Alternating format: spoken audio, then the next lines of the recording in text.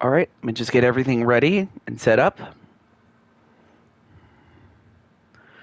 I hope everyone's doing well. It is hot outside, but I'm just thankful, though, that I got the air on.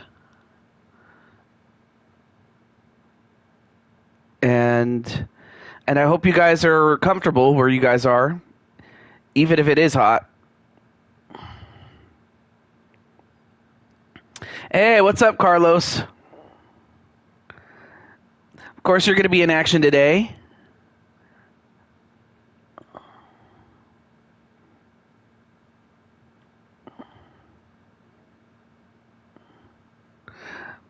All right, not a problem there, Atticus. At least I now know that you're here.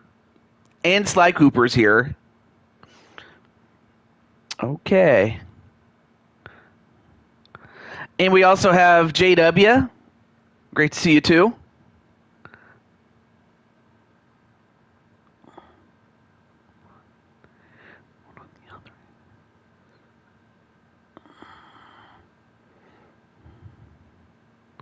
Okay.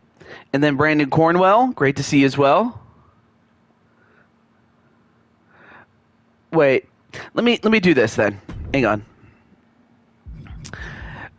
Oh yeah, a new feature, I probably should mention this. A new feature is I can actually move a match from, like, let's say the 5th match to the 1st match. I could do that and then save it. But yeah, that's a new feature that they added this year, which I'm very happy that they did. Oh gosh.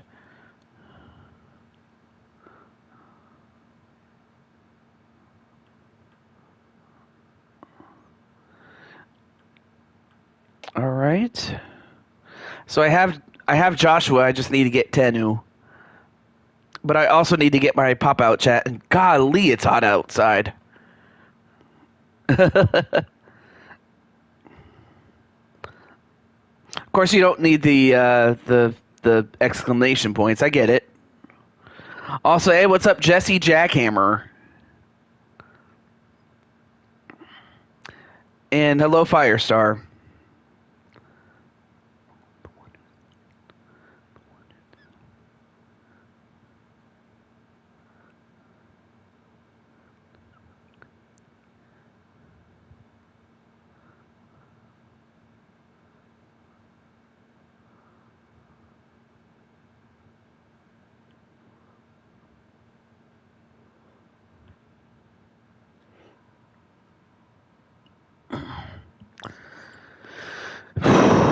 Okay.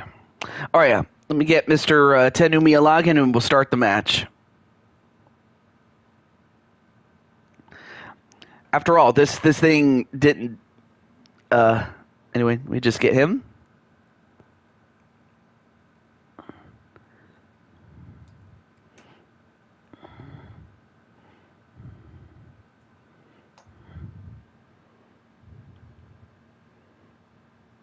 All right, let me catch up on the chat really quickly to see if I missed anybody. No, I didn't. Okay, thank goodness. But it is good to see everyone, and I see people are saying hello to each other. All right. Also, before I forget, let me turn up the power of the air because right now it's still very hot outside. Okay, that should do it. Okay, so with all that said, as always, we're going to go through all of our matches. There are no bonus matches tonight, but then again, even if we had bonus matches, I don't think we'd be able to get through a lot of them. So, with all that said, good luck, and let the gold rush begin. Oh, not a problem there. You're just in time. But yeah, great to see you there, Mr. DK guy. All right, here we go.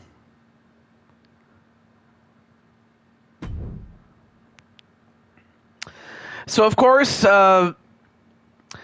coming into this feud, Joshua had won the first fight, and then Tenu won the last fight.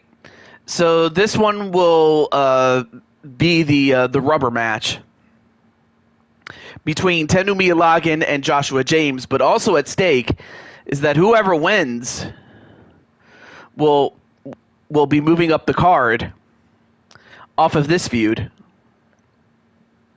So although not every match has championships on the line, others will have championship implications. I can't talk. And I forgot to change the location, but that's all right. I forgot to do that. So let's just pretend that we're in Fort Knox. Not the actual Fort Knox, but just in a town adjacent to it. Because after all, that's where the world's gold supply is at least as far as the United States is concerned. Oh, there's Troy. But yeah, there's your buddy Tenu Mialagan.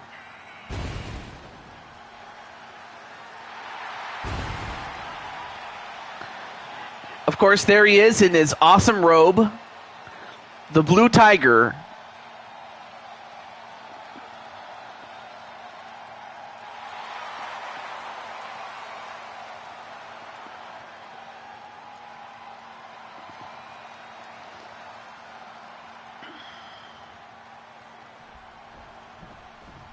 Yeah, that's Tenu's character.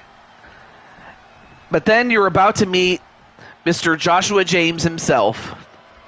Oh my gosh! Oh my gosh, Mario Girl, aka MG. Representing the Hurt Business. Melissa, how's it going? Weighing in at 252 pounds, the WWE Intercontinental. It's great to see you. Big Money Joshua James.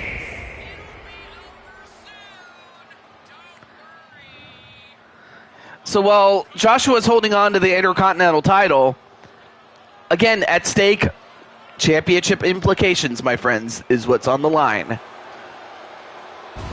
But yeah, great to see you. Great to see you there, MG. And I just hope that you're staying safe, and I hope you're in good hands, my friend.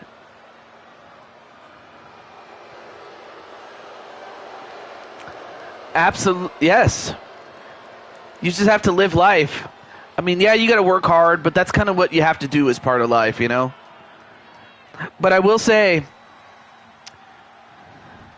in the words of James McLeod when he was talking about his son, to an extent, I will say about, Mario Girl, and that is, you become so strong, MG. Yes, you become very strong. And I don't just mean, like, physical strength. I mean, like, in more ways than one. Although, I imagine you probably do have some physical strength. Anyway, not to take anything away from these guys, Joshua throws him into the ropes. Nice leapfrog. But then they bump into each other. Ooh, nice slam into a pin. One, no.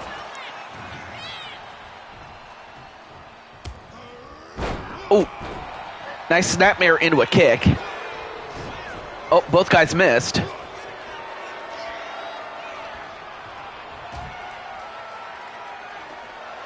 And now a breakup. Oh, the cheap shot right to Tenu by Joshua.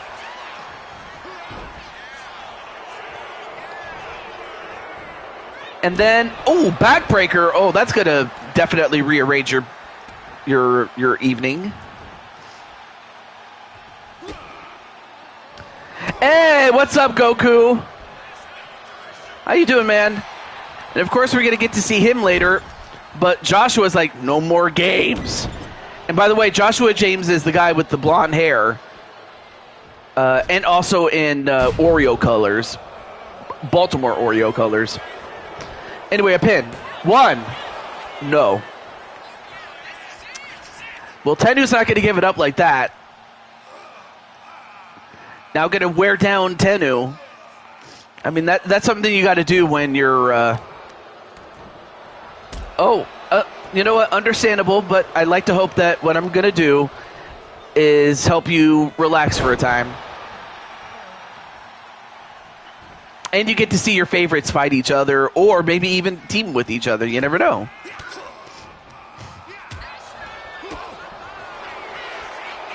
Uh-oh.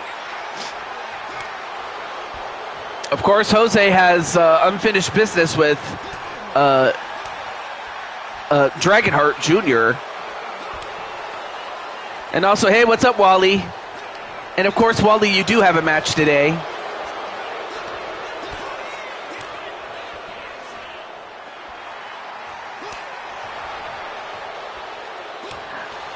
You forgot to mention something you watched last night for the first time. Well, what did you watch? And while that happens, both guys are throwing hands, but it's Joshua that gets the better of him. Ooh, a punch right to the back, and now what's he going to do? Now goes for the cross-face chicken wing. Well, that's the name of the move. Ooh, it stopped right to the foot.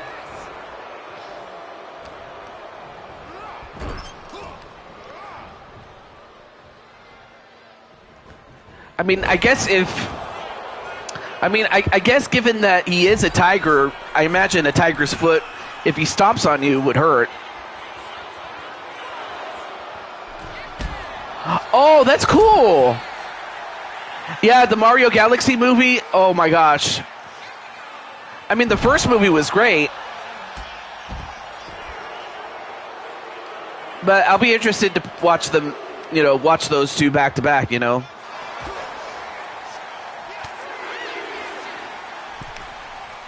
Now, this is under normal match rules, so these guys got to be careful not to get counted out.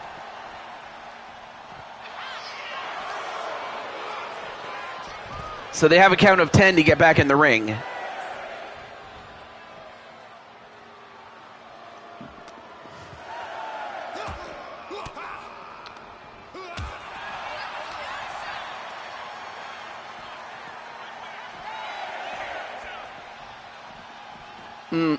Yeah, although I do like the white ones to a degree.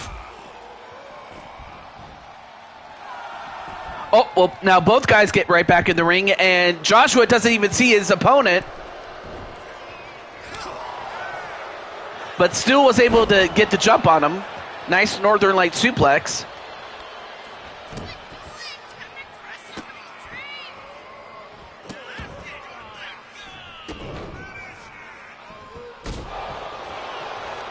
All right, now goes for a pin after stopping every appendage. 1, 2.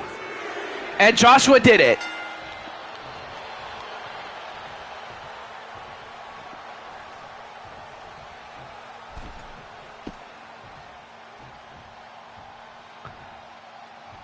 And of course, Tendu not very happy about the decision. But nonetheless, though,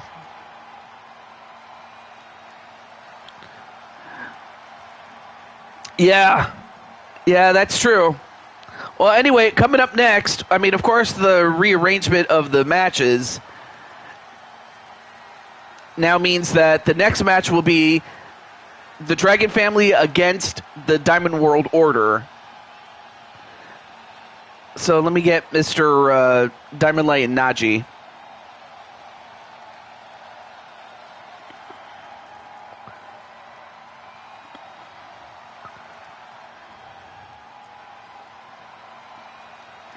And of course, Tendu getting beaten down, but then again, they're in lead with Joshua James, though.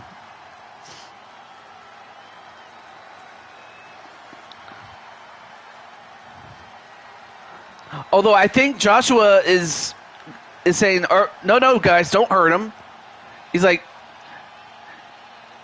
you guys made your point, but yeah. Anyway, let me get Mr. Diamond Sky, or Diamond Light, I should say, excuse me, and then...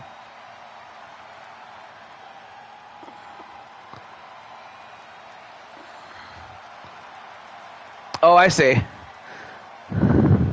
Not a problem there, Mr. Cornwell.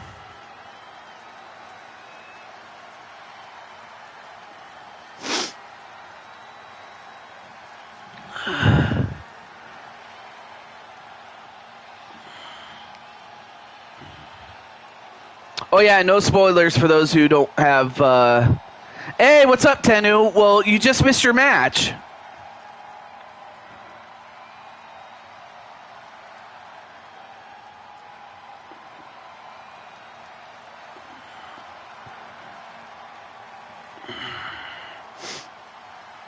All right, let me get not G2.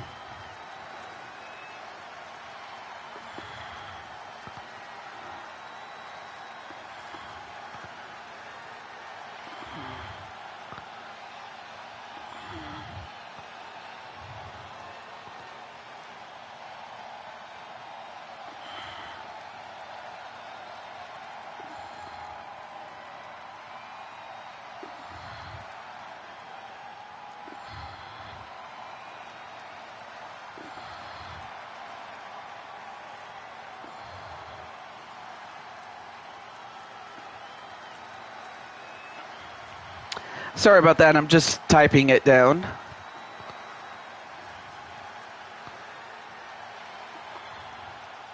All right. Now that we got it, let's get to it. Nah! And we'll just get right to the next match since, you know, half the competition was here. So it's like, all right. So we are back. And wait, I thought I had... Oh, that's right. I forgot. Dragonheart Jr. is facing off against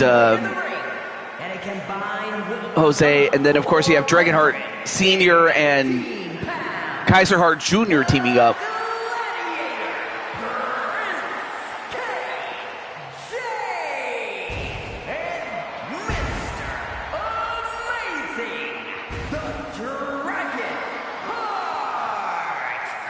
Understandable, Goku.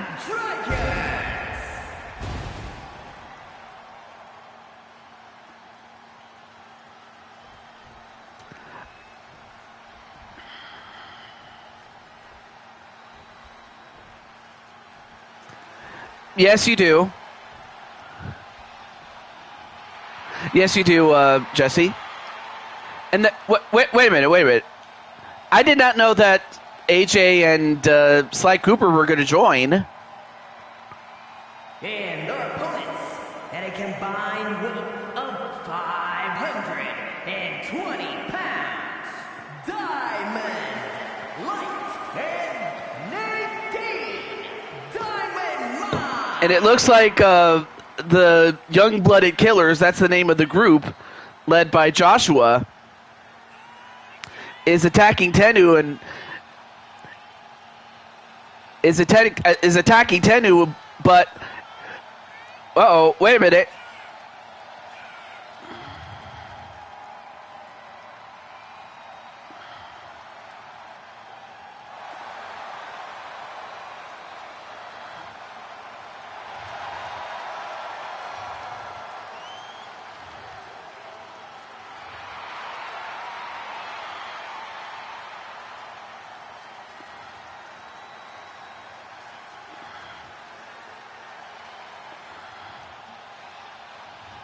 I have to type it in the chat.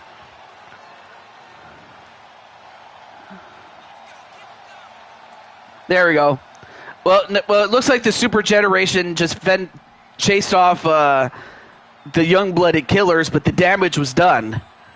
But hopefully Tendu's good. I believe Tendu's going to be all right, but he's hurt. Also, hey, what's up, Amanda Rose, aka Tammy Martinez. Okay, so AJ and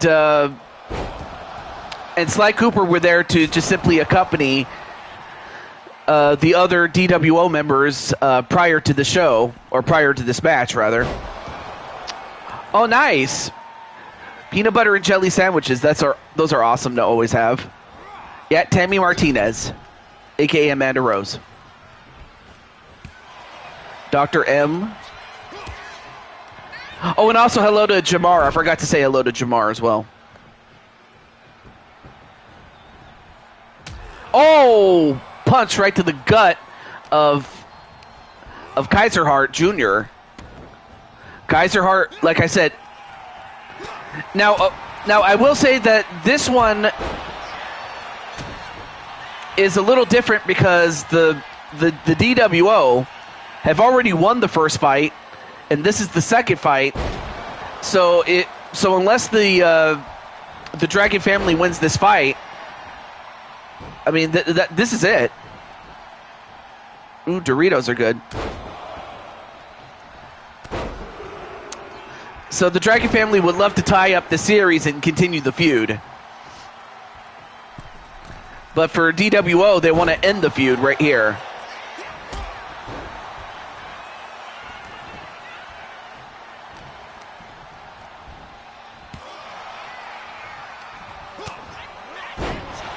Oh, and a German suplex to Diamond Light. And then a tag to Dragonheart. So you have Dragonheart and Diamond Light.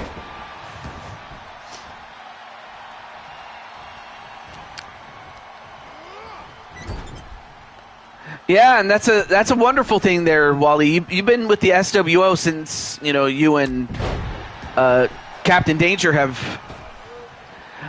So this is it's a rivalry match. That's really what this is, a rivalry match.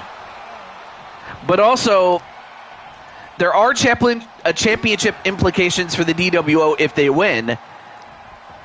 If the Dragonheart family wins, well, that just means that the feud will continue.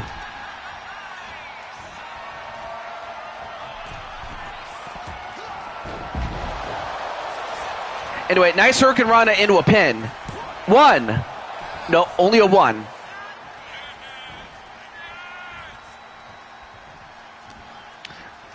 All right.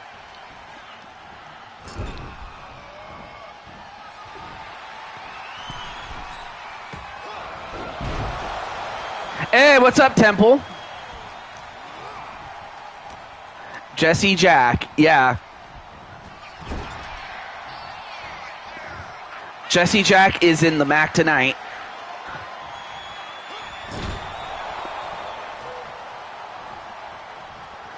All right, then a tag to Najee. Ooh, nice drop kick. And a Hurricane Rana, or a head scissor takedown. Ooh, kick right to the stomach. And then a moonsault. Oh, but got the knees up instead.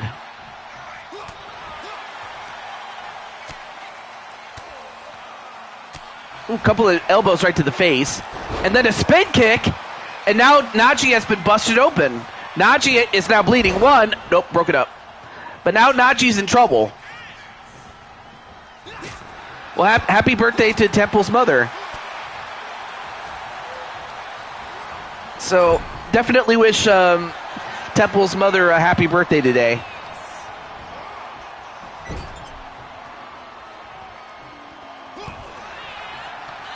All right. Well, I'm very sorry that we couldn't get your match live as it happened, but it's understandable. I would have done it yesterday, but of course I was celebrating AJ's birthday, which of course that was planned out. But that was the reason why it was moved to today, this show. And at this time. All right, now goes for the pin. One. No.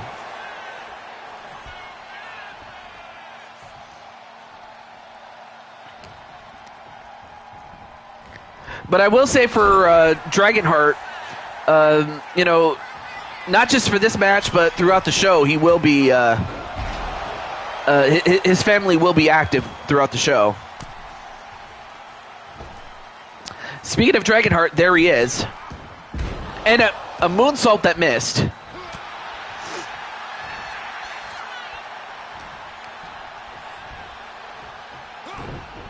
And, nice reversal. Ooh, nice kick to the side of the head. A sliding drop kick, though.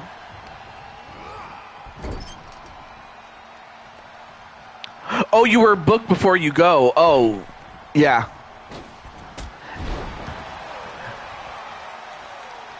Although I could understand if you were booked somewhere else. Hey, it's all good. It's all good either way. Back to the match, though. A scoop and a slam. Wow, the power it took to get him to do that. And Diamond Light is a huge man.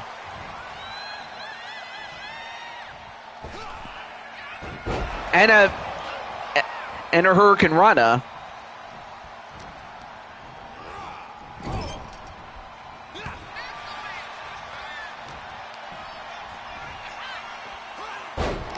And nice German suplex there, even though Diamond Light's not German. Or who knows, maybe he is 1% German. I don't know. But right now, Kaiser Hart Jr. On the outside. Well, now he gets right back inside and delivers a Hurricane Rana into a pin. And broken up immediately. Ooh, nice.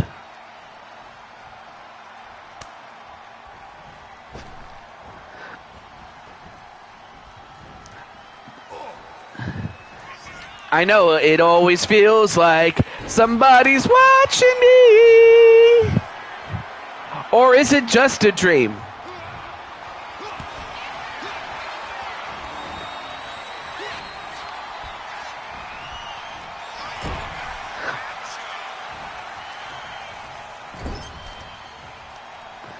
And now, wait, oh!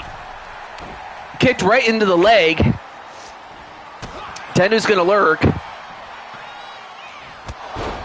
And a spear and a pin. 1, 2. Oh, that was close.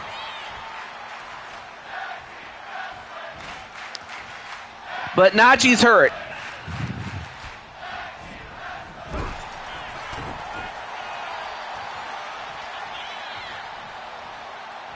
And he tags out.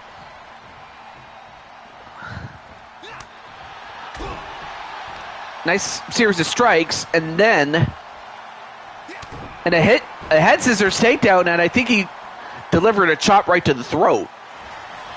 And now goes for the Diamond Claw. He's got the Diamond Claw. Wait. Dragonheart fights out of it.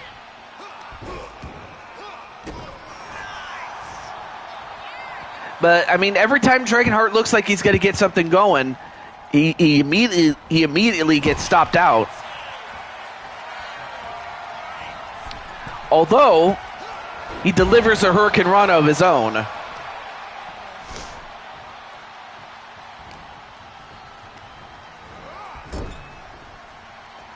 All right, then attack to Kaiser Hart Jr.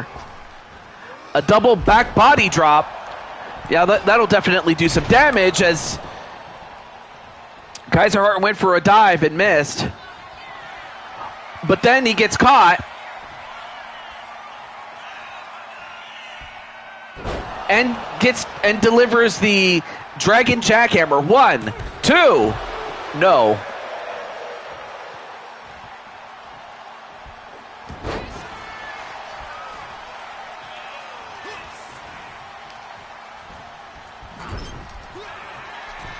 And now, uh-oh, they're going to go for it. The Diamond Device. The Diamond Device. Well, that certainly would have been it had it not been for Dragonheart.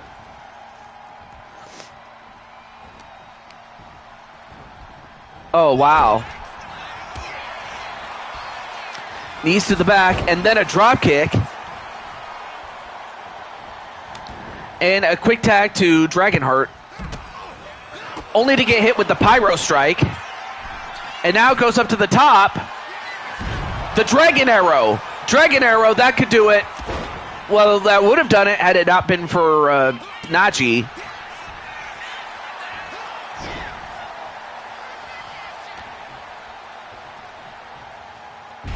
Ooh, a face buster. All right, attack to Nachi. And a head scissors takedown.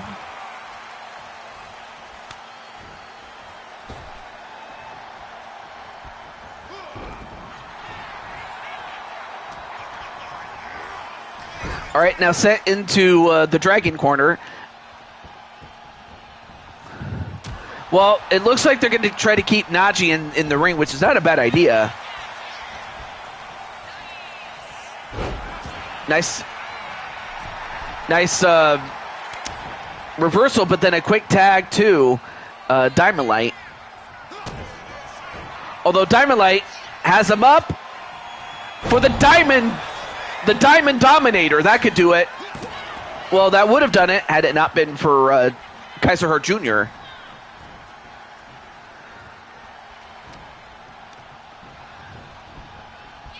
And a reversal.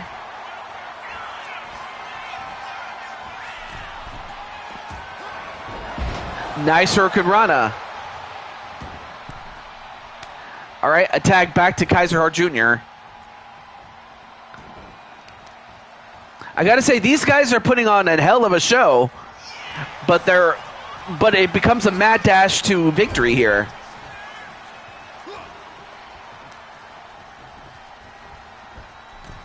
Up to the top and a double axe handle.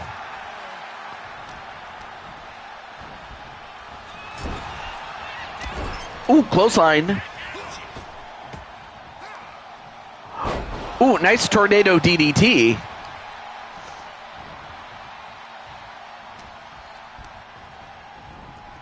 Reversed by Najee.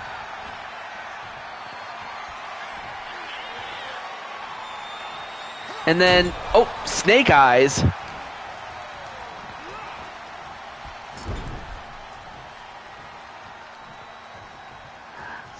And once again, another tag, and now it's Kaiser Hart that's getting taken out. But then, ooh, a modified jawbreaker. Tag back into Najee. Hi, Riley. The famous Riley is here.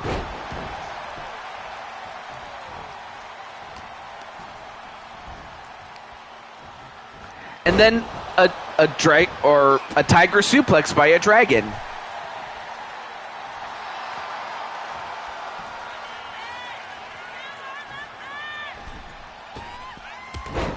Oh, nice counter.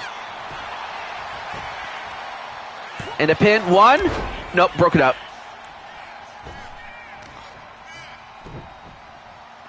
Now it gets a hold of Kaiser Hart Jr. and throws him like a rag doll. And Kaiser Hart Jr. is not really that small of a man. It's more so that Najee's that big.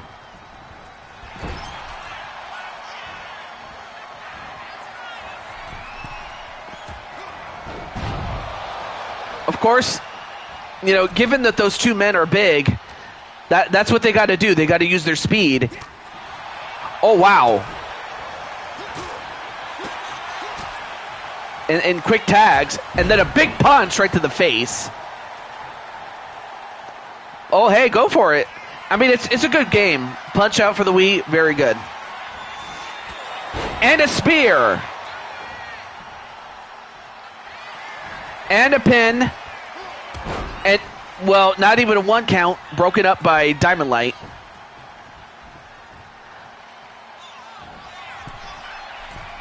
Oh, watching. Oh, okay. Anyway, nice moonsault and a pin again.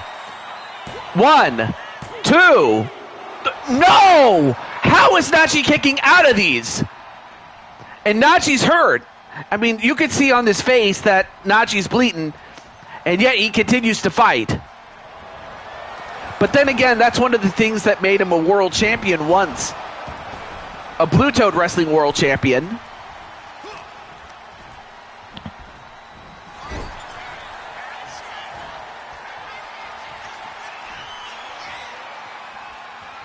And then head first on the top turnbuckle again.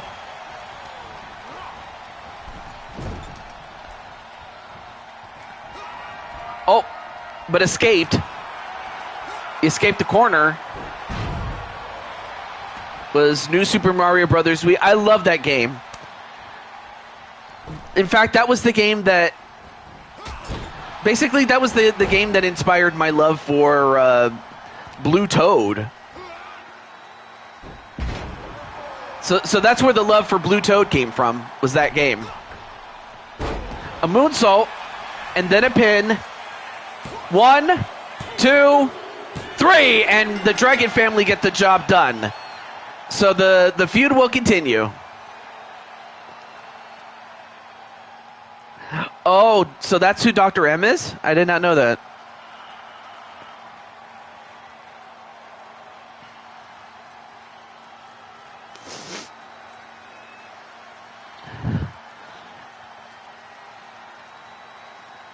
Hi, Patty. You just saw your son in action along with his uncle, Dragonheart. Anyway, there you see the moonsault. 1, 2. Well, okay. Well, that was the one he kicked out of. But this was the one that was from Dragonheart himself, and he finished the job.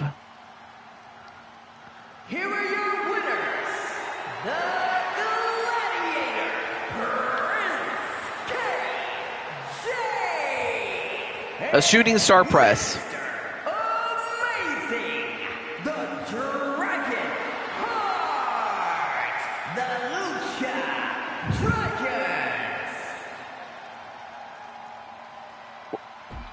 All right. Oh, let's look at the news. So, Dragonheart and Kaiser Heart emerged victorious against Najee and Diamond Light in this highly anticipated match.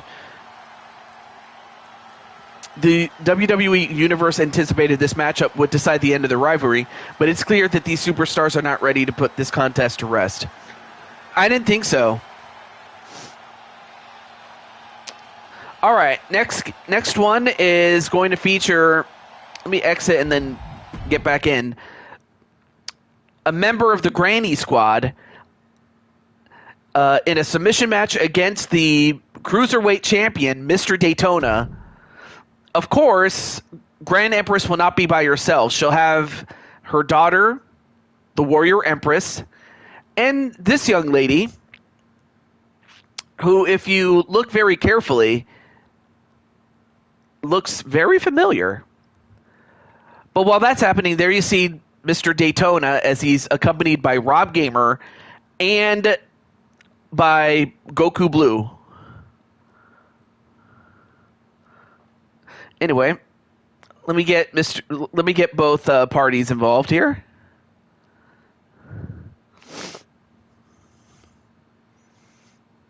Dr. M.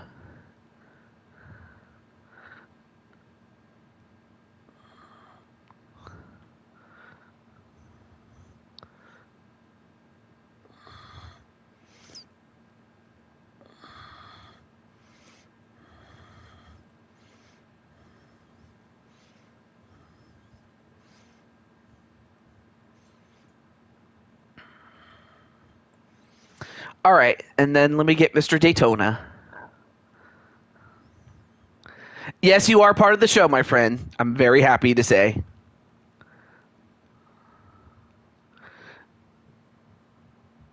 But then I noticed, yeah, definitely stick around because you'll see some matchups that you're like, oh yeah, I want to check this out. Yeah. Anyway.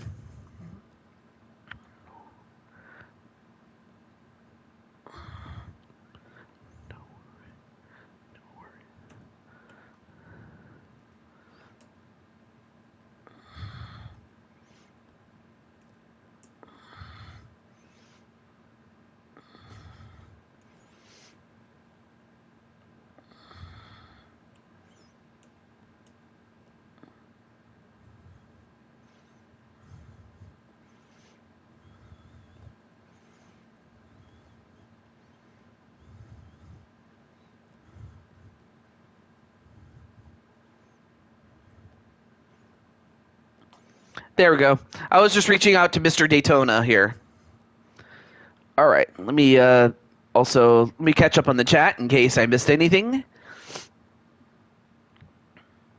Your best anyway, but yeah. I mean, well.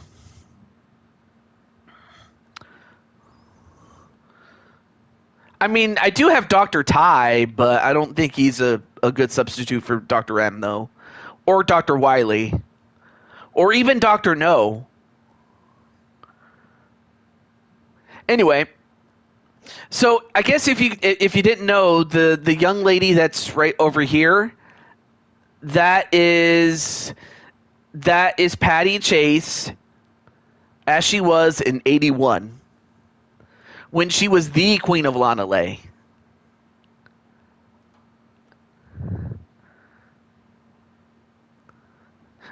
I hope you like your what is it, your look from '81.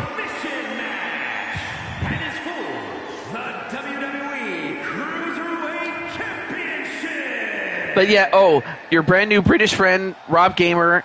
Yeah, he's cool, man. Definitely cool.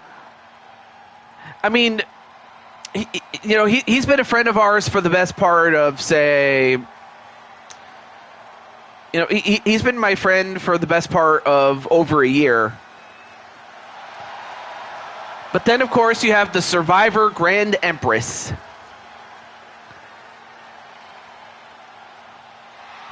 As she is accompanied by the Warrior Empress, her daughter, Alicia. The Grand Empress, surnamed Jennifer. And then, of course, you have the then at the time Queen of Lanalei, Patty Chase.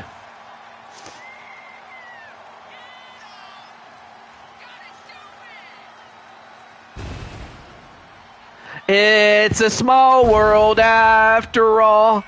It's a small world after all.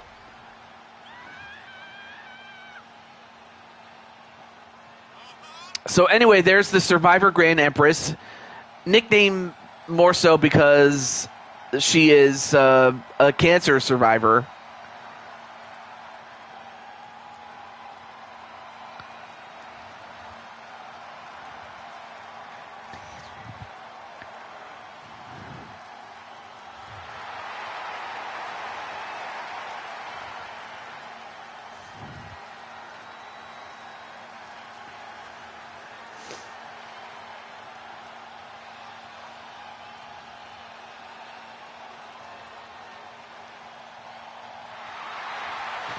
Yeah, it's your sisters. I don't remember being in red or purple. Yeah, I decided to leave the Lanalei logo since, again, you're the Queen of Lanalei. Well, you're the Queen, because this is supposed to be you in 81. And, of course, those from Lanalei, like, the people of Lanalei do not age the way humans do. But here's a guy that is the Cruiserweight Champion. And he's doing the dab.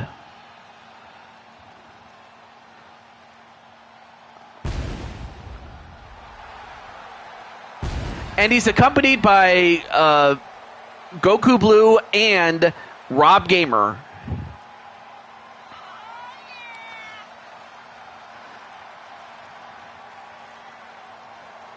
And of course, if you didn't know, this guy is Speed Racer. Like, he's a Speed Racer fan. I don't know if you knew. But I certainly love the original Japanese theme. For Makagogo.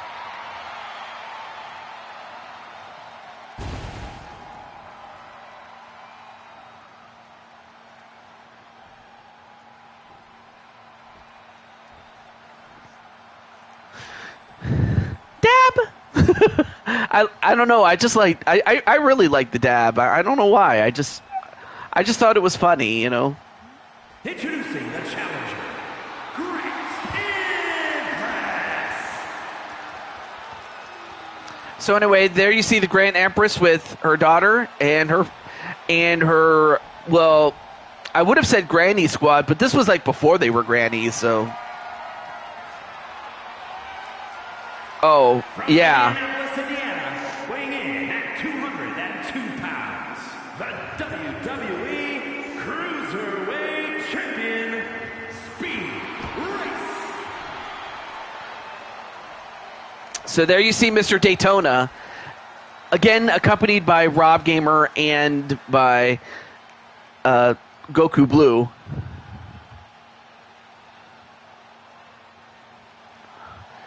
Oh, yeah. No. He's referring to my comment, though. Yeah.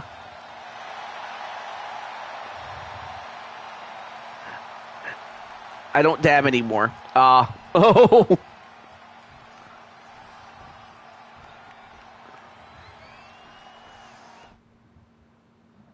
All right. So this is a submission match.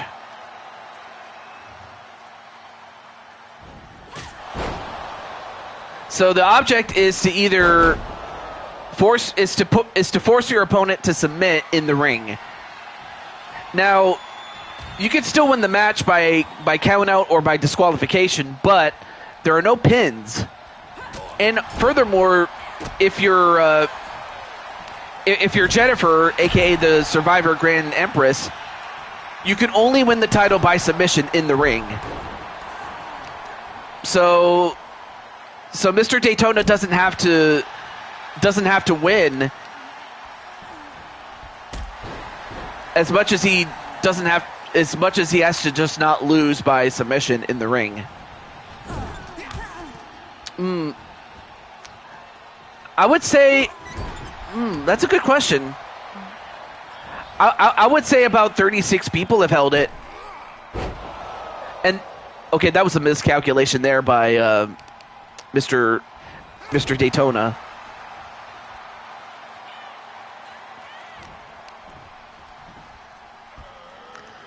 Oh, a suplex, but landed on her feet.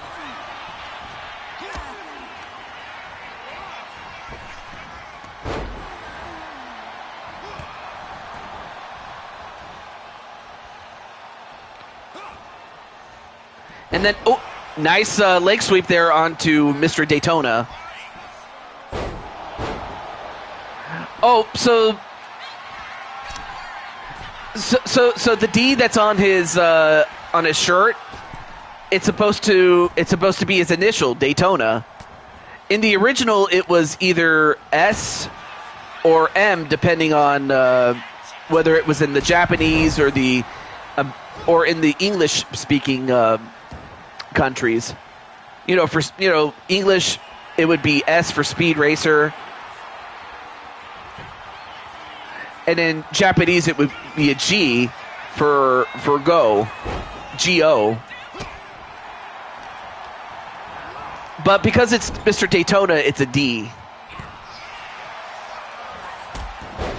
So that's kind of what that came from.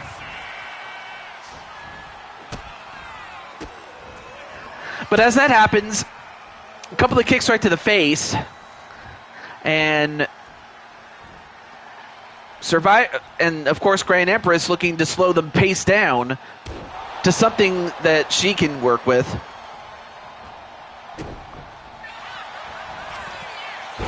Yep, absolutely, sir. Anyway, nice cancer destroyer. I mean, well, that's what she calls that move.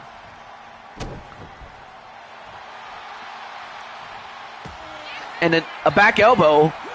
Nope, a jawbreaker.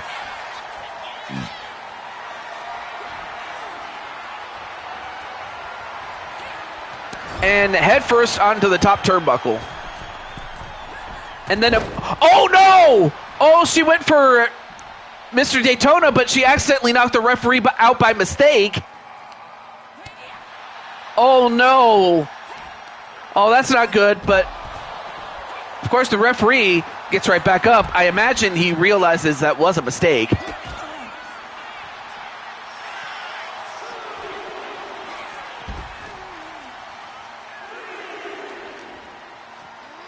Well, if only it was that easy, but then again, this is a video game. All right, now both competitors back in.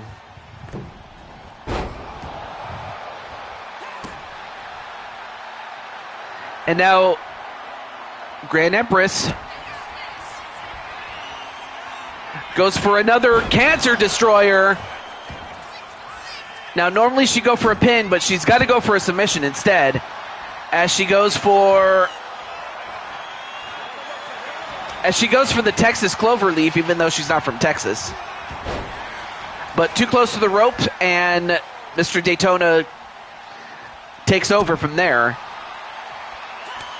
Oh, now both competitors strike each other.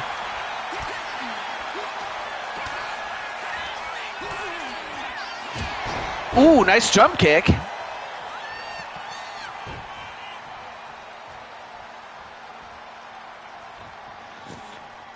And then Grand Empress, what are you doing? It looked like Grand Empress was trying to shake the cobwebs, but a clothesline, another one. And a drop kick.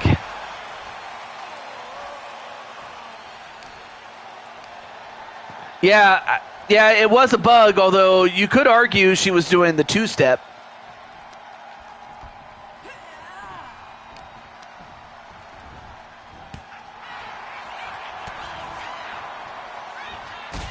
Then a kick to the leg. Oh, then a kick right back.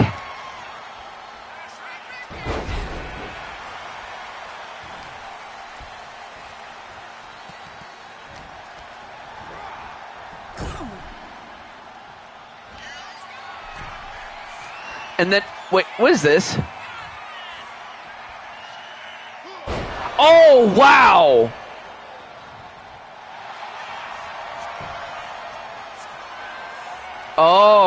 So okay, so there's a little bit more personal stakes with Mr. M. All right, not a problem. Who knows? Maybe I'll still be here when you get back, but not a problem. Take care, man, and do stay safe out there. Anyway, a DDT onto Survivor Grand Empress, and a moonsault. Although he ended up getting the knees instead.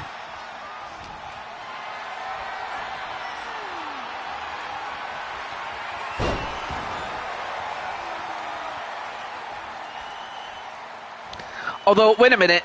Now, Grand Empress having a word with either... she was talking to Goku.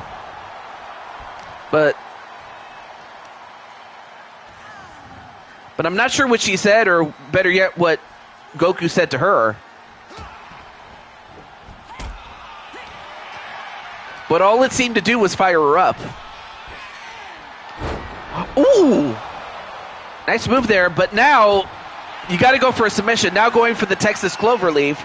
And this time in the middle of the ring. Is Daytona going to give it up, or is he going to get out? Nope. Gets out of it.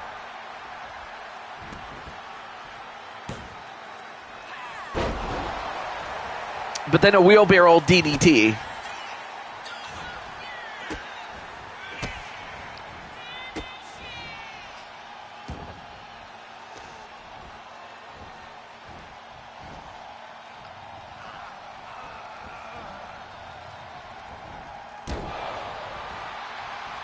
Anyway, double knee right to the back.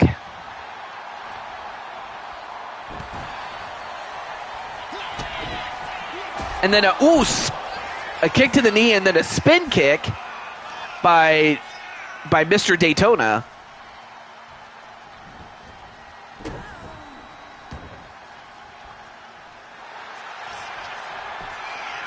And now going for a triangle choke.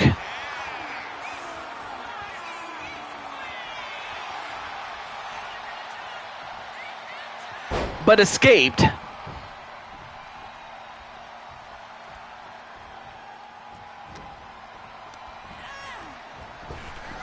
Off the ropes, and then a dragon twist cutter. Now pulls Daytona away from the ropes, Mr. Daytona away from the ropes.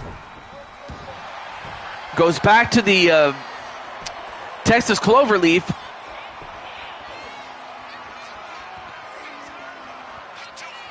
And now is in a bit of trouble. And he tapped out. And we have a new champion. But I mean, this was back and forth. I mean, it started out slow, but as the match went on, it then became something of a mad dash.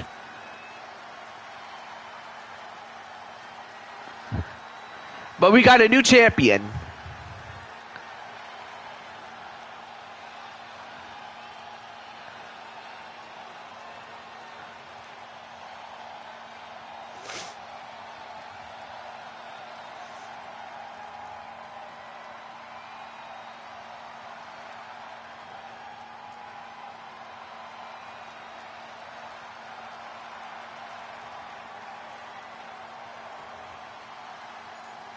Here is your winner, and the new WWE Cruiserweight Champion, Great Empress.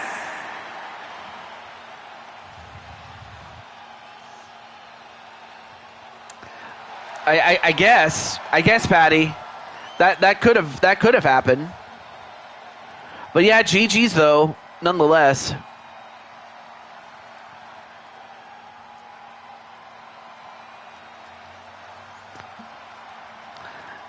That could have happened though.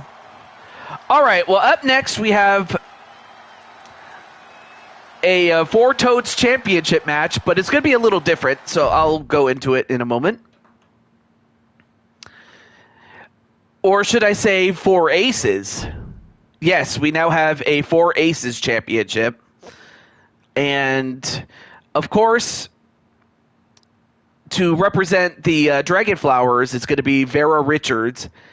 And to represent the champions is Isabella.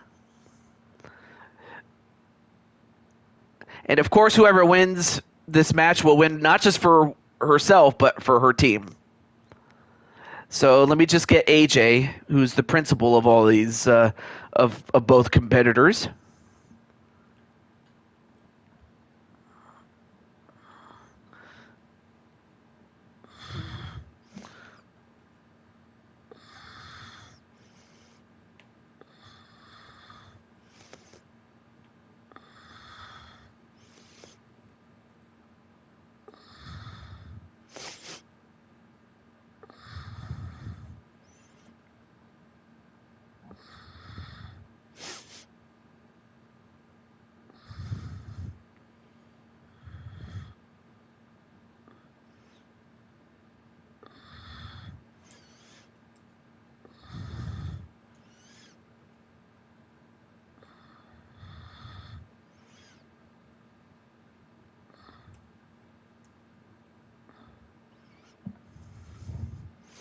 Yeah, I hope you're doing well there, Patty.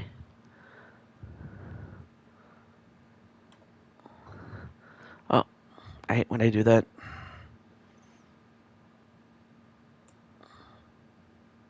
There. Okay. Before I start, let me increase the power of my my air conditioning here. But yeah, who do you guys think is going to win this one? Will it be the champions led by Isabella, or will it be the Dragonflowers with Vera Richards? Let's start right now.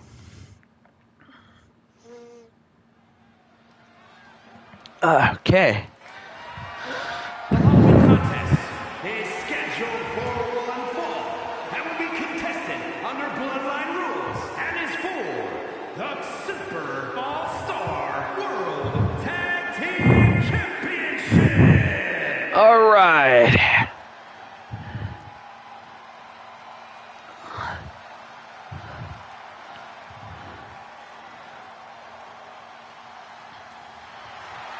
And there she is, Vera Richards.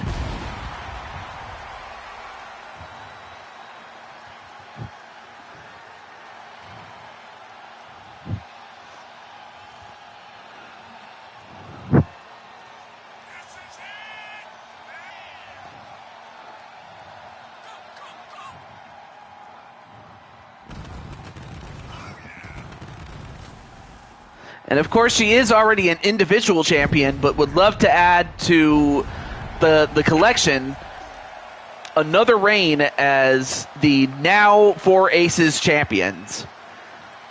I mean, she was previously a Four Queens champion, but would love to win the championship now under the banner of Four Aces.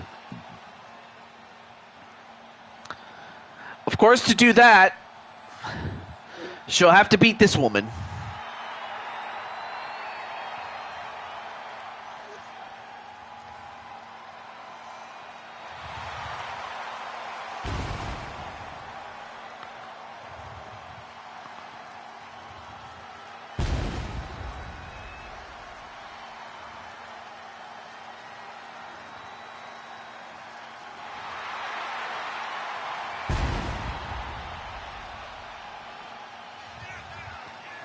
Isabella Richards, of course, she is married to Colton.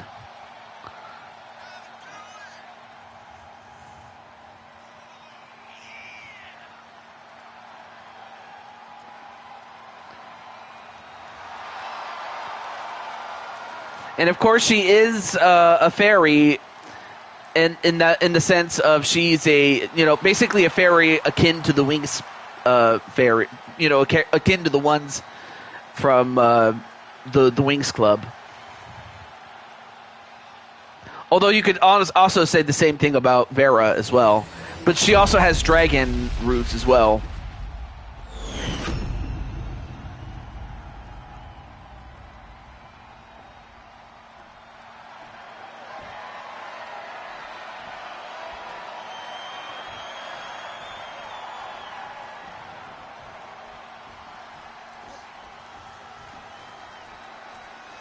Well, anyway, there you see Vera.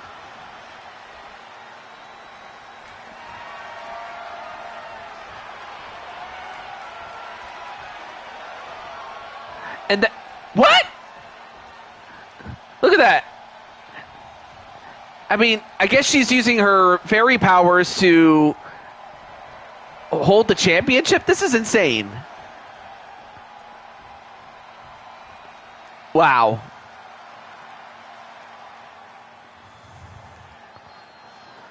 Now, obviously, these two don't have any animosity towards each other. But, of course, they want to become champion. So who will it be? Let's find out right now. And, of course, these two are evenly matched, not just in terms of height and weight, but I imagine, in terms of ability, but I have to think that Vera has the slight edge in terms of experience.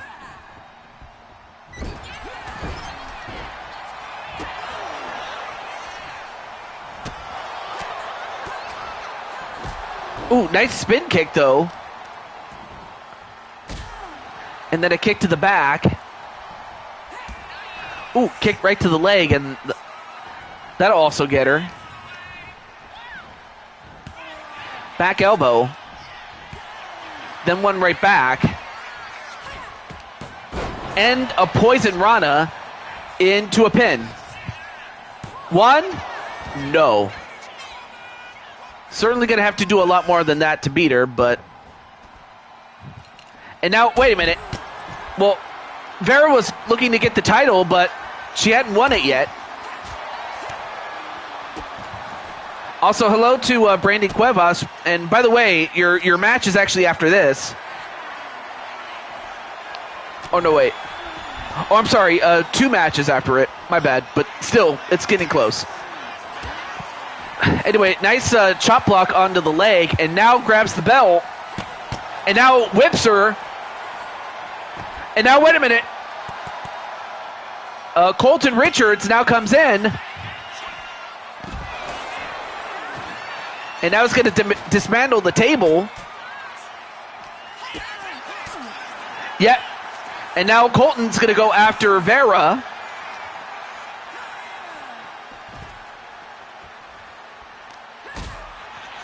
Although Vera's going to fight back.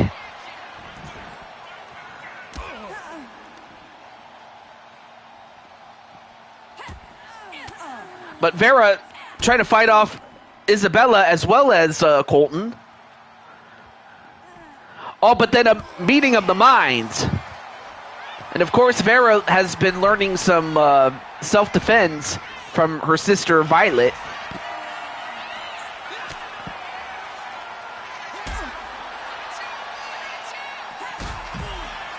Ooh, and a nice kick down onto Isabella, but Colton just continues to go after Vera.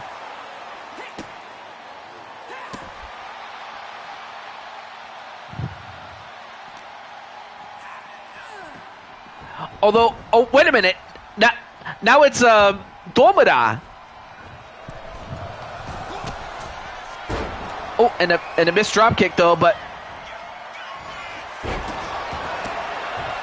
And a fairy twister, or the chrono twist, I should say. Excuse me.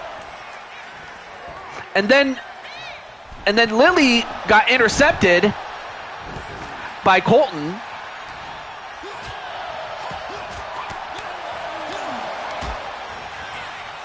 It's a war, Patty. I mean, you have the dragon flowers, and then you have, Domida and Colton on behalf of Isabella's part. So I guess you could say it's a family affair.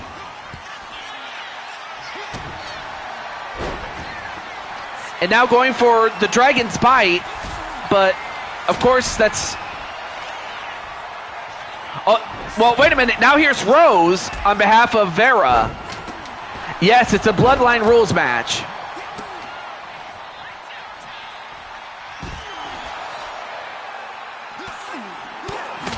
And now Vera's sister Violet's gonna come in and help. And then finally, Paper Tay on behalf of Isabella, nope, gets taken out, only to get taken out with a kendo stick and a pin.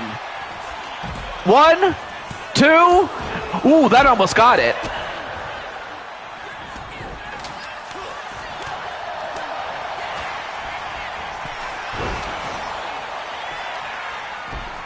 Oh, now wait a minute. The V-Slam, 1, 2. Ooh, that almost got the win.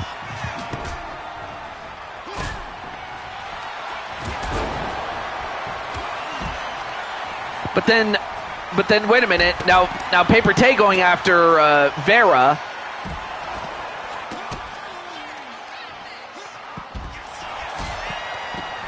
And then a pin, but yeah, broken up by Paper Tay. And now trying to take out the legs of Vera. Vera rolls out of the ring.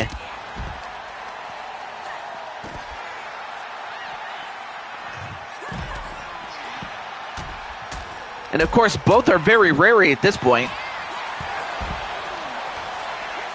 But then, wait a minute. The fairy tornado and a pin. 1, 2, no! Now grabs the kendo stick. Nope.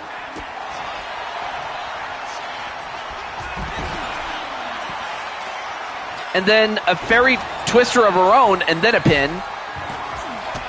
Nope, broken up by Rose. But then gets intercepted by Colton.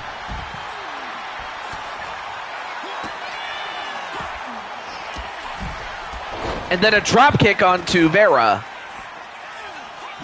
And gets hit with, and also uses the sledgehammer. And, well, went for a backflip, but landed on her stomach on the mat.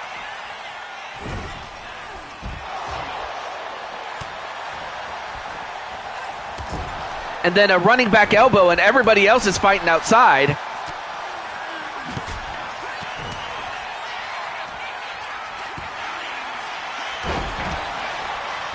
Anyway, a scoop and a slam and a pin. 1, 2, no, kick out.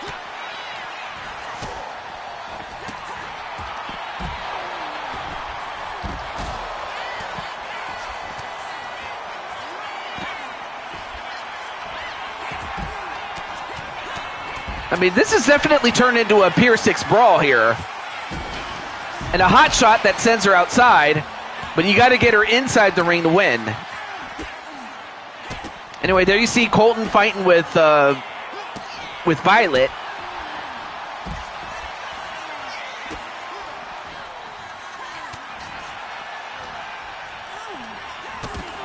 Off the ropes. Ooh, nice move there by Vera.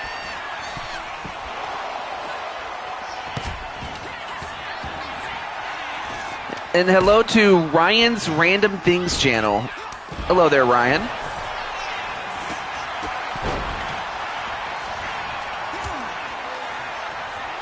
Oh, the cemetery. Oh, the Celestial Drive.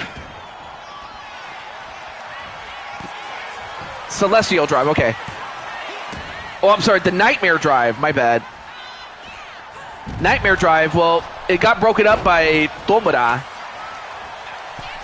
And then a moonsault onto Vera, and that might do it. 1, 2.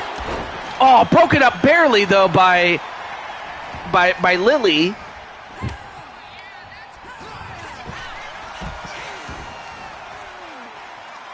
And anyway, great to see AJ Cool Kid here.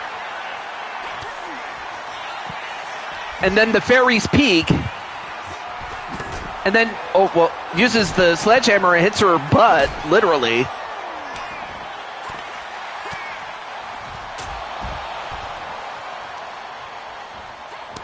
Ooh, slammed right onto the turnbuckle.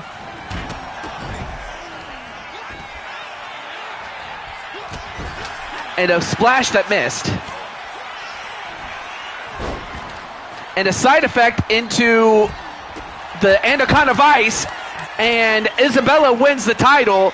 Well, doesn't win the title. She defends the title along with the rest of her mates. So the winner of the match on behalf of the champions and still the champions, Isabella and Colton Richards, Tomra Tagaya, and Paper Tay. Arms of the Earth. Oh, so that's what she calls it? Arms of the Earth. Well, that was enough to get her to, enough to get Vera to tap out, rather. Super All-Star World Tag Team Champions, beautiful Isabella Richards.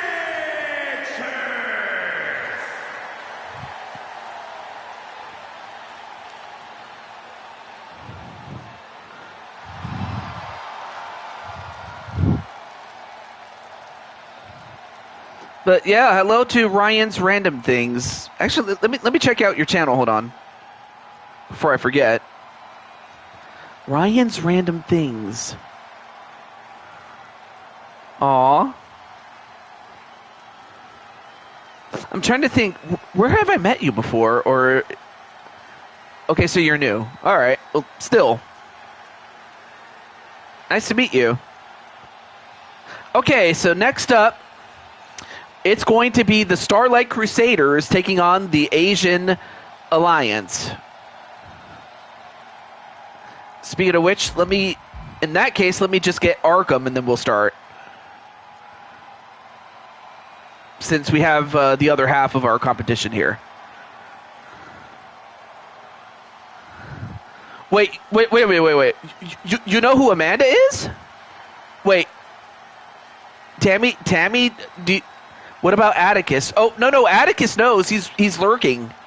He's watching this and SummerSlam.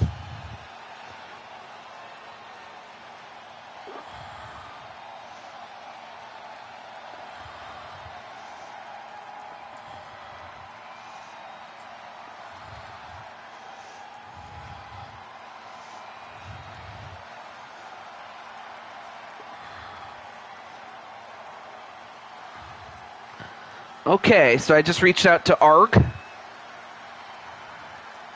Wait, so you know who Atticus is? Okay, see, I did not know that you knew those two. Okay. See, I didn't know. But nice to meet you, Ryan. Like, no, seriously, I did not know that you were friends with Tammy and Atticus. Well, nice to meet you, though. Okay.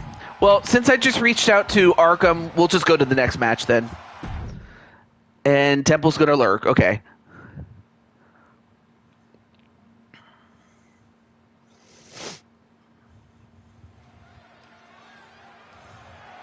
And it will take place inside a steel cage. Steel Cage match, and is for the All-Star Women's World Tag Team and the NXT Mutiny Women's Tag Championships.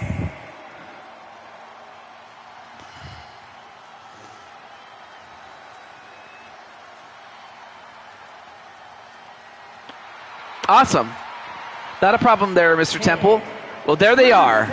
As part of the Dragon Flowers. You and the Superstar Pretty Mean Sisters. I mean, of course,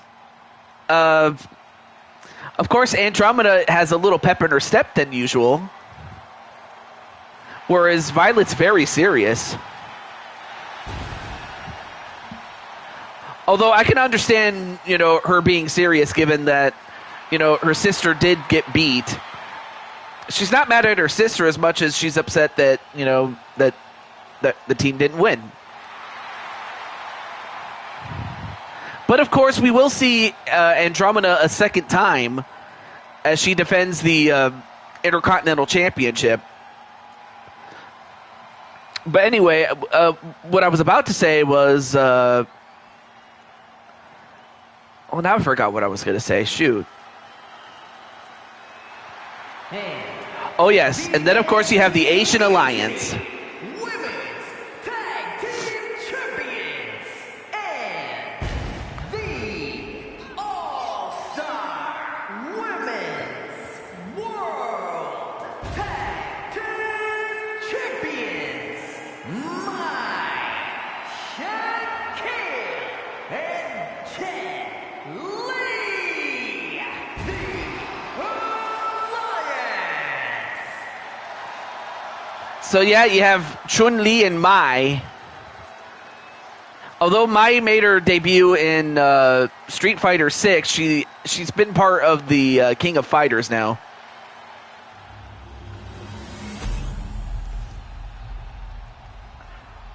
But it is a double title match. But the main prize is, well, I mean, that's a good prize too, but the other title that's on the line is this one. The Blue Toad Wrestling Women's Tag Team Championship.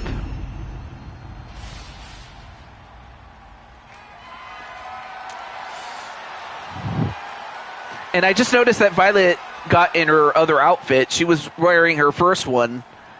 But, oh yeah, I forgot. She has magic.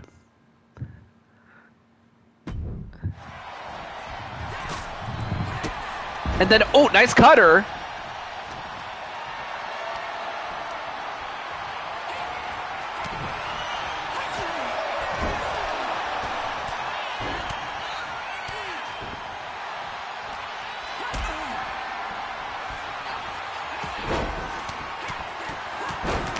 Both sets of titles are on the line. Really, the only title that's not on the line is Andromeda's Intercontinental title. Like, she'll defend that later in the show. Oh, gutbuster right to Violet though. Yeah, either double title matches in which the champions held both titles, or a unification match, or just two champions looking to win both sets of gold. Whatever the case may be. And now it looks like Mai is going to make her way out.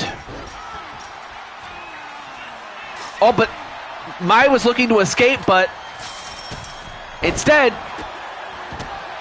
all the King's horses and all the King's men could not put Mai back together again.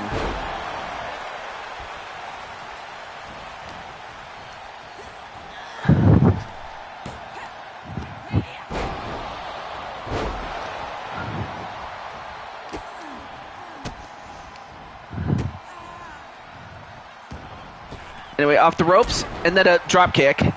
Meanwhile, Andromeda working over Chun-Li. Yeah, that was dubbed the Ultimate Challenge.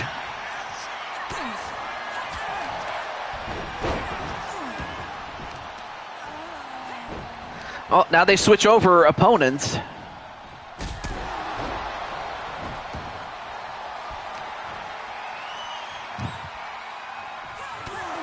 Oh, and a palm strike. That got her. But I think that might have just made Mai mad. Although Mai, well, that was a mistake there.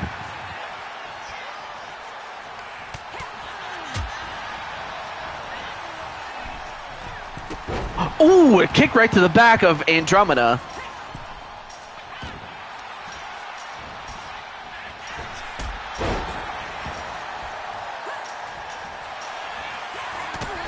Oh, and out of nowhere, Andromeda stopped her, and down goes Chun-Li. And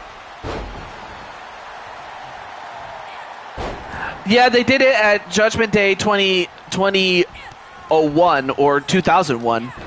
And fun fact, I actually was there in the audience when that match happened. Like, fun fact, that's not a joke. I actually was there when it was live. Of course, I had an aunt who worked there.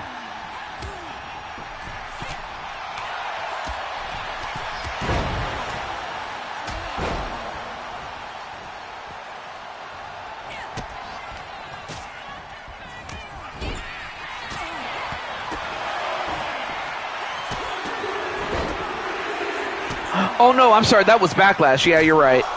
But I watched the subsequent rematches that happened, in which it was it was Kane who beat Triple H to win the Intercontinental title, and then Undertaker went after Stone Cold's World Wrestling Federation Championship, and now Mai looking to escape.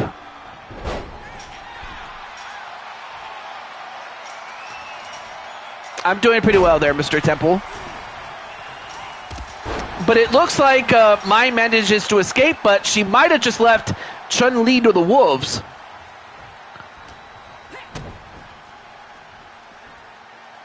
And then a power bomb. I mean, of course you don't see Violet use a power bomb all that often, but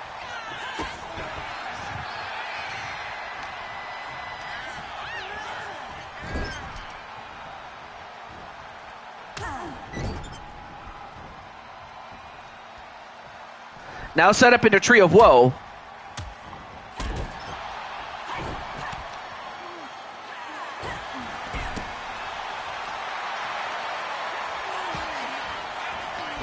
And then a dragon screw onto Violet. Oh, and a leg breaker.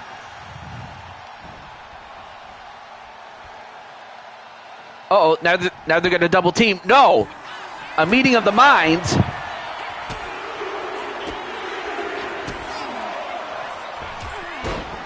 And broke it up by Violet.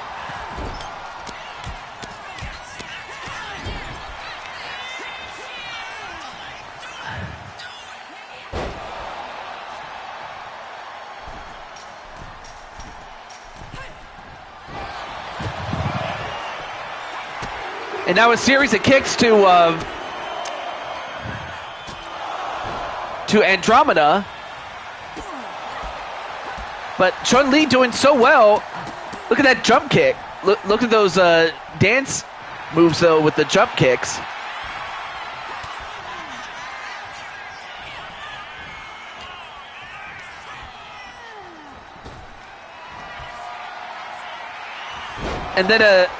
And then a Sister Violet. I mean, they're just beating the brakes off of Chun-Li.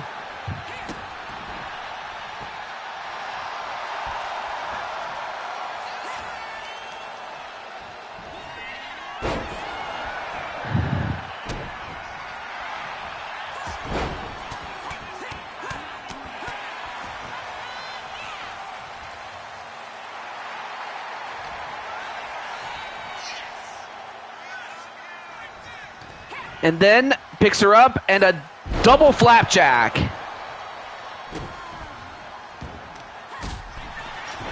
But wait a minute. Now Violet looking to leave.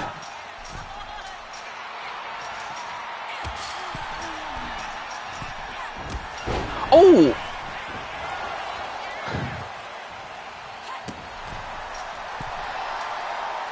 And now Andromeda looking to leave herself.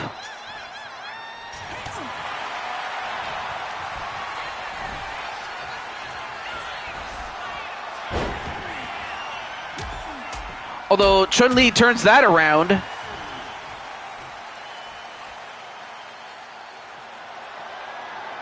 And Andromeda escapes, so now it just comes down to Chun-Li and Violet.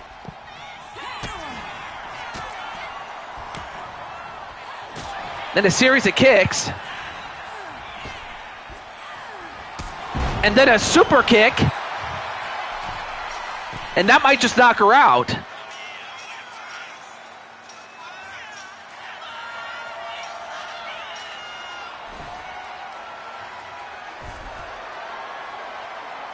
Yeah, Violet's knocked out. Although, wait a minute. Now she's getting up. And then Chun-Li now makes her way down. She has to touch the ground to make it official. And she does. And the winners are still the Asian Alliance. Ladies and gentlemen, here are your NXT Mutiny Women's Tag Team Champions. Although Mai certainly paid for it. I mean, look at her face.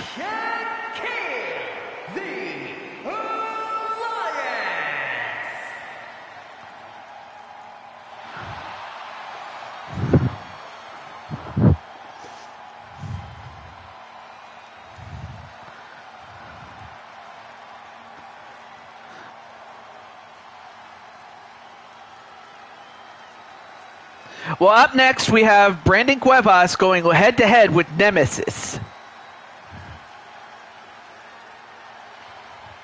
And I'm not sure if Brandon is still in the chat. Let me know. But I think he's here. Goodness gracious, it's so hot outside.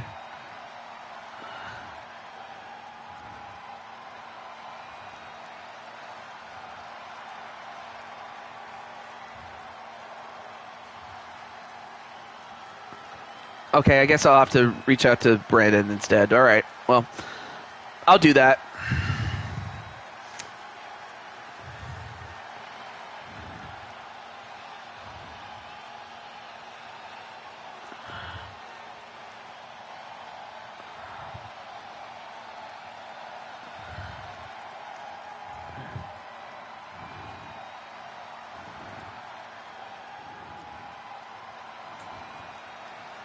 All right.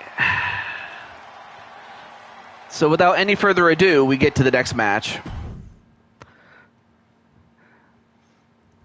Although, I can imagine... Well, hopefully Violet takes some time to relax and whatnot. But anyway, we get straight to our next fight.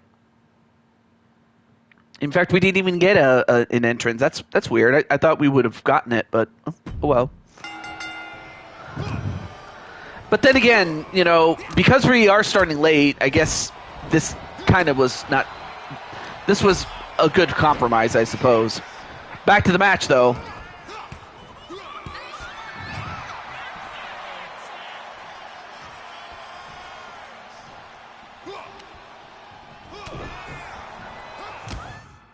And before I forget, so the 3 stages match is a no holds barred, then a Hell in a Cell, and then if it goes to a third fall, we go to a casket match. All right, now let's go.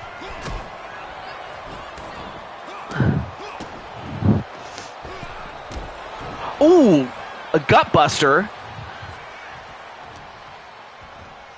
Although right now, Nemesis is getting the early advantage on Brandon. Although Brandon, yeah, fights back.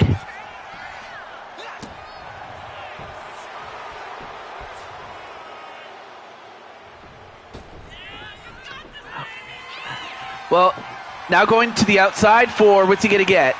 A table. Only for Brandon to get some wood, and not that kind of wood.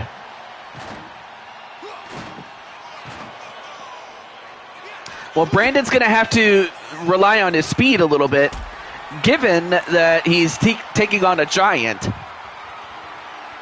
Oh, no, no, no, no, don't do this. Oh, my God! Powerbomb right on the barricade. But this is what he signed on for. I mean, even Jose Blanco was quoted as saying, "Be careful what you wish for, Brandon." But Brandon not going to give it up.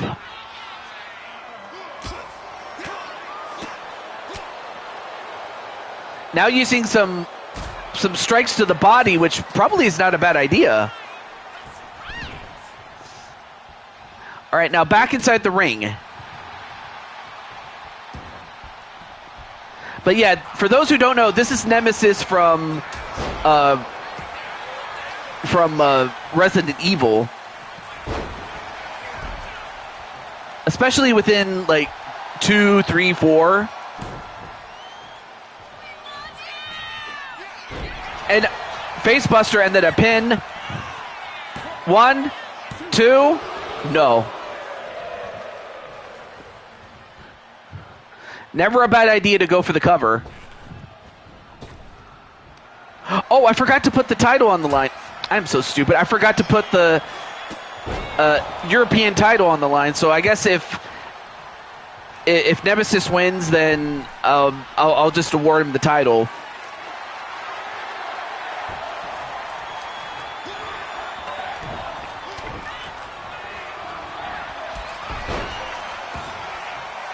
It's just that Jose's too chicken to let him loose against me. Well, you got what you wanted, so now you have to go out there and do what you need to do as Nemesis starting to leak a little blood. Not to say he wasn't leaking anything before, but because, well, it's a bloodthirsty creature as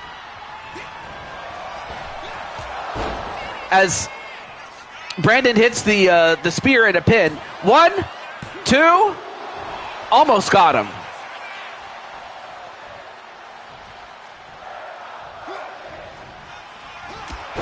And a spear of his own. Uh-oh. Oh, no. Oh, he's got him. He's got him by the throat. And while most would have fallen, although wait a minute, a pin. 1, 2, no. And Nemesis trying to get himself back together again. Then a knee to the back, or 2 knees to the back, excuse me, and then a back to the knee or to the legs.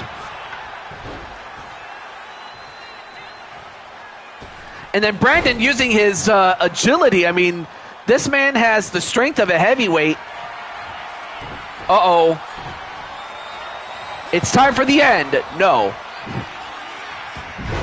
Whoa! And the power of Nemesis to throw Brandon right into the referee was Mr. X.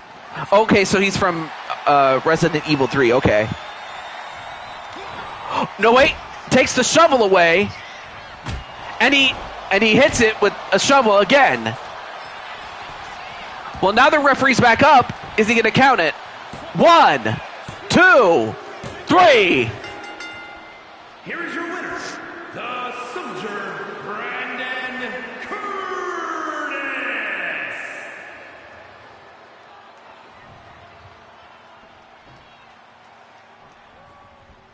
All right, now next up is Hell in a Cell.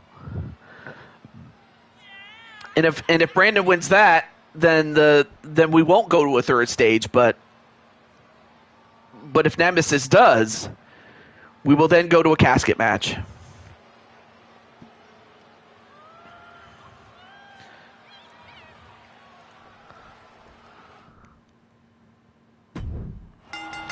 Okay, here we go. Oh, no, wait, he gets caught. He got caught. Is he going to give it up like that? No. And now, of course, Nemesis looking to try to collect himself.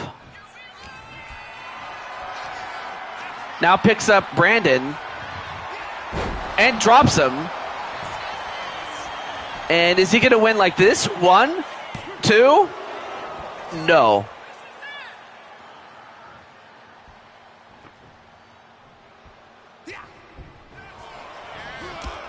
And then a spear. No, wait. A clothesline. Los Iluminados, okay. And then sweeps the leg and down he goes. But then gets right back up and a power slam to Brandon Cuevas. But then Brandon gets right back up and delivers a pin. No. And now Brandon's fired up. Oh, went for the Superman punch and missed.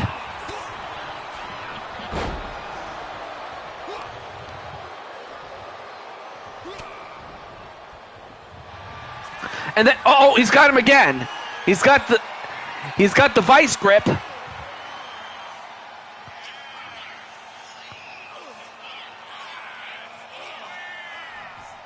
No, does not get him, but I have to think that it's weakening him as Brandon Cuevas gets sent outside the ring.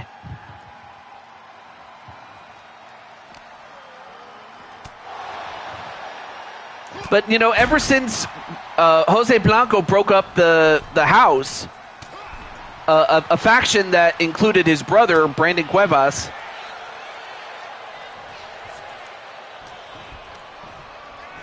of course, Brandon objected to this and naturally came under fire from his own brother.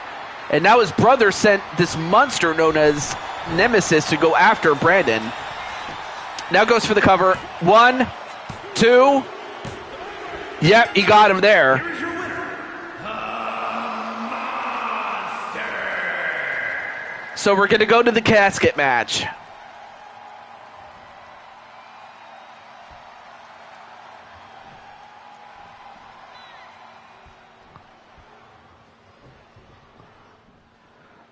So we will lift up the cell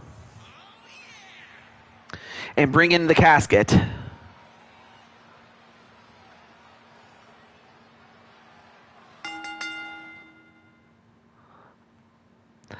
Also, hello to Crushing Kelly. And if I'm not mistaken, I believe Kelly's going to be a part of the next match. But before we get to that, let's get to this. Okay. Oh, both men went for a move, but they both missed. Off the ropes. Then a Superman punch.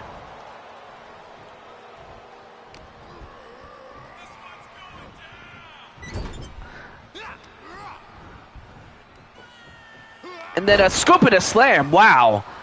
Again, the power that it takes to do that, although Nemesis got right back up and slams him.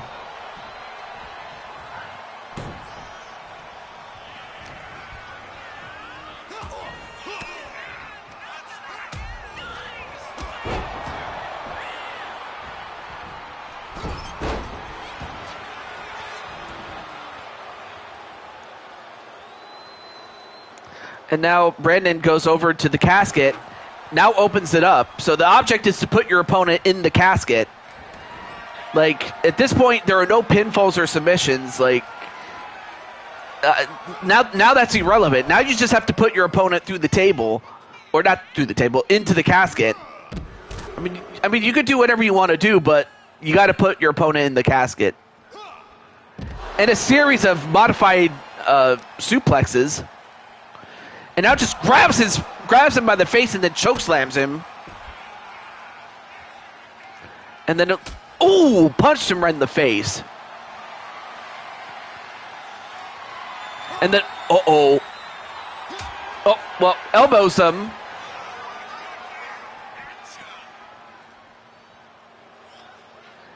But then, oh, there we go. For a moment, I thought he got stuck. Now sent into the casket, and then he throws him in.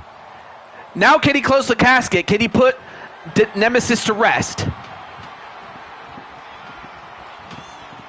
Can he do it? No, not quite. All right, not a problem, Mr. Brandon Cornwell.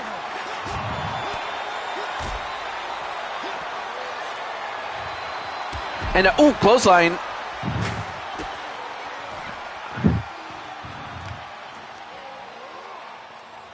And a gut-wrench power bomb. Hello there, Carol. Good to see you.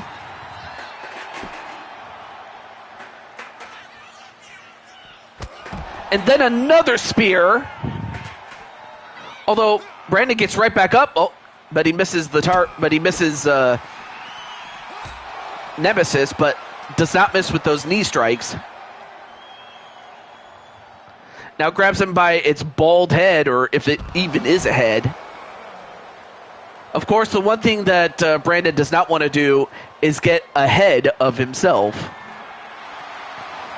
Although he might want to take his head off with that chair. And he hits him with it. And a Superman punch.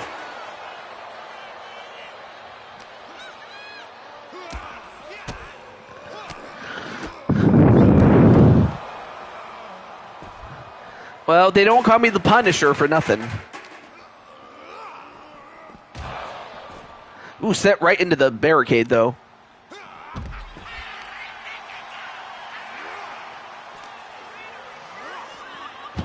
And then set right into the casket.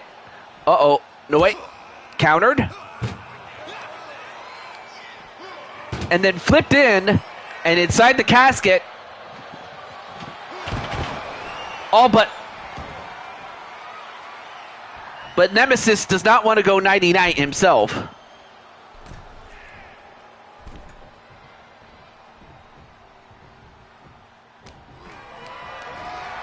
Picks him up.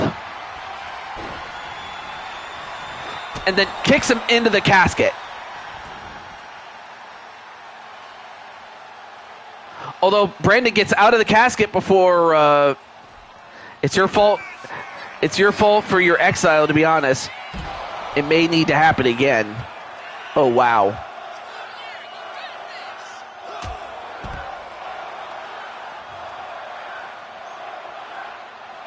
I would simply be careful not to invoke the man's wrath.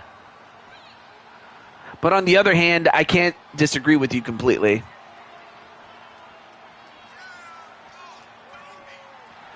And now, wait, what's he getting here? Oh, now he's got a bag, but now gets caught with the vice grip.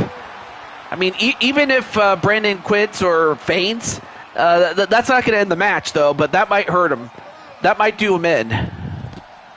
Well, he lets him go, if only because he knows that even if he quits, he can't do it. It's not going to end. And now what's he doing? Uh-oh.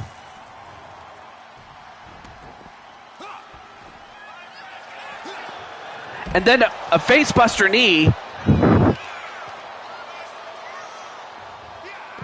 Oh, and a leg drop. Almost got it. Well, actually, I don't even know if Nemesis even has a thing down there. And a moonsault.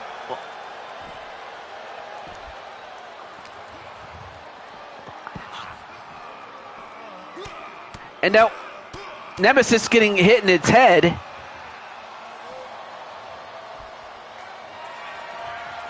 And now picks him up and power bombs him.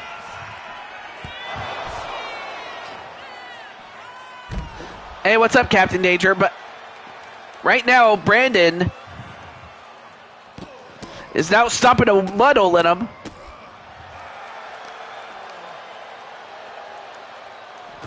And another knee. I mean, Nemesis is just getting destroyed in a way that we've never seen in its video game, although back body drop.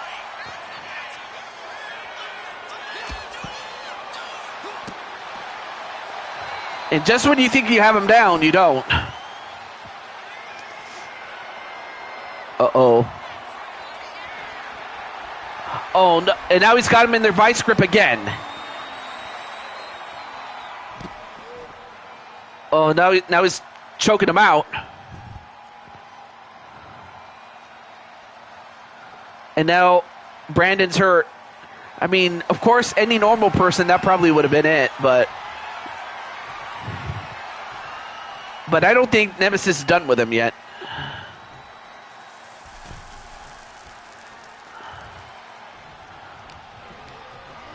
Uh-oh. Oh, my gosh. Well, Well, he throws him, but he throwed him away from those thumbtacks. And now he's got even more thumbtacks. Come on, man. Now the ring is filled with thumbtacks.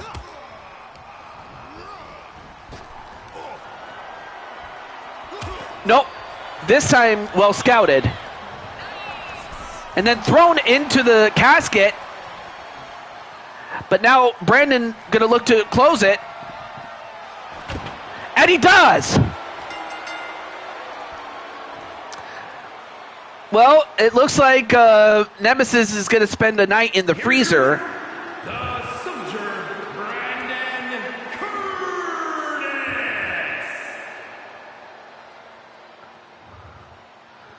Maybe you should be exiled again.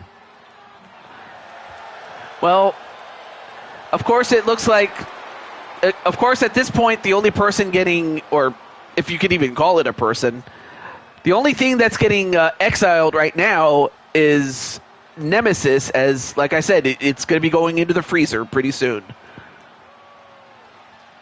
But I highly doubt it'll stay gone for long. Well, coming up next, it's going to be the AAA Reina de Reinas champion, Patty Chase, defending the title. Of course, Patty will have the number 30 spot against 29 other women, so Patty will have the advantage of being at number 30, and then the other 29 will have to battle to get to that point for the Reina de Reinas championship. So with all that said, let's get right to the match, although let me exit and then come back in, so let me do that. So there it is. And in fact, here are some of the stars. You will get to see Angela Cooper, you'll get to see Aria Black, Flames, Diamond Sky, Brenda, Emma, and then of course the only actual AAA competitor, Flammers, in there. But then you'll also see names like Jenny Carlson, Kasumi, Maddie, Melina Black, Paper Tay, Tifa. And then, of course, you have Tammy Plays. Yep, Tammy Plays is going to be in this. All right, so I'm going to get 2 or 3 people, actually. I'm going to get Mario Girl, Melissa, and Paper Tay, and bring in someone who is in love with Tifa Lockhart. Let me get those people.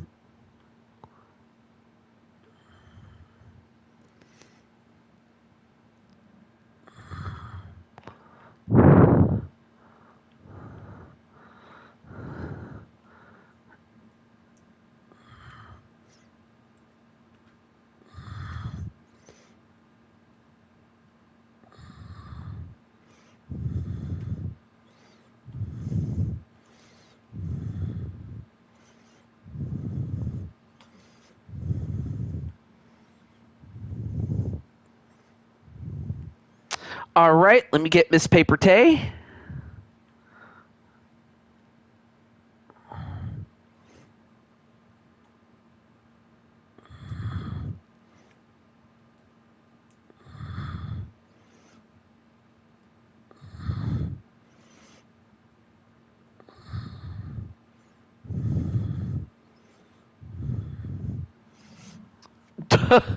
Oh, well, yeah, absolute sore loser is Jose.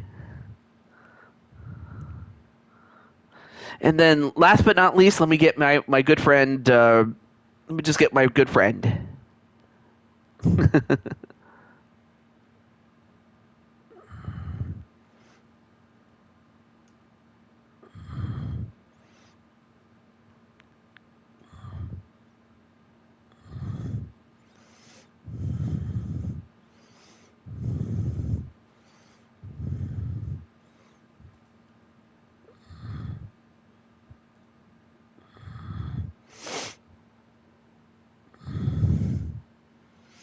And say her name, and he or she appears. I believe in Paper Tay. Yes, the famous Paper Tay is here. All right, so without any further ado, let's get this on right now.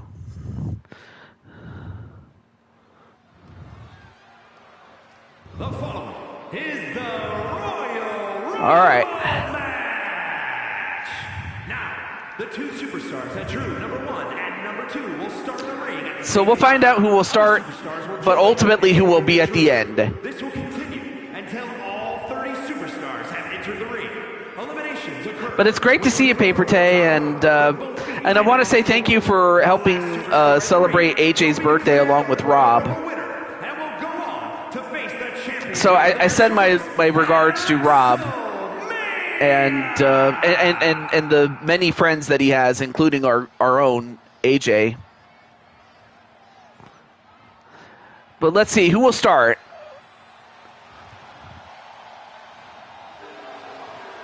Oh, they absolutely were. It is, Captain Danger's woman, or his wife. Introducing the participants. Lady Danger. First, representing the Shield, Lady Danger.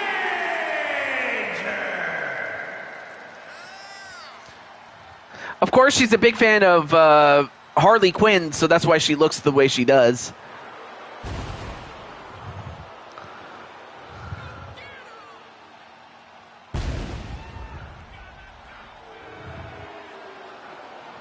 But yeah, this is Captain Danger's his wife, or his woman.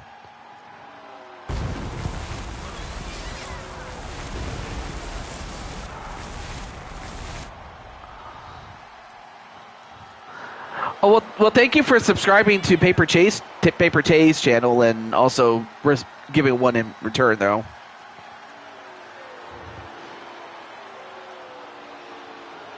Well, Jose, at the very least, you could focus on your girl Emma winning this match. So we'll see if she does that.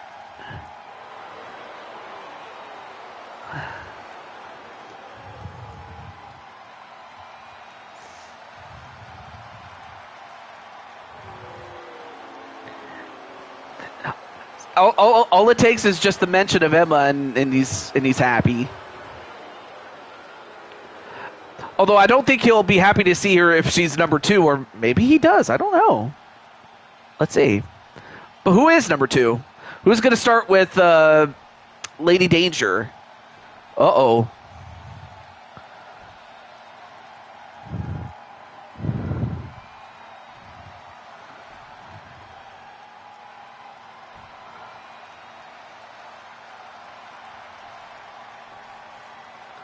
Well, I wouldn't worry too much about Jose. But who is this?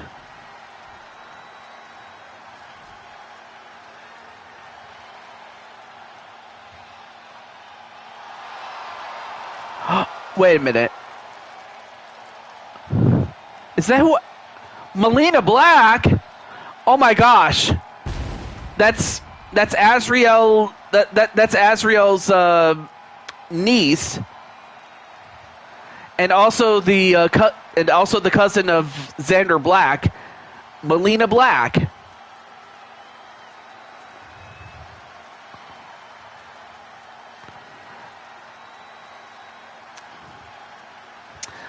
I guess you could say she is possessed in the sense that she is. I mean, of course, she's a lot like her uncle Azriel. No, she's not drunk, but more so. But basically, she's a lot like Melina from Mortal Kombat. Basically, she's channeling Melina from Mortal Kombat.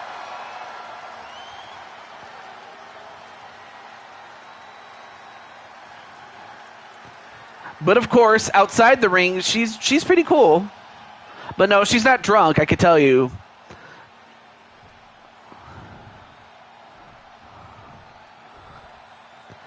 It's basically a way to get you psychologically out of it.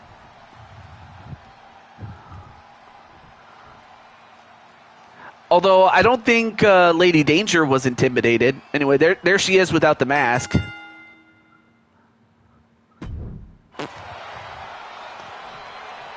And then, well, a miss. Oh yeah, let me do this. Oh, I did not mean to do that.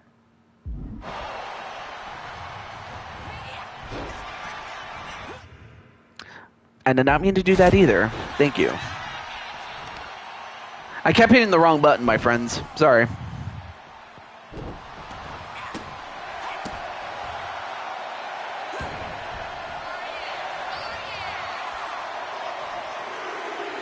Anyway, now going for a stretch, but the object is to throw your opponent over the top rope and out. There we go. That's the camera I wanted to get. I wanted to get that camera angle so that way you guys could see who's coming in, but also so that the camera cuts don't disorientate people, at least in a match like this. But anyway, there you see Kasumi. Obviously no relation to Kasumi from Dead or Alive. This is Dragonheart's Kasumi. So basically, I guess you can call it, like, have you ever seen those anime characters that have a human and an animal form? Well, she's a dragon. But that's not Katana, that's Kasumi. Although, I wouldn't blame you for thinking that it was Katana, though.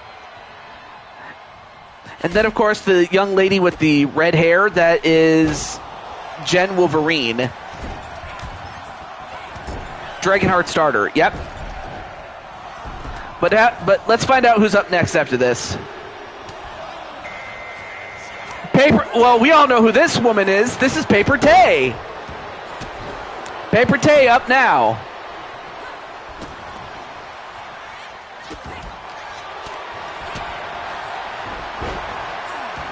Okay. I mean, fine, but that's all good, but anyway, just chill and watch the show. Back to match, though. There you see Tay going right at Jen Wolverine. Now goes after Melina Black.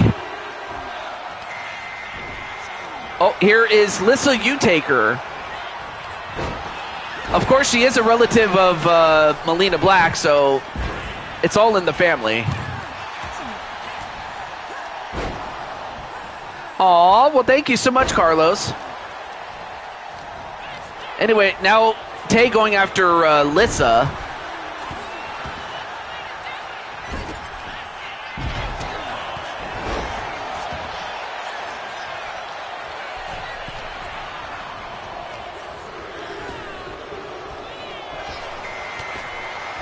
And, oh, out goes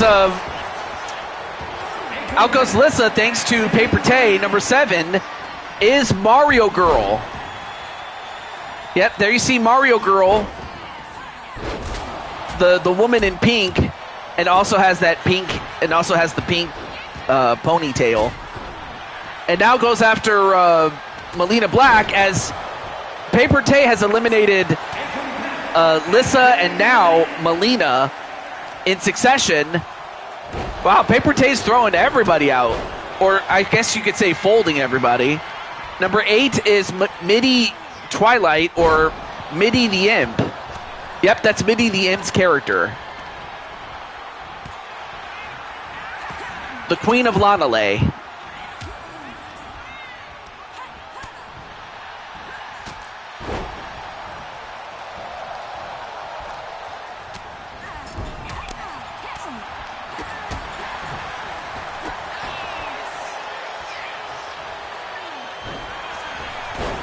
Paper Tay just chilling in the corner, yeah. Oh, manages to... Yeah,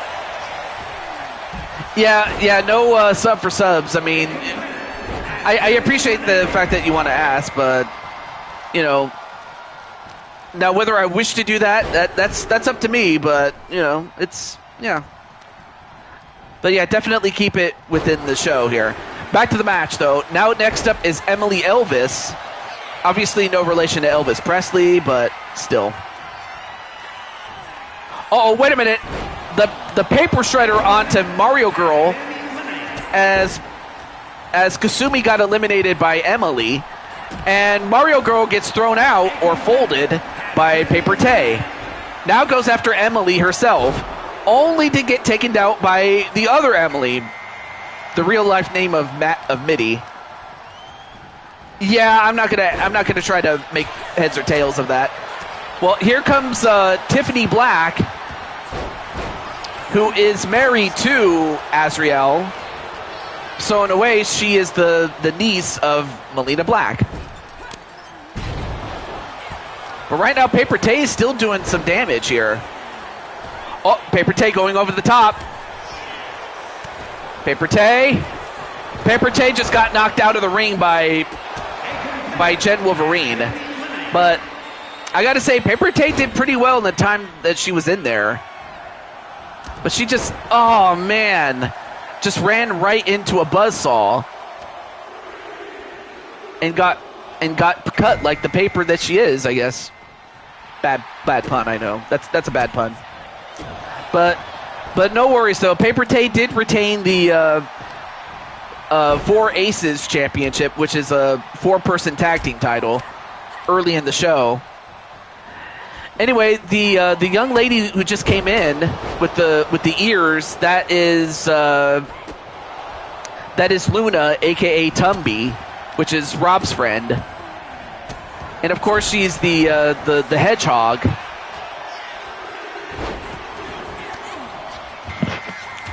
Oh, here's Crushing Kelly Black herself. Yep, there you see her. That's Crushing Kelly. As Melina eliminates Emily. And then the other Emily, Mitty, gets eliminated.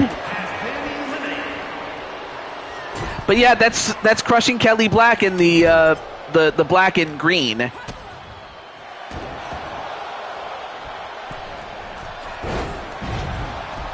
And then AJ says, Tay, you look good.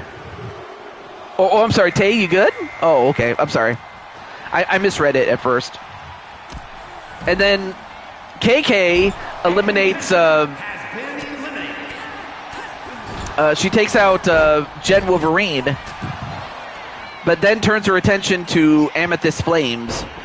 Now, Amethyst Flames, of course, is a friend of AJ, so that's AJ's friend.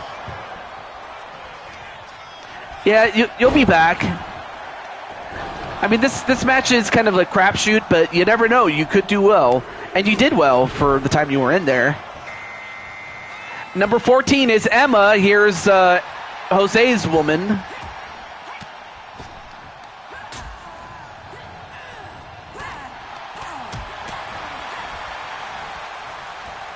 And then Kelly, nope, escaped by Luna. Oh, nice forearm onto Crushing Kelly. Only for, nope, Flames stayed in. They're not married, but in real life they're in a relationship. Oh, that's awesome. And, well, speaking of Tiffany, she's out. And in is the other Jen Corso. Yep, we have two Jennifers. Wolverine and now Corso. And a moonsault onto Crushing Kelly Black.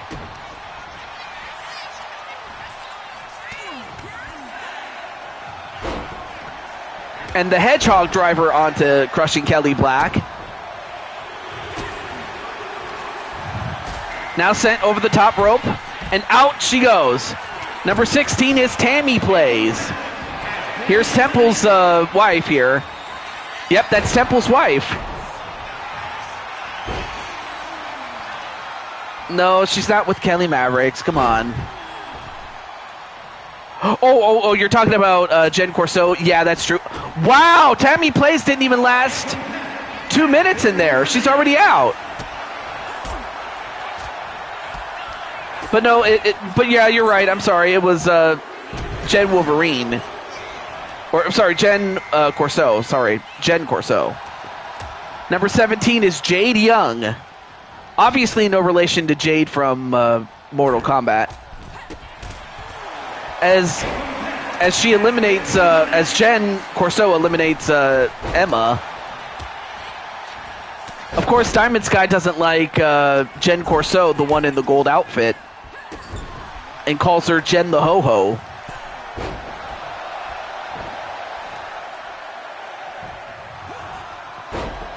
Meanwhile, Flame's looking to eliminate Luna, so you have the Hedgehog and the Cat fighting each other. And then Jay gets thrown out by Jen Corso. Next up is Ice Baby. And yes, this is Ice from American Gladiators. Yeah, she be hoeing around, or at least that's what Diamond Sky claims. You can ask her. But yeah, that's Ice from American Gladiators, though. Now she goes after Amethyst Flames. Number 19 is Cheyenne Ryan. So here is... hey, what's up, Ty? So here is Spike Ryan's wife. Ooh, clothesline right to Flames. Yep, that's and of course the role of Spike Ryan is played by Brandon Cornwell. These are all his. No, that was a television show, my friend. As Flames eliminates Ice Baby. Number 20 is the Pink Cat, Maddie Sabin. So now we have two cats and a hedgehog. So you have a purple cat with the blue tail, then you have a pink cat, and then you have a hedgehog. So yeah, we got a lot of animals here.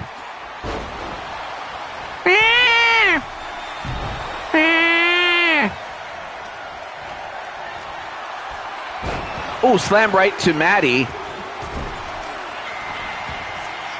Oh, Diamond Sky's coming in, and she'll look to get her hands on the woman in gold, the one she calls a ho-ho. But she'll have to deal with the competition in front of her, including Flames.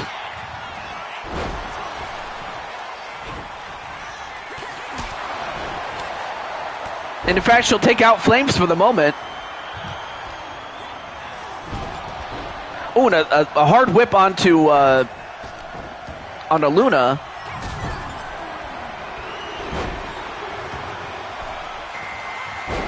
And number 22 is Dragonheart RX. We saw her sister, Kasumi. Well, here's her other sister in the matching outfit, Dragonheart RX. So yes, we have two women in matching outfits. Hi, Arkham. Well, I gotta say, your girls did pretty well, the Asian Alliance, but of course, some of your other wrestlers are in a match like this. But it's good to see you there, Mr. Arkham 500. That's a guy you can check out, by the way. And then, of course, here's Rob's girl. It's Rob Gamer's girl, Tifa Lockhart. But on the other hand, you can make the argument that she's just about every dude's girl. I say dude because, you know, because I imagine most of her fans are dudes, but there are some women that are fans of hers that like to dress up as her, you know, to cosplay. And the pink cat eliminates the purple cat, or the Amethyst Flames cat.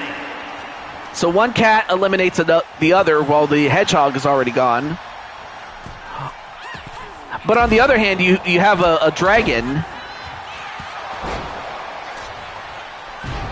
Yep, see, a lot of people love Tifa.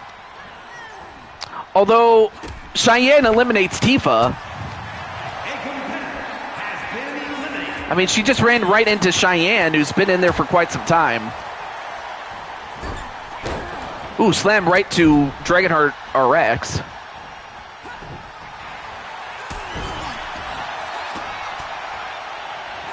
Say his name and he appears. I believe in Rob Gamer. Although unfortunately your woman just got eliminated, but good to see you, dude. You know what? Rob, if you like, I can put you in the Rumble match, my friend. I'll just have to, well, if you want to. If you don't, that's fine. But yeah, we got a lot of cats and dragons and hedgehogs. Oh my. In the meantime, we have Flammer from AAA. It is great to see you, man. And by the way, your British friend, Temple Plays, was here earlier, and he was talking about how cool you were. Okay, cool. So that way you can take out your aggression, my friend. As we have Angela Cooper from the Sly Cooper series, the daughter of Sly and Carmelita. Yep. So now you also have a raccoon in there.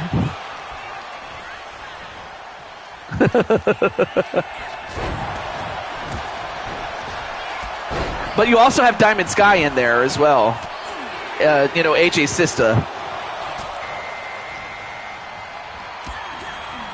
Oh, well, here's Aria Black. Well, we saw Melina. Well, here's a cousin of hers, and that's Aria, in that she's part of Atticus's family as an adopted daughter of hers. Only for Aria to get the Pyro Strike from Diamond Sky. Yep, Sly and Carmelita are going for Angelo to win. And then Aria just gets eliminated by Dragonheart RX. Number 27 is Jenny Carlson, who is AJ's daughter. Yes, that's AJ's daughter right there.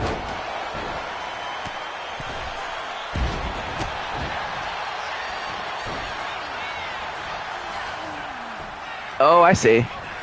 Oh, yeah. Of course, you have the other Las Taxicas with Lady Maravilla and La Edra, if I can even pronounce it.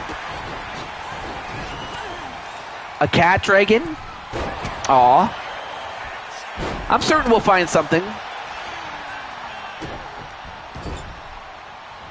But in the meantime, the only cat that we got right now is the pink cat who just got eliminated by Diamond Sky. Uh-oh. And now Aunt and niece are going to fight each other for a little bit. I mean, Cheyenne is still in there.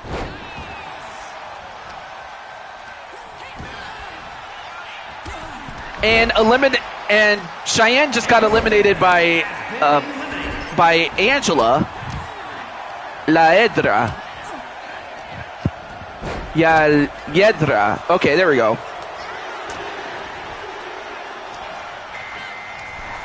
Well, just as one Ryan was eliminated, here's the other. Of course, Brenda and Cheyenne are sisters-in-law, and is the sister of Spike Ryan.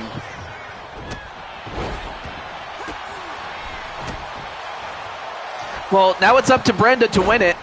But let's see if she wins the Reina de Reinas Championship, which is what's on the line in this match.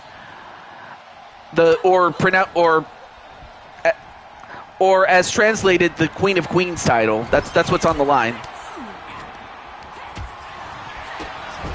Well, I'm just happy to see you, Rob. I cannot say that enough, my friend.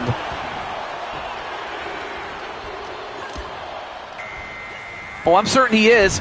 Well, number 29 is VU Taker.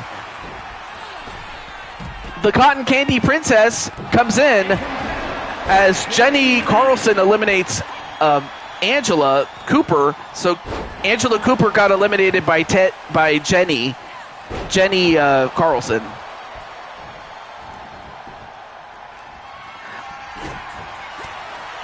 So yeah, I can't wait to see you kick some butt in there, Rob. And yes, I will say it because this is my show. And the Diamond Clash onto Brenda. And then, of course, you have the defending champion, Patty Chase. So, of course, Patty has the distinction of entering last as she is the champion coming into this. All right, so, well, unfortunately, Brenda gets eliminated. Now we're down to 6. We're down to... So who's going to win out of these 6? Will it be Dragonheart RX, VU Taker, Flammer, Diamond Light or Diamond Sky, Patty Chase, or Jenny Carlson? Oh, well, if you want the rematch, you are you're more than entitled to it, there, Patty. So yes. So Flammer and V are eliminated. Yeah. Well, Flammer and V just got eliminated. Now we're down to 4. Patty Chase, Dragonheart RX, Diamond Sky, and Jenny Carlson.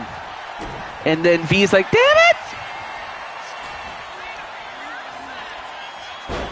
And now, Dragonheart RX is getting the triple power bomb.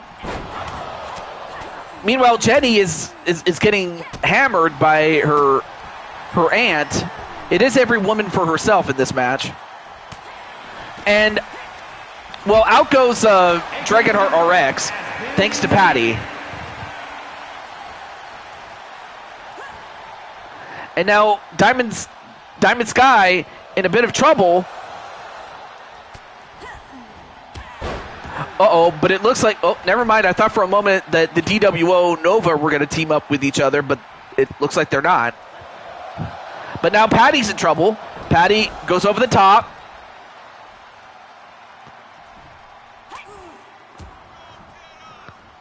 However, Diamond Sky and Patty, the two most experienced women in this match, are busy fighting each other with the rookie, Jenny,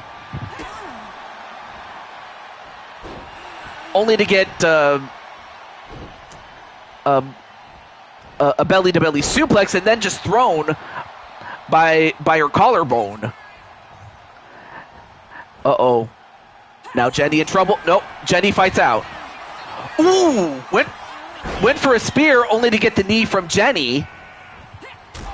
Only to get a Superwoman punch to Jenny. And now Jenny in trouble.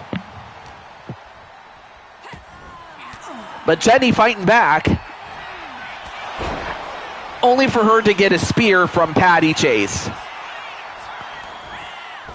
And then Patty goes over the top. Nope. Stayed in. And then a spear of her own by Diamond Sky, and then the Diamond Snatcher. That's what I'll call it, just because, well, you're Diamond Sky, of course.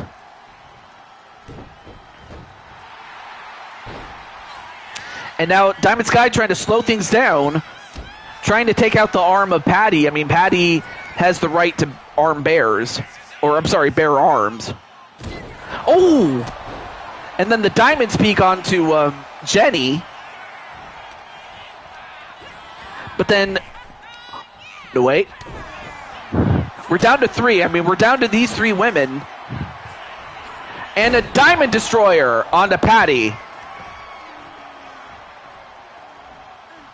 Diamond Breaker. Oh. Well, now Jenny looking to take out her aunt, Diamond Sky. Of course, Diamond Sky was born Gracelyn Carlson, whereas Jenny is under the Carlson name.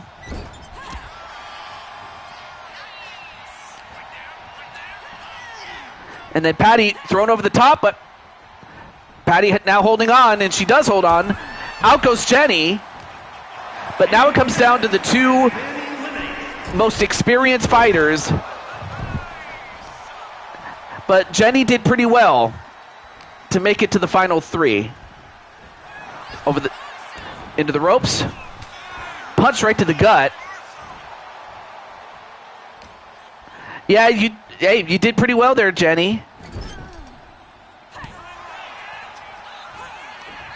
Ooh, Went for a spin kick, only to get a drop kick for her own trouble. Oh, Diamond Sky. Oh, well, that was a good move there by Patty. I did not know that Patty had that much athleticism, though. Although Patty says, I was hoping it would be Sky and me at the end. Well, it turned out to be true. Ooh, a flapjack.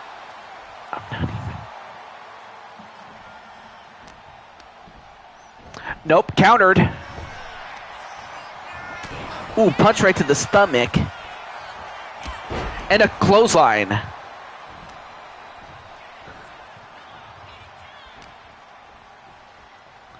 And now Patty sends her over to the ropes.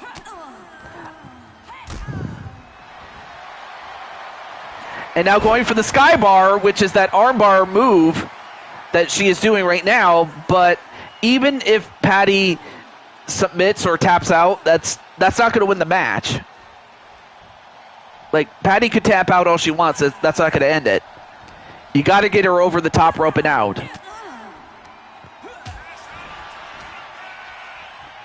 But instead, Patty sets her up on the ropes. Now it's going to lift her up. Can she get her out? She does, and is still the AAA Reina de Reinas champion. The AAA Queen of Queens champion.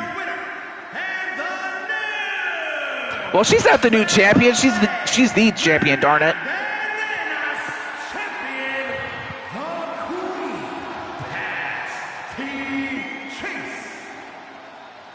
Well, congratulations to Patty.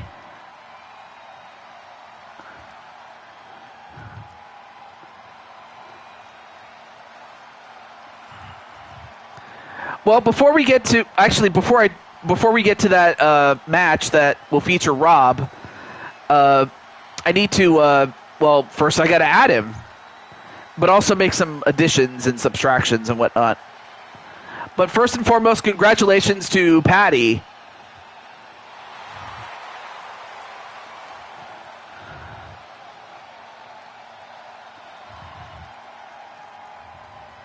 Incredible.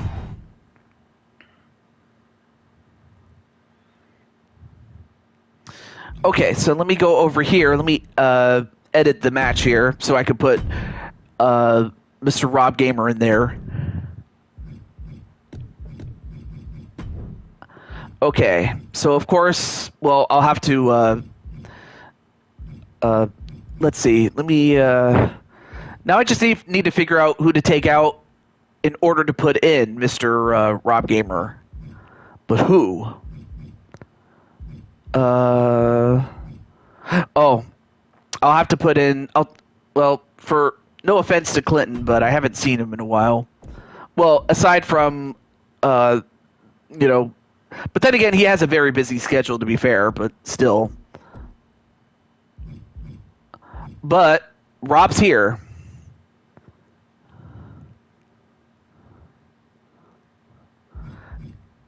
Yeah. And of course, Rob did make an earlier appearance in which he accompanied Mr. Daytona to the ring. Okay, so, now that you guys can see the order, let me do this. So let me put these numbers at random so that way even I won't know who's going to enter first and second and third and whatnot.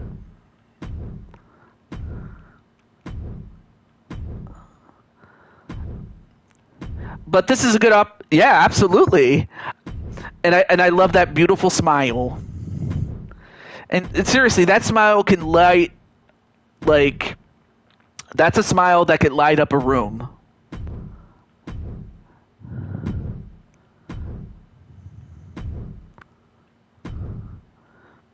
Or as those in Mexico would say, you have ángel.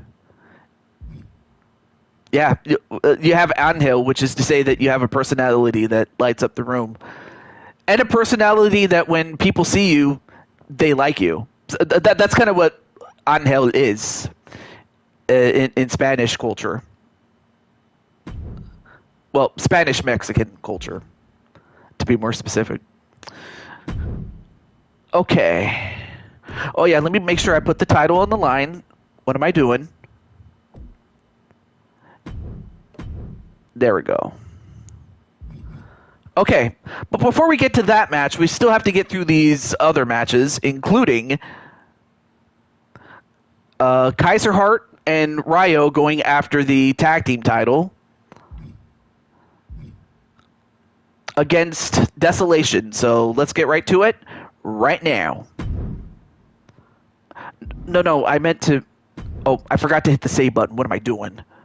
Okay, now we can start. Now we can start the match.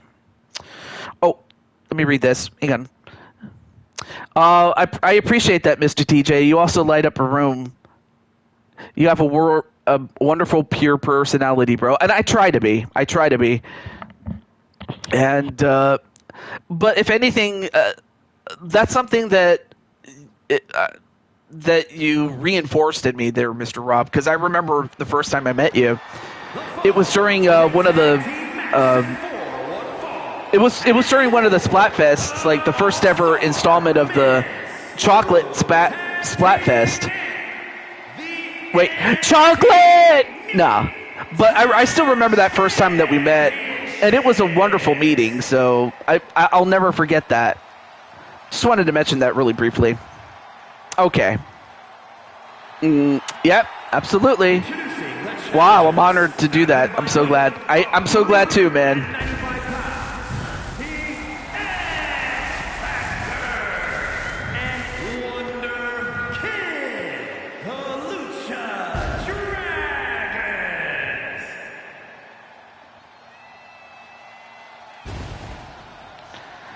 Man, the fireworks are going nuts here, folks. So, of course, there you see Dragonheart accompanying, well, his son, the man in red and white, that's Ryo. And then the other guy in black and blue, that is Kaiser Hart, who just so happens to be the husband of one Patty Chase. Yes, Patty is married in this universe by one Kaiser Hart. Give me chocolate! Oh, wow. Okay, I did not know that Patty likes chocolate. Well, the candy chocolate, by the way. But then, of course, you have Desolation. And, of course, I don't even need to tell you what their gimmick is. In fact, it's not even a gimmick.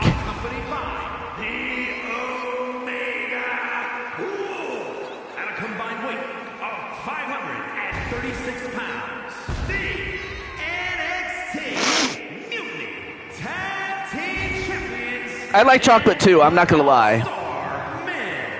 Maybe not as much, but I do like it when I have it.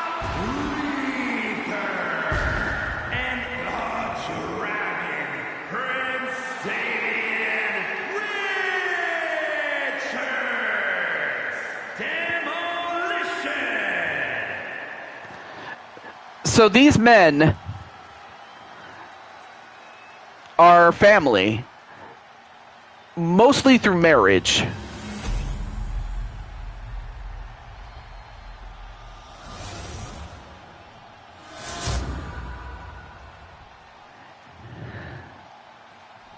Wait, what did you say? Chocolate! I mean, I like my milk chocolate. I like, what is it? Cookies and cream. That's my favorite. I do like fruit snacks at times. Absolutely.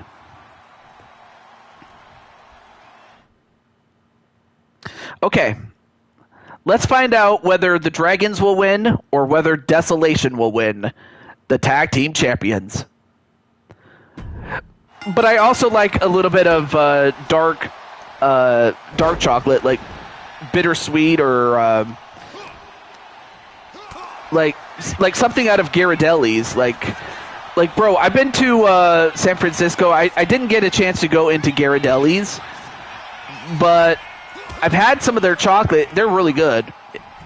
So if you ever find yourself in San Francisco, it's safe to say it's the real San Francisco treat.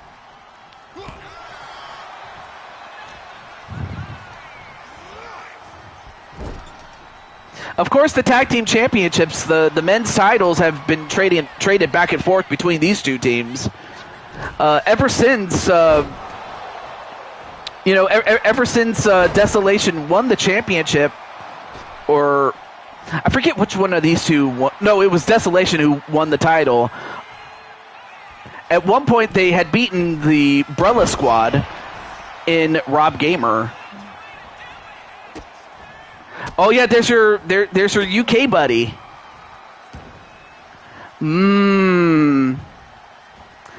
Okay, now you guys are making me hungry now.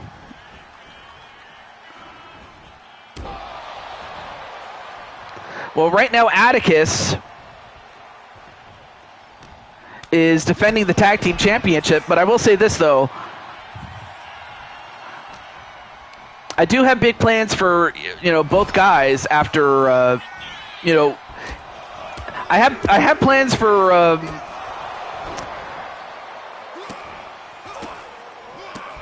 what's the word? For Damian Richards and Atticus Black.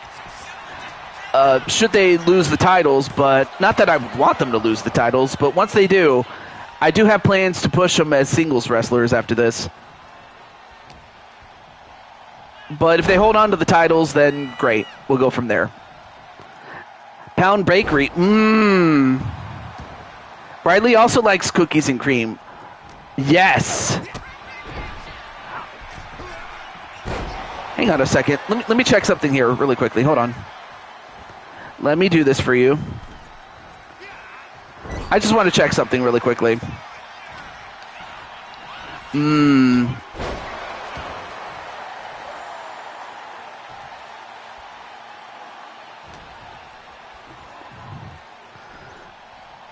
Okay. I just wanted to make sure that, yes, Riley is in the match. Back to the match, though. Oh, Space Ghost is here. Love and marriage, love. Oh, whenever I feel down, I'll eat chocolate. I eat chocolate when I'm happy. I eat chocolate in your sleep. But once I did, it melted and it got all over your sheets. And I thought the cat got sick when I woke up. Oh, wow. It's an institute you can't disparage.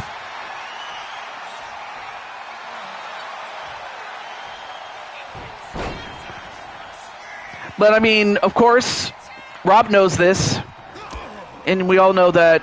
Well, we all know that life is not fair. In fact, Rob is living proof of that. But to that I say, that's life. That's what all the people say. Riding high in April, shot down in May. Oh, thank you for, if you're going to San Francisco, be sure to wear some flowers in your hair. I love that song. Of course, it's, sadly, San Francisco's not what it used to be. I'm sorry. But when it was awesome.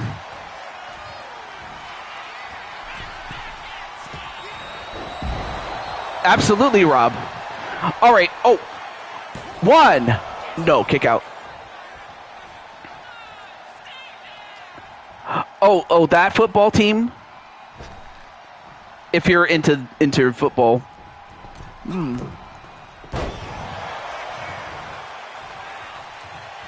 Yeah, some places can change for the worse. Other times it can change for the better, Like, let's see. I have heard some good things about Winnipeg in Manitoba, Canada. I've always wanted to go, and I've been to Seattle, and yeah, no, I know what you mean. Like soccer for most of us Americans, yeah. 1, 2. Oh, wait a minute. Oh, no, the referee made a mistake. Atticus grabbed the rope, But the referee didn't see it, and he counted the 3 anyway. Oh, no. Well, like I said, I did have plans for Atticus and Damian Richards as singles wrestlers, once they lose the titles. But they did lose the titles, but certainly not the way I would have thought they would have. Yeah, look, he grabbed the rope before the man's hand went down for 3. The referee, that is. But no. I don't follow it, but family has roots with Manchester United, so I support them. Well, that should take nothing away from the new champions, obviously. I mean, the referee is only human, but like I said, I do have plans for Atticus and Damian Richards in singles competition from here on in.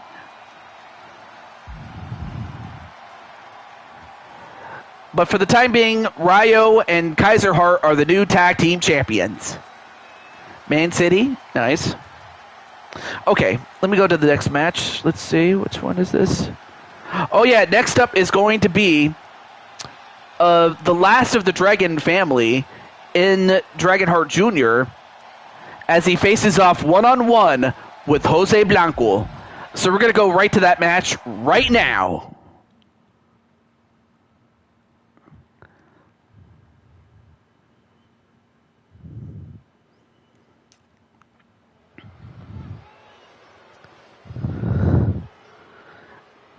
Speaking of rain, I do like this. There's a song called Summer Rain by,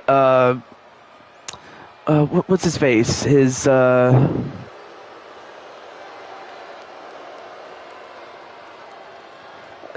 escapes me right now.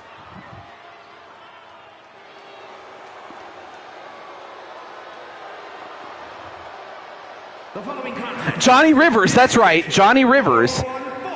Summer Rain.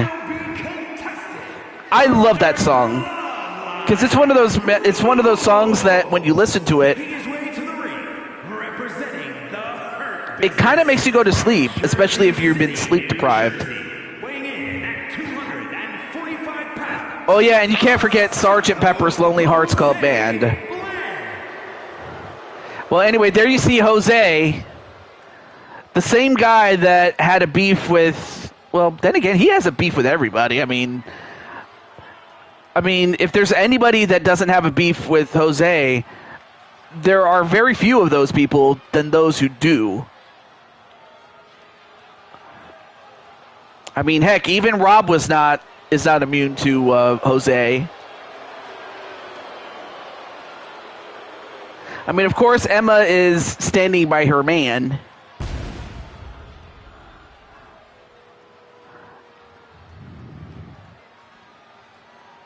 Of course, the last time that, Jose and Rob fought, it was in a non-televised event. But my goodness. Oh yeah, definitely enjoy those songs, my friend. Ice cream and strawberries for breakfast with pancakes? Oh my goodness. Wait, you have Sgt. Pepper's on an A-track? We don't see A-tracks all that often, man.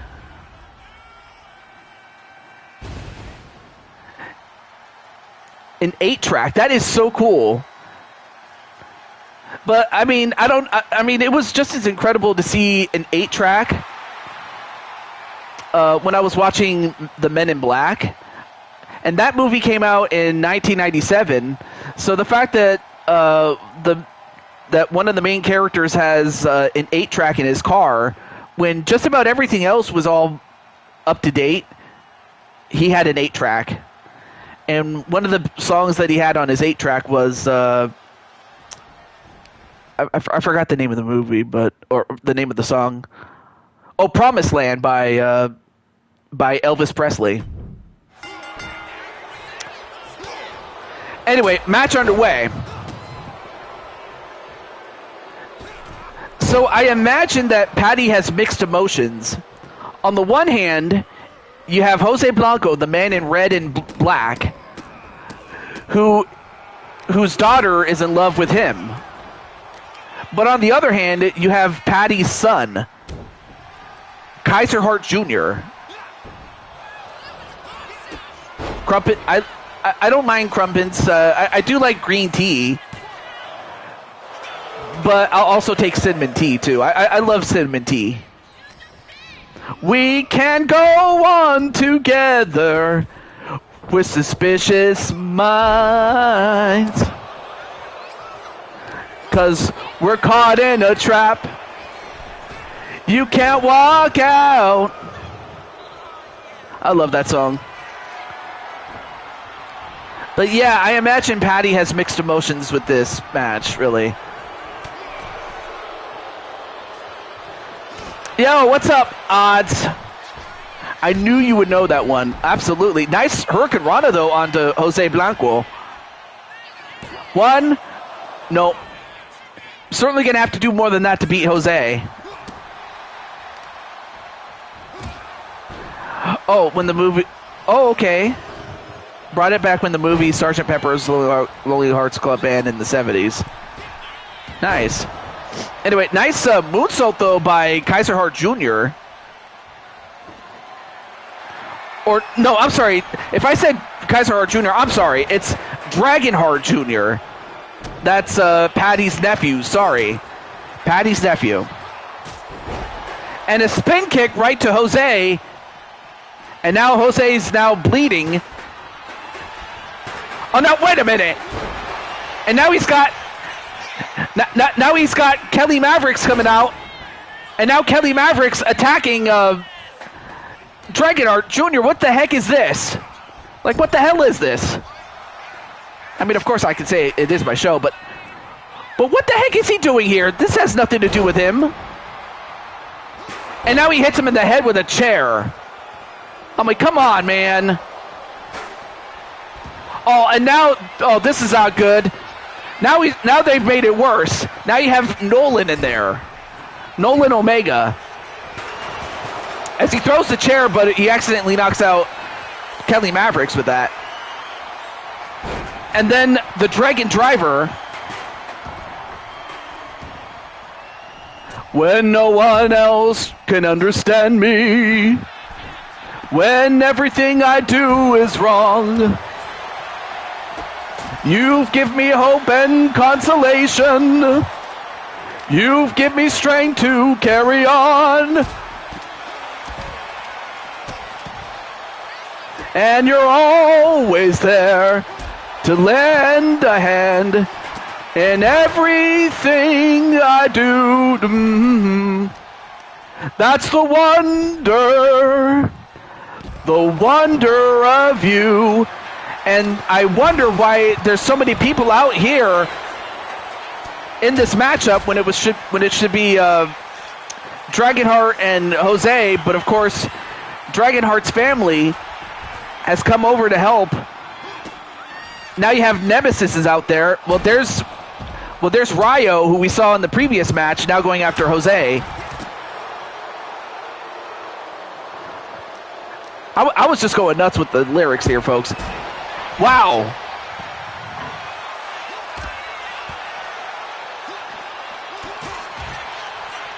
And now Jose gets hit in the head with a kendo stick.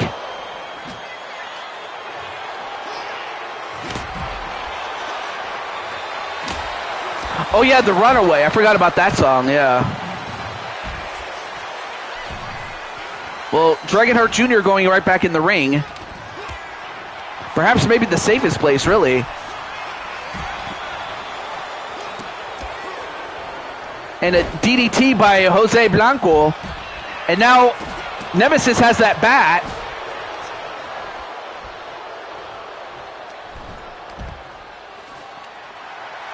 I mean, this is an insane fight, folks.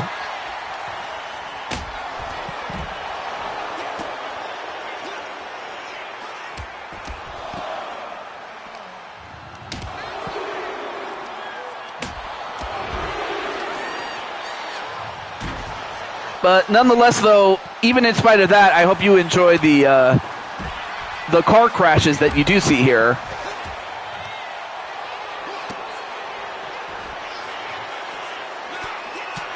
And then Jose going for Fin de Mundo right on the floor, but he's got to get him back in the ring and pin him.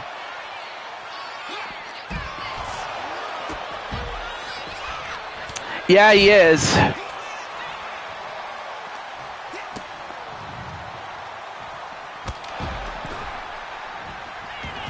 And that, wait, who's that? What? Wait a minute. Wait, that's Brandon. Brandon Cuevas is out here, and he's out here to help out Dragonheart Jr. I never thought I'd see the day that Jose's brother would help his opponent, but yet it happened. Although a 450 senton and a pin, 1, 2. But, oh, Jose almost got beat. And as that happens, Ryo gets thrown over the top rope by Nemesis. And oh, powerbomb right to Dragonheart Jr.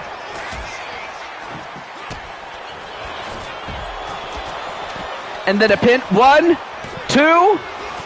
No. Uh-oh. And now, well, Brandon. Nope, got the knees instead. Oh, the song you referenced. Oh.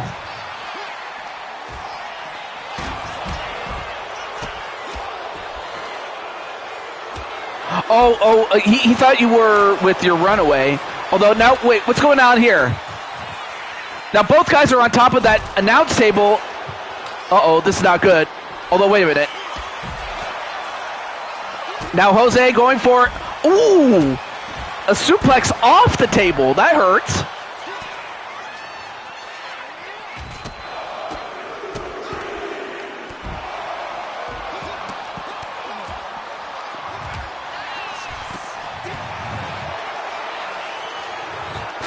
Right now, Jose in a lot of trouble, but nice swift kick, though. This is insane, folks. But the two people to keep in mind is Jose and Dragonheart Jr. Everybody else is just fighting each other.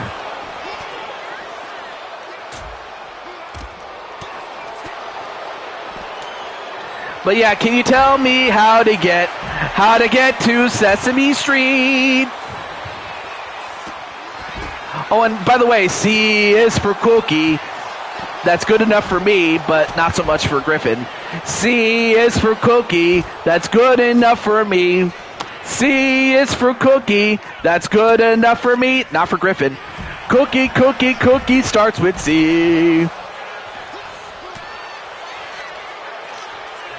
Although, one thing that's not going to be good for Dragonheart Jr. as he gets hit with Fin de Mundo inside the ring. 1, 2, and he kicked out. How did he kick out? How the hell did he kick out of that?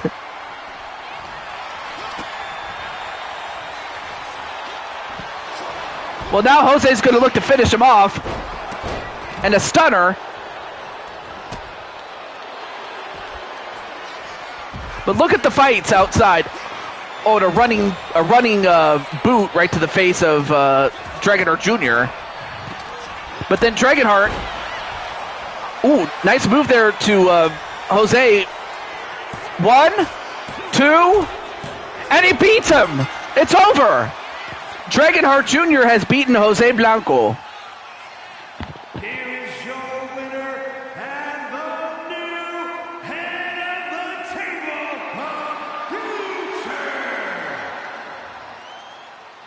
Future.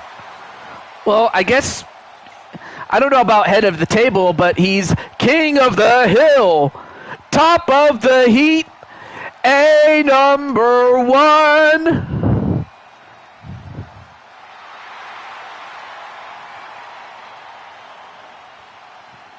I love that song, New York, New York. But that was an incredible match. Granted, it was very violent, but at the end of the day, sometimes that's what people want. And I'm here to give it to them. Anyway, let's get to our next match. But now it's time for the Men's Royal Rumble. Let's see. Who's here that I should probably let know? Let's see. Oh, there's one person I do need to get, and that's our friend Star Gamer. Yes, Star Gamer. Let me get him. And Carlos is here too. Speaking of Carlos, he's also in this rumble too. Let me get the Starman. The Starman waiting in the sky. Oh, and Primetime's here too. Wait, do I have... Wait, did I put Sean Sanders in there? I don't think I did. And Riley's here. Cool. Oh, no. I knew I was forgetting someone, darn it. I knew I was forgetting Sean, but dang it. I always hate it when I forget somebody. And unfortunately, I did. I forgot. Oh, well.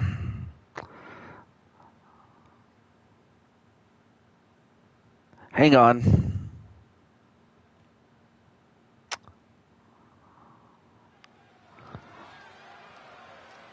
I knew I was forgetting somebody. Thankfully, I could just exit the match. I don't want to do that. So, all right. So thankfully, I can edit this. Hang on. Let me do this. I knew I was forgetting somebody, but thankfully we can change it. Hang on. So let's see. Who have I not seen in a while? Oh yeah, Chad Gable. Well, actually, no, not Chad Gable. Yeah, Chad Gable. Sorry, dude. Let me switch him out. But I just would have felt bad if I didn't put Sean Sanders in there. All right, let me make sure I randomize this again. But I knew I was forgetting somebody, so I apologize for the wait, guys. I'm sorry.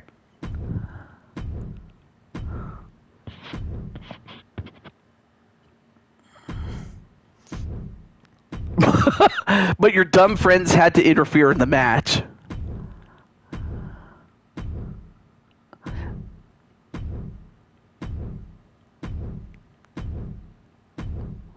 I apologize if this gives you motion sickness. I did not intend to do that to you guys. Okay, there we go. Okay. Put the title on the line. There. Okay. Save. And then we could start. Okay, there we go. Much better. All right, let me just get Mr. Star Gamer.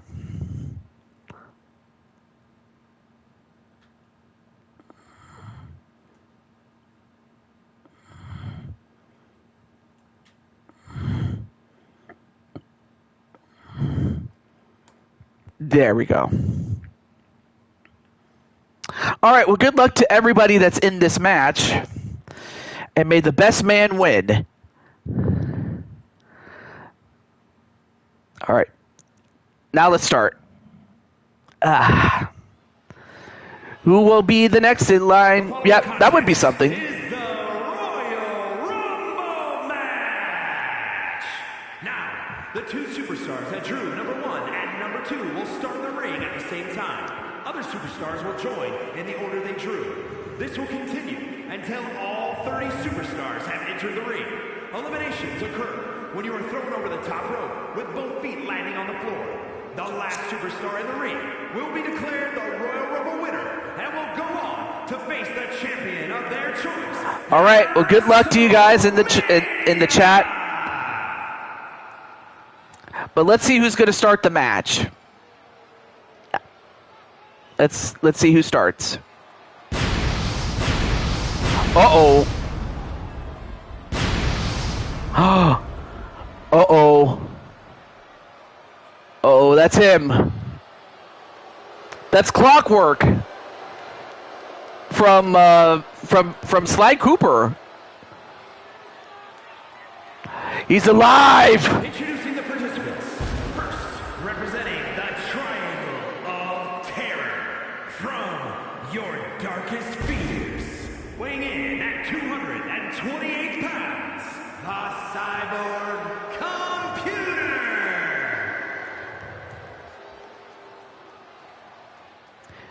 He's alive!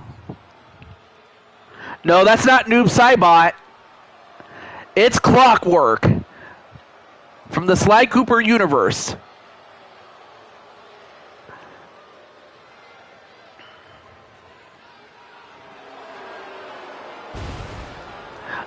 Now, of course, Noob Saibot. Yeah, I knew who you meant to say, but now the question is, who's going to start with him? Who's going to start with Clockwork? Wait, who's this?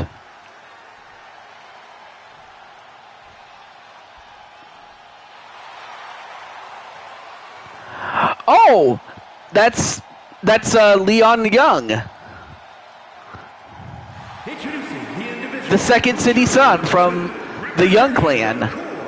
from Chicago, Illinois, weighing in at 190 pounds, Leon Young. And oddly enough, his father's also going to be in this match.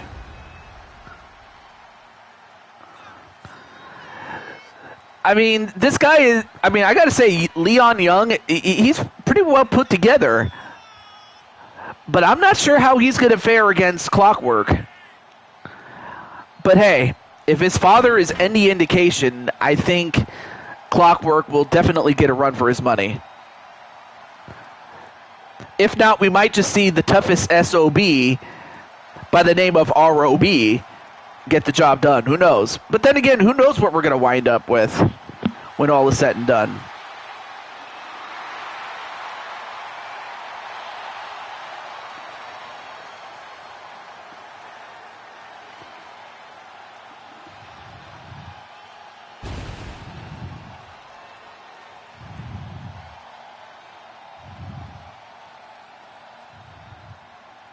Awesome.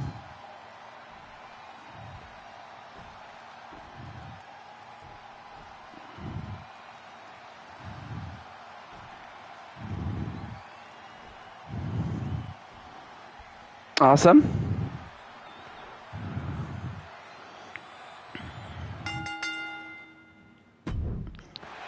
All right, match underway. Here we go. And I'm surprised Leon did this, but he allowed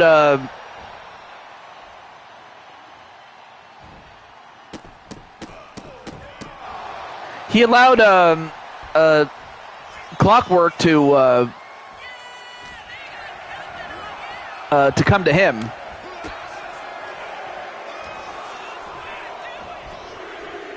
There we go. I was trying to get this view here. There we go. That's what I wanted. All right, number 3 is Captain Danger.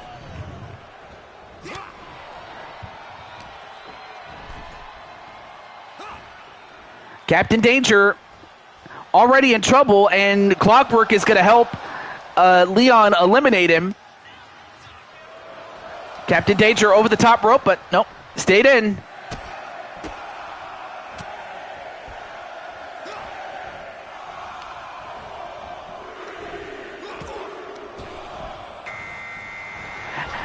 And I was talking about his father. Well, there is his father, Kyle Young.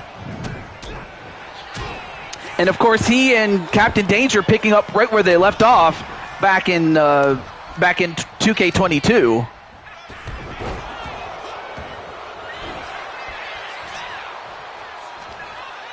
So these are two old rivals. I mean, obviously they don't have any animosity towards each other, but it's more so they've been adversaries mainly over the championship, but nothing else other than that. Number 5 is Dragon Lee, who is part of the AAA roster. So we'll see how he does.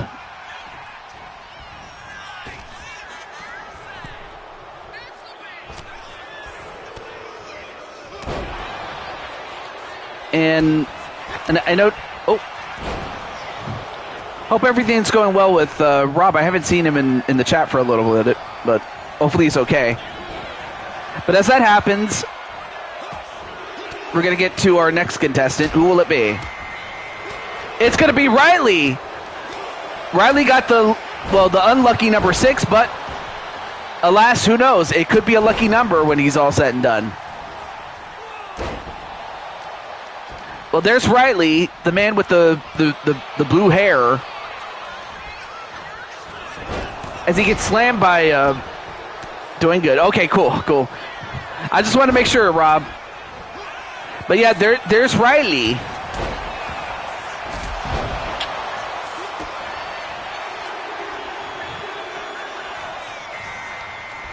And number 7 is the late, great Eddie Guerrero.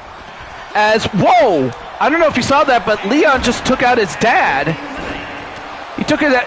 He eliminated his own dad. And Kyle Young is the first one out. No relation to Kyle Akers, though.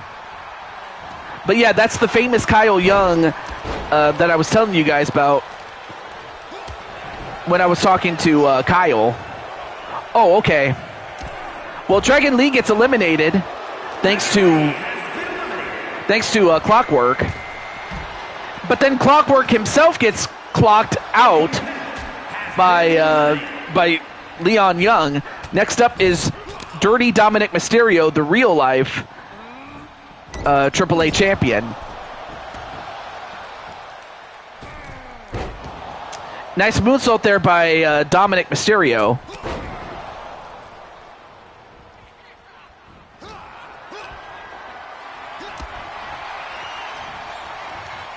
And now the strength of Captain Danger. Look at I gotta say, Captain Danger, like, bro, what did you eat to get that big? Like, bro, you got some big arms, dude.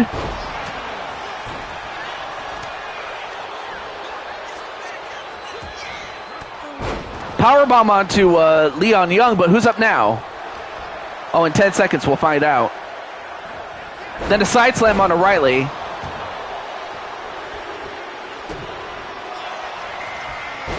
Number 9 is Alexander Richards, the last of the Dragon family, and also the husband of Diamond Sky. Yes, that's Diamond Sky's husband. Thrown over the top rope is Captain Danger, but nope, Captain Danger too strong at this point. Captain Danger, oh, well, Riley was in trouble, but inadvertently saved by Leon Young. Well, you can certainly thank the man in the. You could certainly thank Leon Young for that. Next up is Penta. I work out with friends like Jack Grandpas and celebrating friends. Aw. And then Brandon Cornwell says, "Someone please eliminate Dominic." Well, he gets powerbombed by Eddie Guerrero. But then Captain Danger just got eliminated by Leon Young. Leon eliminating Captain Danger. And then Ryo takes out Eddie Guerrero while Penta eliminates Riley. Yeah, Penta unfortunately eliminated Riley while Tate Carlson, we saw his brother, let me slow down. We saw Tate Carlson's sister, Jenny, in the previous match of this type. Well, this is her brother, Tate, but also the son of AJ. Yes, this is AJ's son. But right now he's tangled up with Pentagon, or Penta, whatever you want to call him.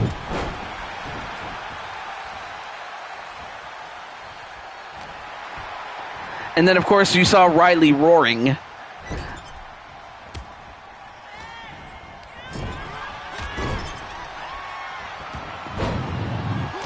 Oh, clothesline by Mr. Carlson, Tate. And a rake in the eyes onto Alexander Richards. Number 12 is Temple Plays himself. So yes, this is Temple Plays himself. However, and the first opponent he runs into is Pentagon.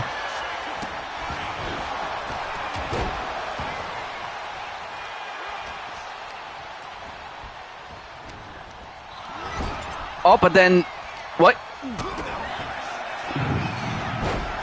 Yeah, it's just that you had the misfortune of running into Pentagon or Penta.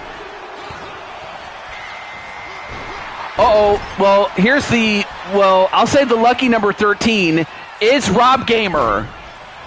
Rob Gamer. He's the man with the Midas touch. But now he and, well, for a moment, he and Temple Plays were going at it for a moment.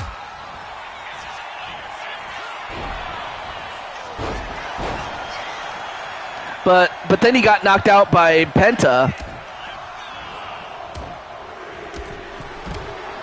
But then Tate eliminates... Who was that he just eliminated? He took out Leon Young. And as that happens, here's Ray Phoenix, who happens to be the brother of Pentagon.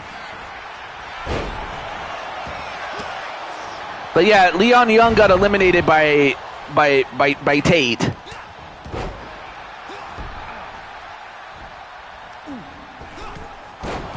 And a moonsault on the Rob Gamer.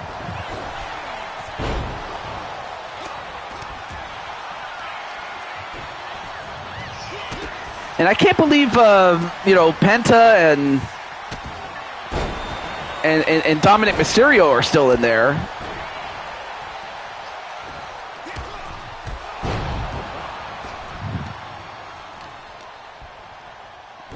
And ooh, nice jumping kick there by Rob, and now Rob goes right after Dominic Mysterio. And Dominic Mysterio got eliminated by Rob Gamer. So Rob showing us his ability to punch people out. And now here comes the Black Cat in Damian Shelley. As he goes right after Penta. Meanwhile, Rey Fenix going after Rob Gamer. Then of course you have then of course you have a dragon in Alexander Richards. So you got lots of creatures in there, and you have a bird in Rey Fenix. Although you could make the argument that Rob is a bird in the sense that he's Nightwing. Hi, Riley.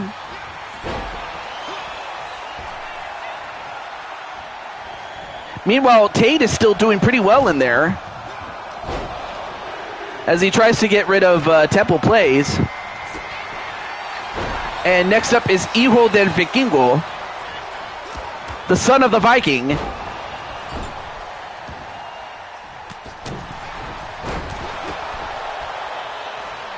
And, oh wow, Rob, I don't know how Rob survived, but he did.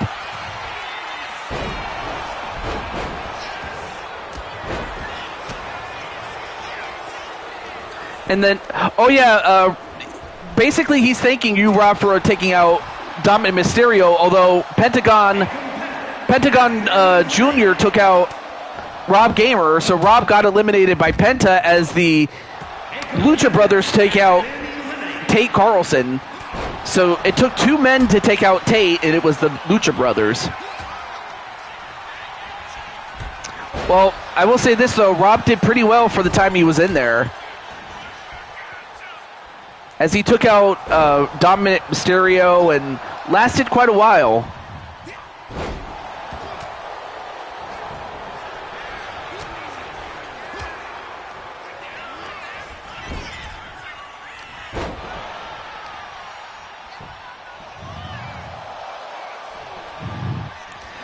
Although, let's not forget that your brother Star is in there, and some of your other favorites.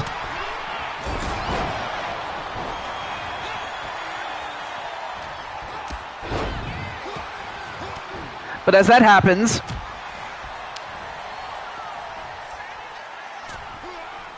oh, nice move there by Temple Plays. Temple Plays is doing pretty well in there. The guy with the long black hair, that's Temple Plays. Number 17 is Jesse Jackhammer.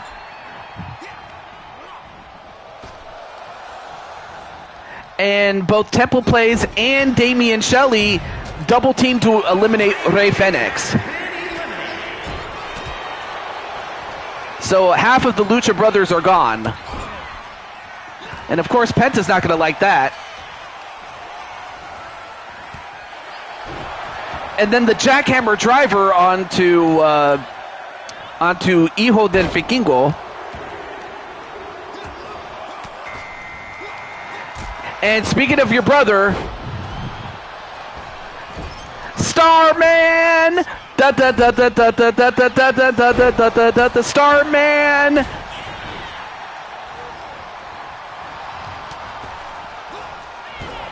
He is the Starman. He is the Starman. He's not the Juarez. Cuckoo Cachoo. And as that happens, Pentagon trying to eliminate Alexander Richards, but the literal Red Dragon, but not enough.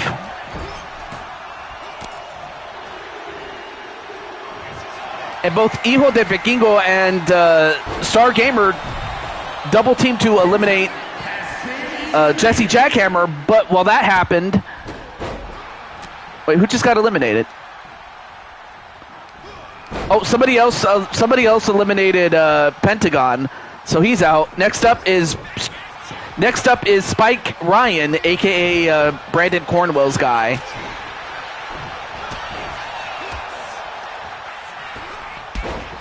And it took Damian Shelley and Alexander Richards to eliminate Temple Plays. It took two men to do it.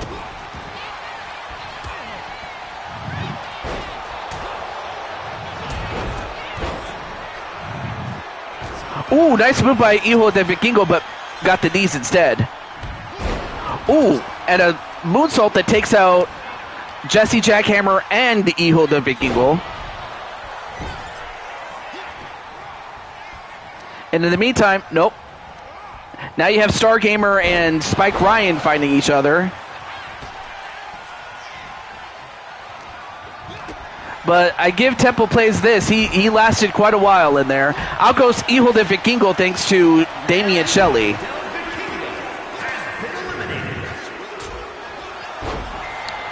I mean, sure, he could be called Stardust, but I'd not even go that far. Well, out goes Starman. Star Gamer just got eliminated by Spike Ryan. And while that's happening, the man in green, that is Mr. Iguana, as Spike also eliminates the Red Dragon, Damian Richards. So now you have one Damian, or not, did I say Damian Richards? I meant Alexander Richards, my bad. Well, out goes Spike Ryan. He gets eliminated by Jesse Jackhammer. Number 21 is Carlos Larry. Well, now the competition is starting to thin out.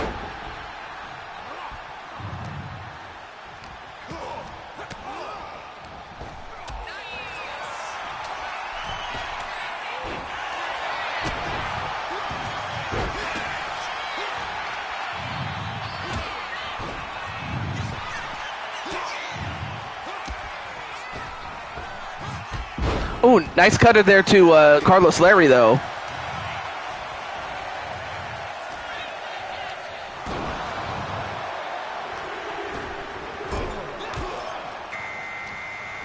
And number 22 is Levi Utaker. We saw V. Well, this is her twin brother, Levi. Although Levi just hung himself only to get right back up, thankfully. Ooh, nice drop kick there onto Mr. Shelley. And then Spike Ryan's like, dang it. Yeah, it just wasn't a good night for Spike Ryan, but hey, I give him credit. We may very well see him again challenge for that championship. Whoever ends up with it at the end. Next up is JW Caliber. And he goes right after Mr. Shelley. The cat, that is.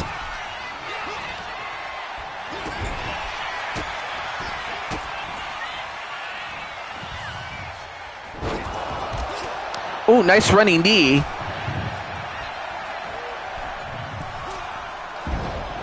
Although, I just noticed that Spike Ryan is still out there. As if he can't believe that he just got eliminated. Well, up next is Nolan Omega. And we saw him early in in that match where he helped Jose Blanco, but it wasn't to be in that match. Although, wait a minute. Jesse Jackhammer trying to fight off both Carlos and Nolan, while Mr. Iguana just got eliminated.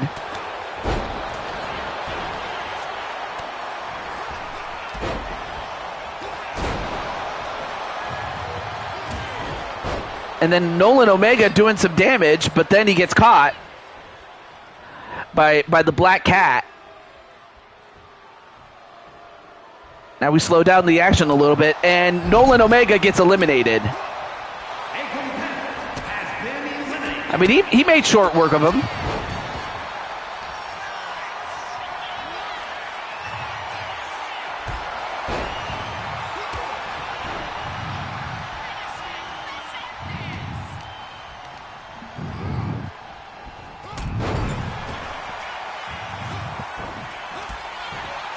And then the tail beast bomb, that's what he calls that move that he just did to JW, but then who just got eliminated? Oh, Carlos got eliminated. I believe that was Levi who took him out. But then Levi nearly got eliminated himself.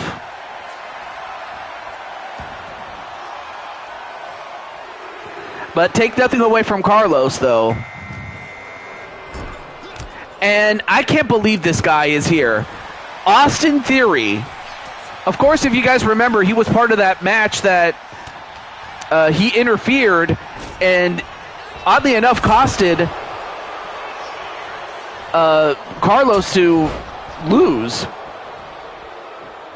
No, you're not getting buried. It's just that you had the misfortune of entering when you did. But on the other hand, you could have won. But then again, this game... This match is a very hard match to win because 30 people enter, but only one can win. But then again, that's the thing about this match is that it's hard to win, but when you do win, it feels great. It's a lot like winning the lottery. If you know, you know. And while that's happening, there you see AJ, who we celebrated a birthday of, and he takes out the Black Cat.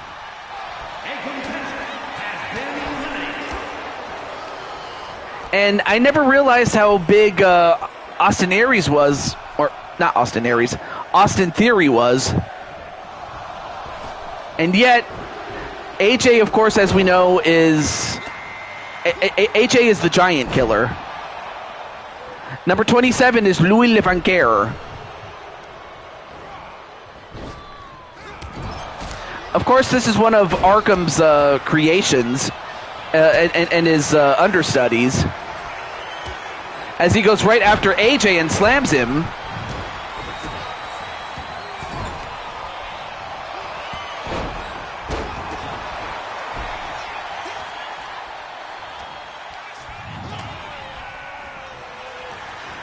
And then, well, Jesse Jackhammer got eliminated by Levi Utaker.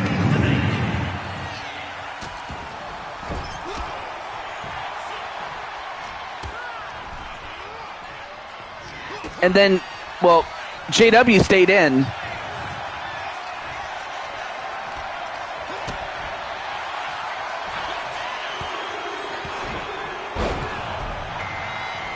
And number 28 is Wally. Walter Wally the Hulk Johnson. I mean, look at the size of that man. And for him to come in this late is to his advantage. Look at this. I mean, seriously, who's going to get this man over the top rope? I mean, I did equate, you know, when somebody gets so mad, you know, it turns somebody into the Hulk. Well, this guy is the Hulk. Albeit he's a giant, but a hulking monster. or at least the size of one. Out goes Levi.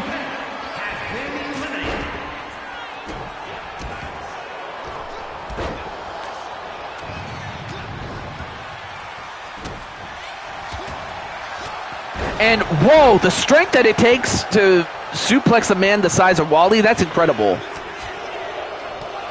And then a ripcord lariat onto AJ. Number 29 is Sean Sanders.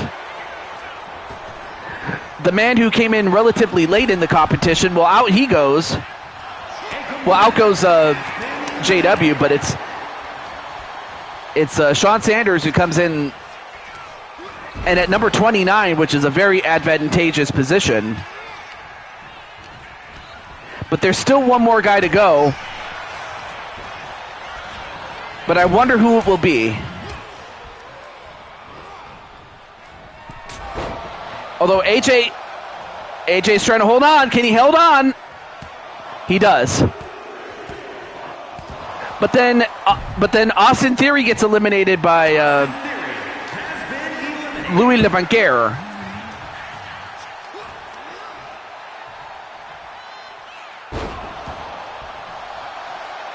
Okay, there's the countdown. All right, so who's the last man to come in?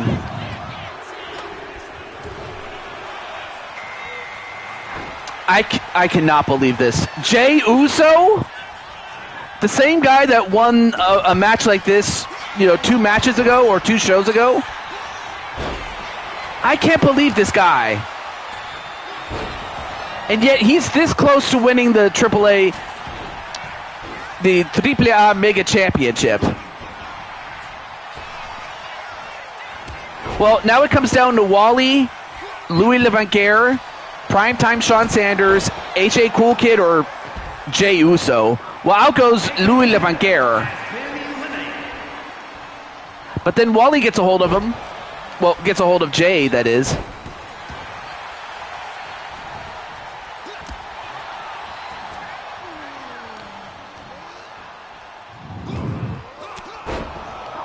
Well, right now, Jay is suffering at the hands of Wally.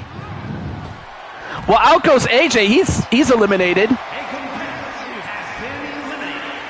He gets thrown out by Sean Sanders. So now it all comes down to 3 men. Wally, the man in green. Sean Sanders, the one with the camouflage gear. Or Jey Uso. Although, Jay's in trouble.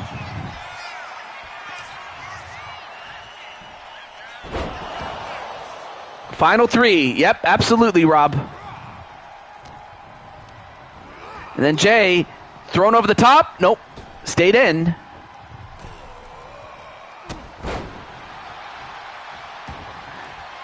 And then a super kick to Sean Sanders.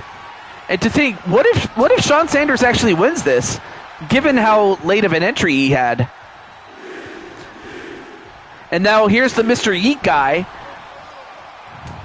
And then AJ says, Rob, can I send you a DM? That would... Oh. I don't think he would mind all that much. Ooh, went for the headbutt, but ends up headbutting the floor. Close line on to Wally, though. Although Wally's busted open. I didn't see how he got busted open, though. A Samoan drop, even though Wally's not a Samoan. Then a Samoan drop by an actual Samoan. Or at least one of Samoan dynasty. Or ancestry, really.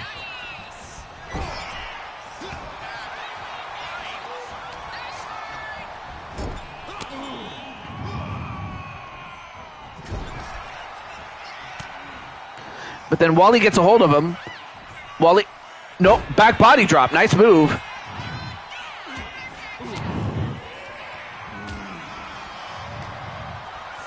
Me and Rob have an American schedule. It's like 4 a.m. I know, right?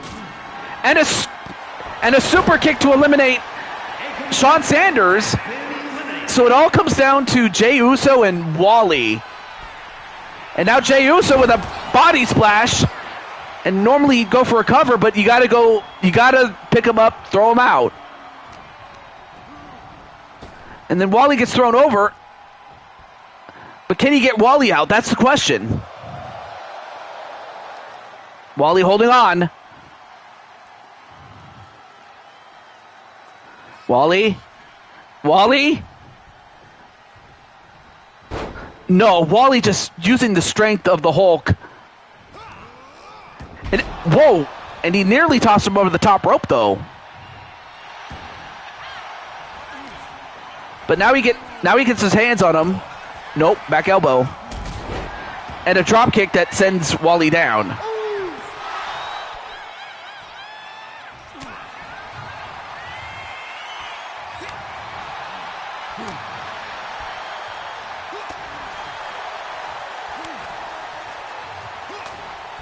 I'll tell you what, though, if Jey Uso wins, I mean, you know, basically the story about this guy is that he wanted to be on Blue Toad Wrestling, but I said, I don't have any plans for you. Then I put him in a 3-on-1 tag team match or a handicap match, mainly to teach him a lesson, and yet, here he is, one person away from winning the AAA championship, the Mega Championship.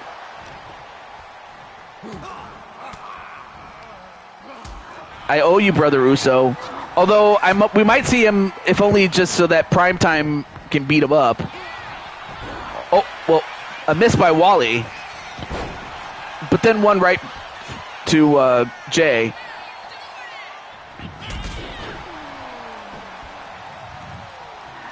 Now picks up Jay. Oh, nice move there. Nice anticipation by Wally. And look at Wally's face.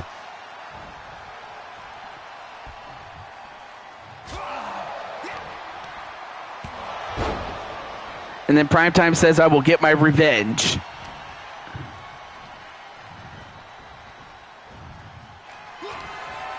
And then Wally, oh, this is not good. Well, not good for Jey Uso. As he gets powerbombed outside, it's over. So Wally is the new AAA Mega Champion.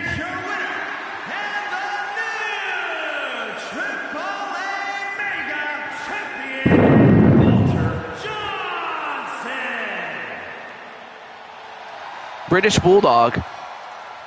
Oddly enough, there's actually a wrestler by the name of British Bulldog. You know what? Remind me of this, but I would love to put you, Rob Gamer, and the British Bulldog, the wrestler, in a 3-on-3 match. I would love to do that, but for the moment, Wally is the new champion. Wally the Hulk Johnson. Well, hopefully Wally watches the replay, but congratulations to Wally.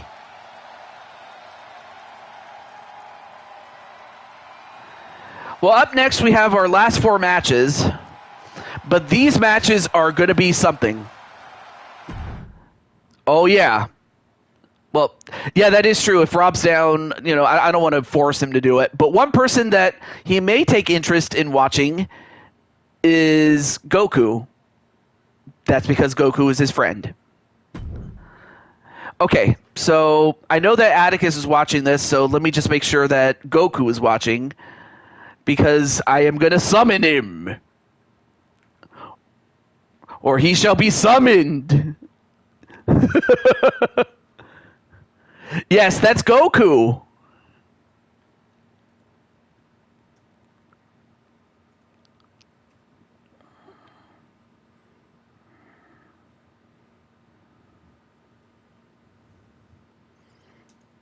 And he's not fighting for any championship. He's fighting for the Blue Toad Wrestling Mushroom Kingdom Championship against, without a shadow of a doubt, the greatest Mushroom Kingdom champion that there ever was, or is, or ever will be, and that is Rose the Gaia. That is not an exaggeration, because Rose the Gaia has proven herself to be the greatest Mushroom Kingdom champion that there ever was. But will it take somebody like Goku to win it? Or can Rose continue to prove that she is the greatest Mushroom Kingdom champion that there ever was? Let me just finish. Let me summon him really quickly.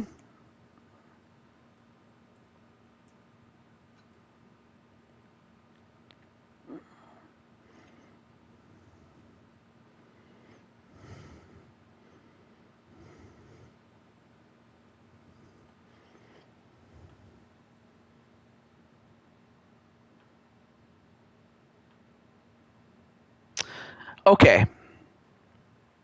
So we saw the Hulk. Now we get to see the Super Saiyan. So I guess I should ask, who do you think is going to win, or better yet, who do you want to win? There he is. Say his name and he appears. Rules match. And is for the All-Star Super Championship.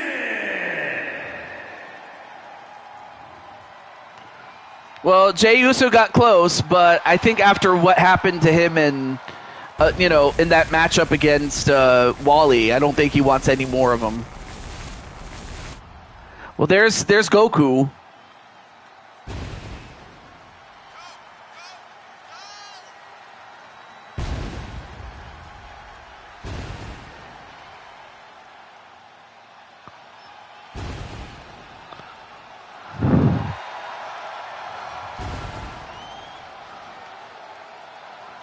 What's that, Rib and Goku? Oh, I think you meant to say Rob. Although Rib Gamer is kind of like what happens if you take Rob Gamer and his ability to game, and you add on top of that the ability to cook some ribs. That would be cool.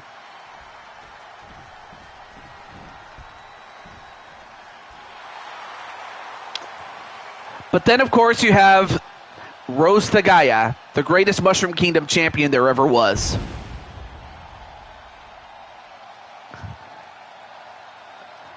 And in fact, there she is right here. Rob equals Rib. Goku is Goki.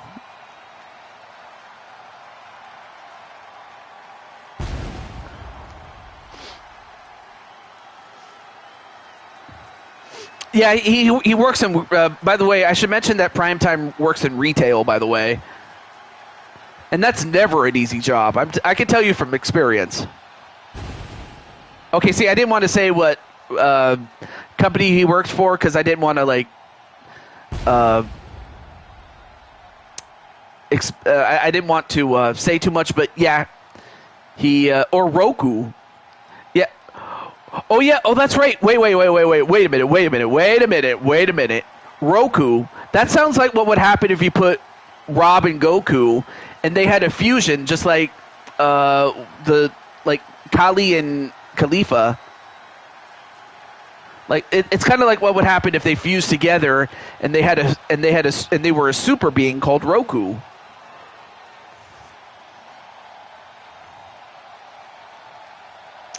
Or at the very least they had like Zords and you put them as a Megazord or something. Like a giant Megazord. Yeah, fusing, yeah. The Roku TV tag team. That would be something, actually. But as that happens, there you see the Mushroom Kingdom Championship. Introducing the challenger, weighing in at 228 pounds, the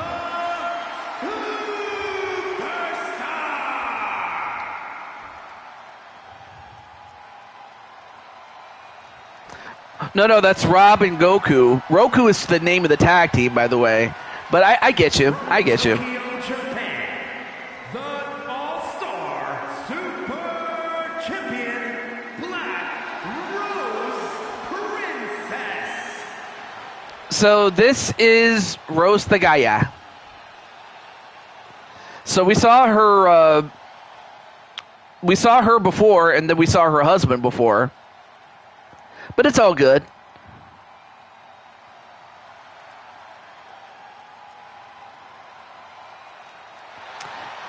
And of course, that championship was made with by my good friend Alicia, so I can't take credit for the creation of the title. And then AJ says, I sent you the DM Eob? Rob. Oh. Yeah, Eob. That sounds more like... No, I'm not going to say it. I am not going to say it. I won't say it.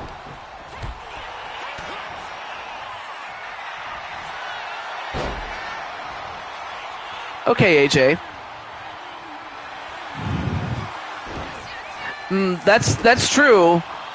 Although Rose was part of that, she was part of that match that featured. She was part of that street fight where she was helping out her sister in more than one sense, Vera. Win the Four Aces championship. I know, right? Oh dear. Well, if it gets bad enough, I wouldn't even... Oh.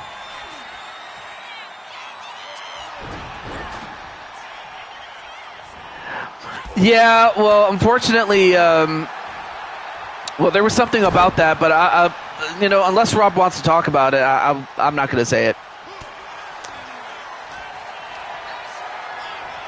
But as that happens... Ooh! Landed right on the table. I forgot to mention that this is an Extreme Rules match, meaning you could use weapons. But ultimately, you got to pin your opponent or force your opponent to submit. Although, wait a minute. Goku is using his Super Saiyan powers. I don't know if you saw that, but Goku used his Super Saiyan powers, and now where's he going? Goku, what do you do? Oh, now wait a minute. Goku has the belt, but just simply taking the belt doesn't make you the champion. Although he is going to use the title as a weapon. I met my friends from the UK Temple plays. Oh, yeah. No, understandable.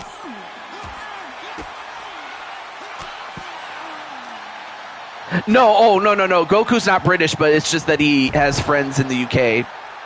Just like I have you guys in the UK. I just don't live in the United Kingdom, though. Anyway, back to the matchup. Now goes for the cover. 1, 2, no.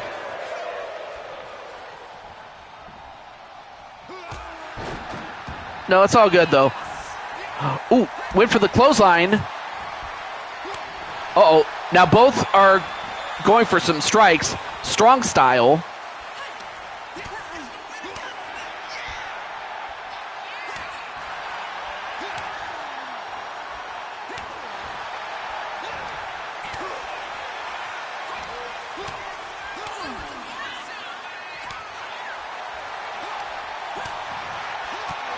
Ooh, that'll take her down. But then, no, wait, where's she? Oh, now he's got a garbage can.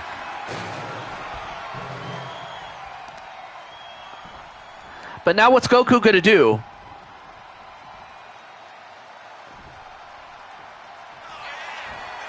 Although, wait a minute, a small package pin. Nope, not even a 1 count.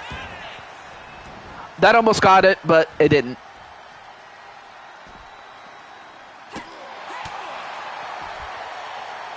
And then a rollover into a leg drop. And now trying to take out the man's legs. I mean, I guess if you're going to beat Goku, you got to take out his legs. Although Goku didn't stay down for long. And then Goku, what's he going to do? Nope. Again, going for those legs.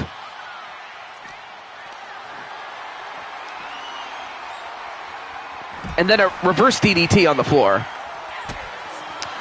But then he gets kicked in the head. And a running elbow.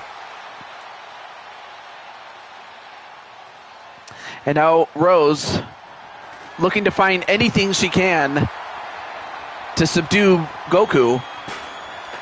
Although she was about to use that chair, but didn't get a chance to use it.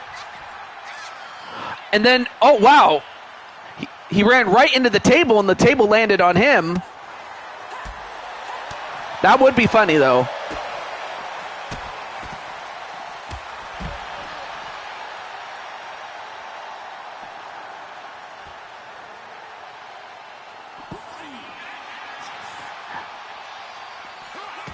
And then, oh, big slam there.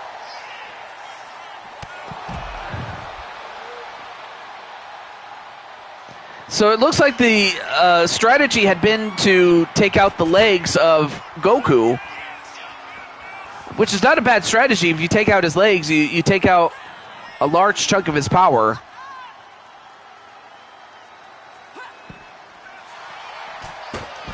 Although, nice counter there by Rose the Gaia.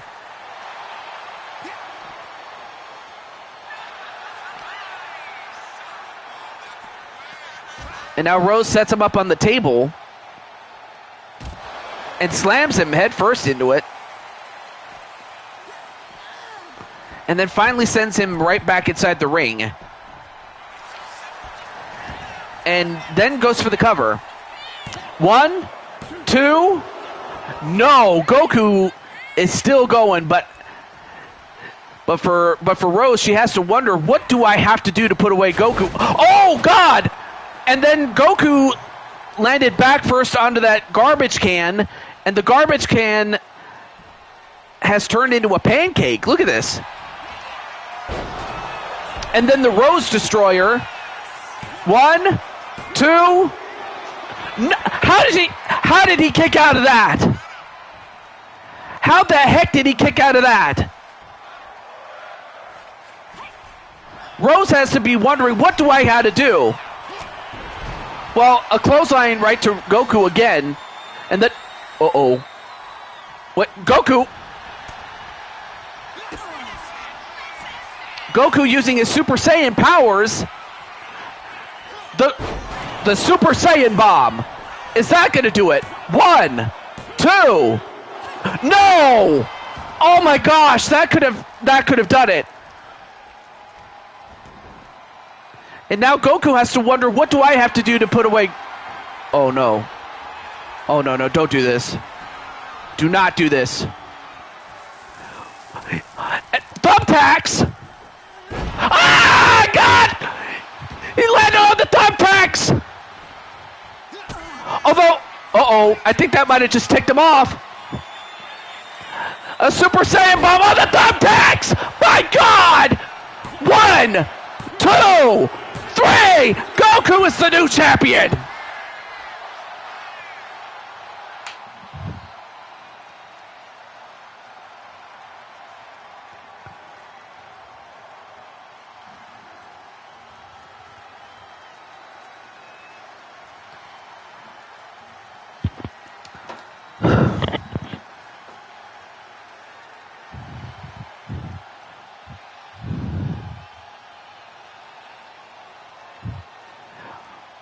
Well, Rose was trying to take out the man's legs. Right there, he landed on the thumbtacks, but all that seemed to do was make him mad. And then a Super Saiyan bomb. This time, that's the second one. And it was on the tacks this time. And as good as and as great as a champion as Rose the Gaia has been, we now have a new champion. And his name is Goku Blue.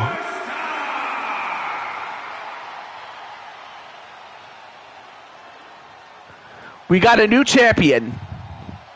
And it was a 4-star match. I was really channeling my inner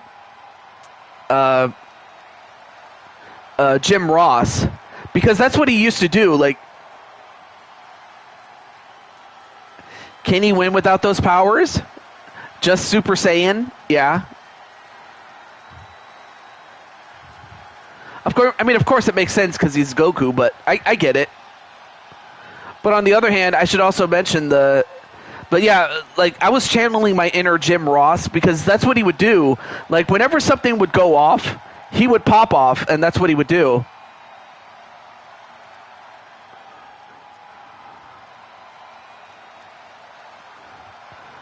But my God, that was an incredible match.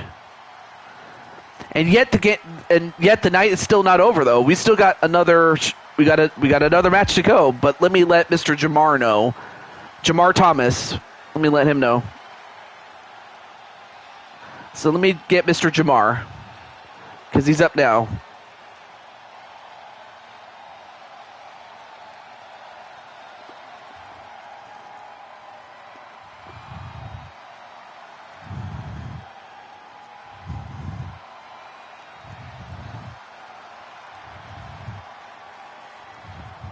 And everybody's congratulating Goku. That's a wonderful thing to see, my friends. Okay. I reached out to him. Let's get to the next match then. All right, here we go. But no, I'm so happy that, you know, for Goku, this was a huge accomplishment. The following contest is scheduled for one fall. Yeah. I'm sorry. If I scared you, I'm sorry. I wasn't trying to scare you. Next up is the Intercontinental Championship, which is another championship that is defended by men and women and challenged as such. But up next we have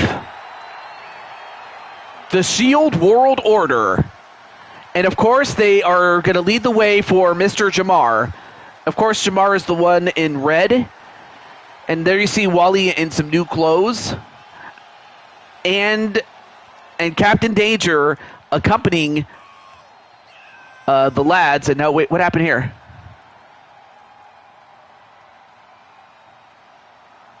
Oh, okay. Well, there they are, right there.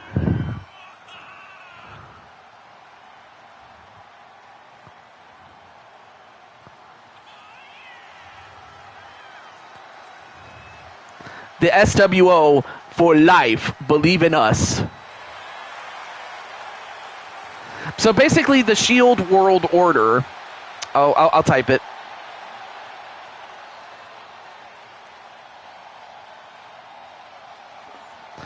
Is a combination of WCW's New World Order and the Shield.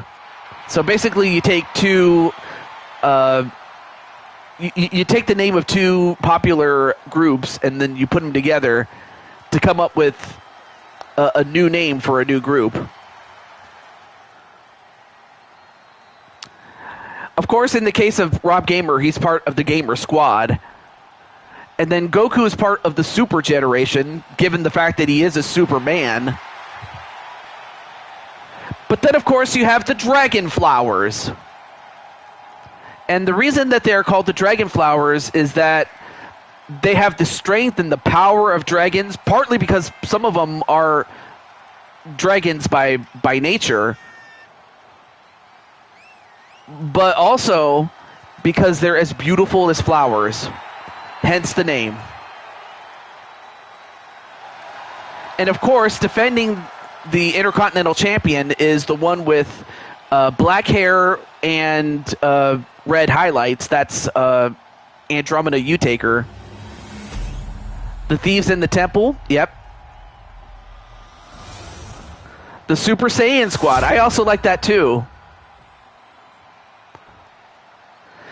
You know, speaking of the Super Generation, you'll get to see somebody in which Goku's going to be there to accompany in a few matches time.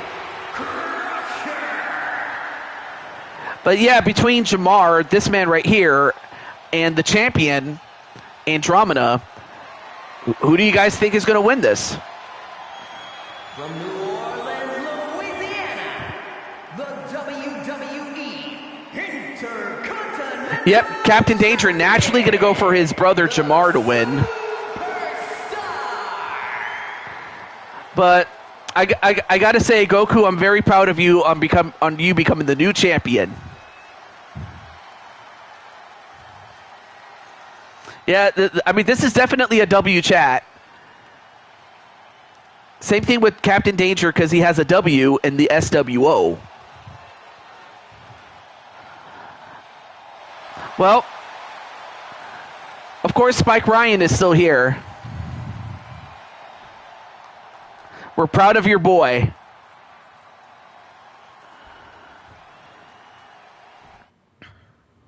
All right, here we go. So this is under normal match rules, though. Ooh, nice cutter onto Jamar. Now, of course, for Andromeda, this is her second match, as she earlier in the show challenged for the women's tag team championships. But she's had enough time to rest. We'll find out if that will be enough. However, she did sign on knowing that she was going to compete in 2 matches. And now, wait a minute. Now going for a pin. 1, no. Ooh, nice jumping cutter. Uh-oh. And then, then gets caught, only to get kicked in the head. Well, for Jamar, he'll have to use something he normally doesn't do, and that's use his power, because that's what he has. Although Andromeda certainly does not lack power herself.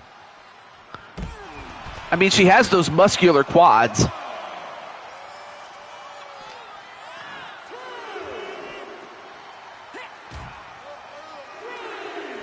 And then, wait, what's she doing? Whoa! Okay, I don't know if you guys saw that, but she just chokeslammed him on the apron. I mean, the strength that it takes to lift a man who outweighs you by about, what, 40 pounds? And just chokeslam him like that?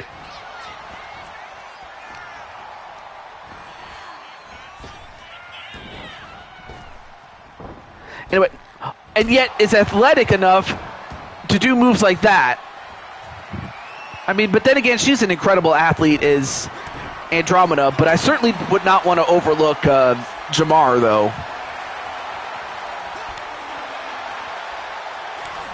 Knife edge chops back and forth by Jamar and Andromeda.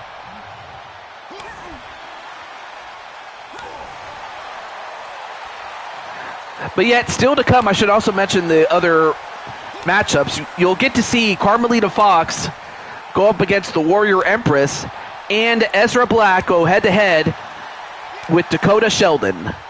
Yes, that Dakota.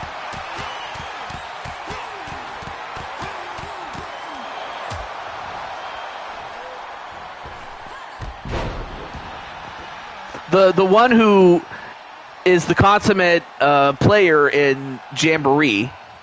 Yes, that guy.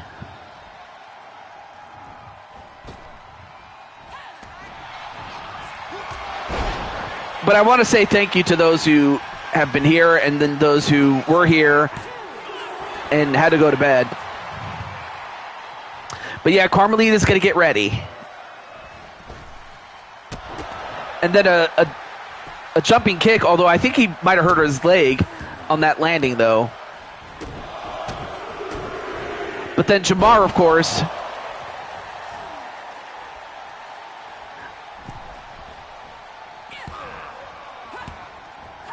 not going to give it up like that.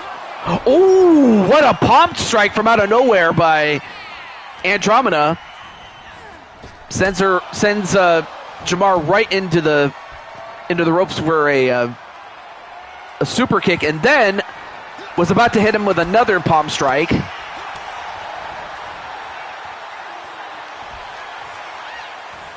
And then, nope, gets popped in the face and then dropped on her face. Nice counter there by Jamar. Now goes up to the top. Jamar. Whoa, what a double rotate. That's a great move, man. 1, 2, 3, and Jamar is the new champion. That was an incredible athletic move by Jamar. That double rotation moonsault, he lands it, and he is the new champion.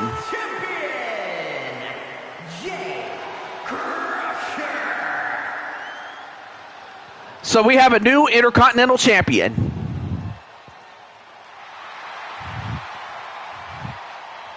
Much to the delight of Wally and Captain Danger.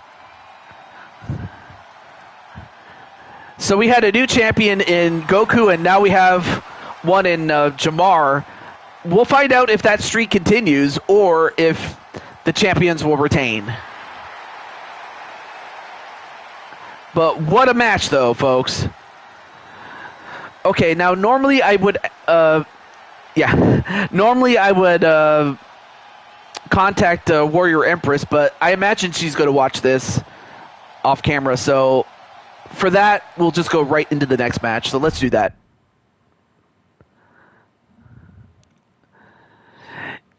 Yeah, I can imagine there, Brandon, after what Jose did to you. The following contest is scheduled for one fall and is for the All-Star Women's World in the WWE Women's Championships.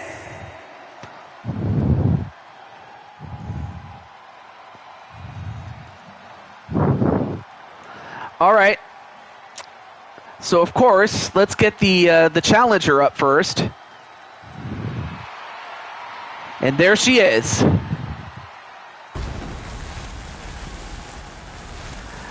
Payback is... Wait. Yeah, of course. Of course, Carmelita will have the SWO Nova... Or not the SWO, the DWO, the Diamond World Order Nova, which is the sister group to the Diamond World Order. As she'll have Amethyst Flames, the purple cat with the blue tail, and she'll have Diamond Sky to accompany her, and by her I mean Carmelita Fox.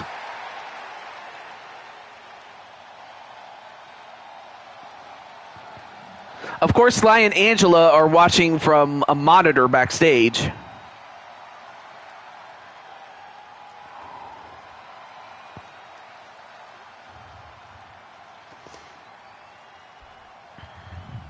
But now she gets to face off against the Warrior Empress, Alicia.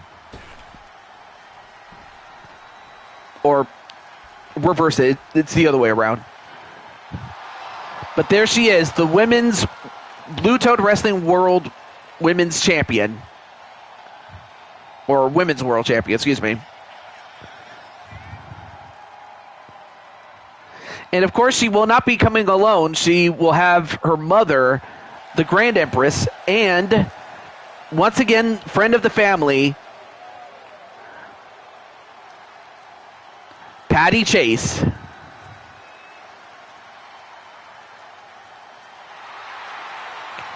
I don't know if Patty's still in the chat, but if she is, well, you're out there, but this time in support of Alicia as she defends the WWE Women's Championship, but also the Blue Toad Wrestling Women's World Championship. And in fact, it has a picture of Peach holding onto the title. Oddly enough, Rob Gamer played as Peach, if I'm not mistaken. Why am I not with them? Oh. Oh, you know why? Because unfortunately, your character suffered an injury, and I didn't want to risk you getting hurt again. And her opponent from Delaware, the WWE. And then, okay, seriously, cameraman, can we not get a shot of the referee's butt? The All-Star Women's World Champion, Warrior Empress. Anyway, as I was saying, yeah, I saw Patty, though. I could be a manager. Okay. I will consider that there, Tammy. And then how... Okay, seriously, game, what's with the glitches, dude? Anyway, what I was saying was that Rob played as, yeah, Peach, yeah. Oh, you took second. Well, that's pretty good that you got second. It would have been nice if you had won one, but hey, as long as you had fun, that's the most important thing. And that's really the most important thing was that you had fun, and heck, I had fun yesterday. Well, that was until what happened to Rob, but aside, but if you take that out, like I had fun otherwise. Yeah. Anyway, match underway, and don't tell me that's going to do it. One, no, certainly going to have to do more than that to beat Carmelita. That's for sure.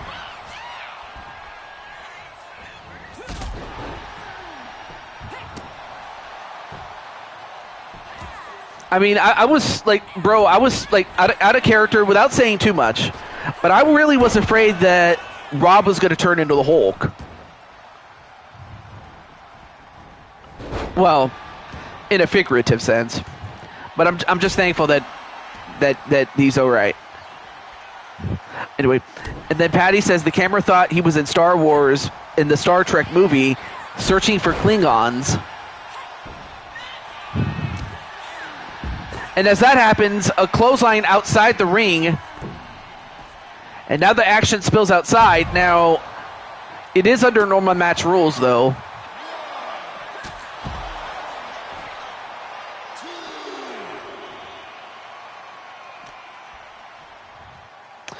And then sent back outside, or inside, excuse me. But nonetheless, though, I'm happy that you had fun there, Rob. I forgot to mention that last part there, but I'm happy that that was the case. Back to the match, though, as, went for one moonsault too many and paid for it. Now, for Carmelita, she wants to win the title back. And certainly there are other challengers that are going to look to challenge for the women's world title. Not the least of which include the likes of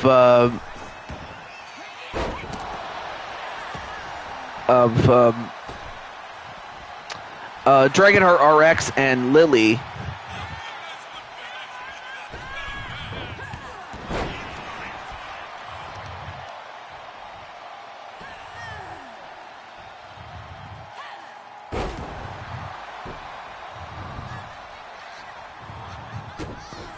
There we go.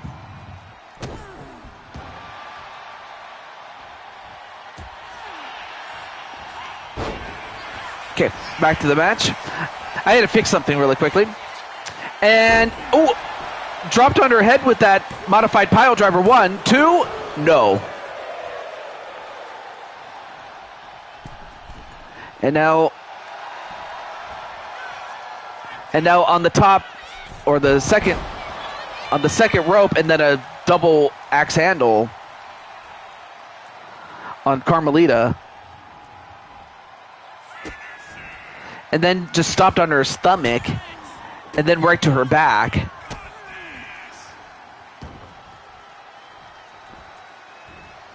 Wait. Make sure. Am I still alive? Yes, okay. All right, just want to make sure I was still alive. Yeah, congratulations to Jamar. And as that happens, look at this. Look at that. Look at the stretch on Carmelita. And yet I don't know how Carmelita was able to untie herself when she was tied as a pretzel. Pretzel sounds good, actually. And then a clothesline from out of nowhere. 1, 2. Ooh, that would have done it, but nope, it didn't. Not yet.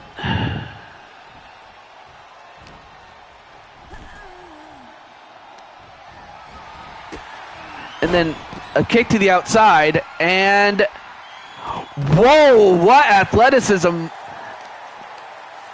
as she delivers a dive outside.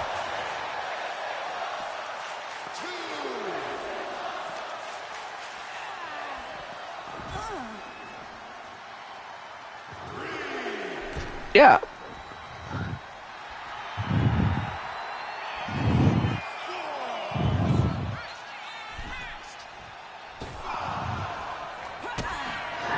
Yep, congratulations to Jamar. I got to give him credit for that.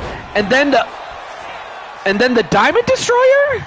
Well, I guess she must have learned it from Diamond Sky. 1, 2, no. And then a Whisper in the Wind.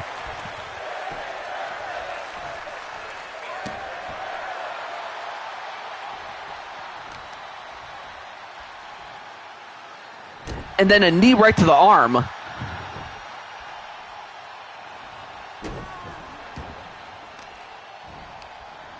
Oh, but nice reversal with an arm wringer. And then goes for the Magistral pin. 1, 2. Ooh, almost got her.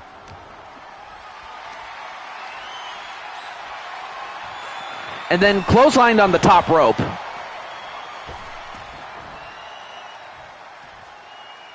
And then, uh-oh. I don't know if you saw that, but Patty was saying something to Carmelita, or Carmelita said something to Patty. But whatever she said, it distracted Carmelita long enough for the Warrior Empress to get right back in it. And a spear right to Carmelita.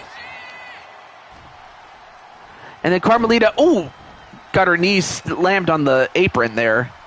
Or on the canvas, sorry. A spin kick that misses, and the royal spin, but she missed.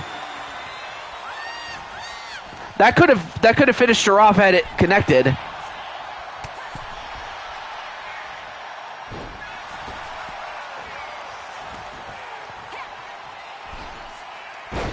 And then the royal cutter.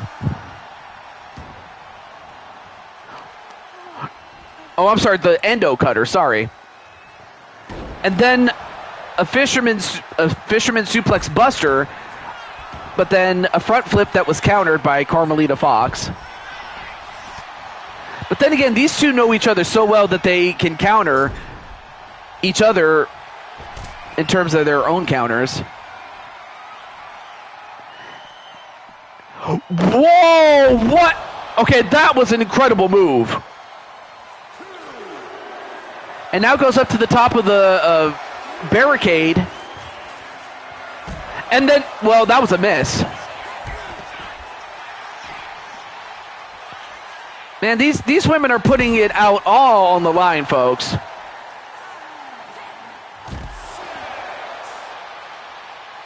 Hope everything's cool.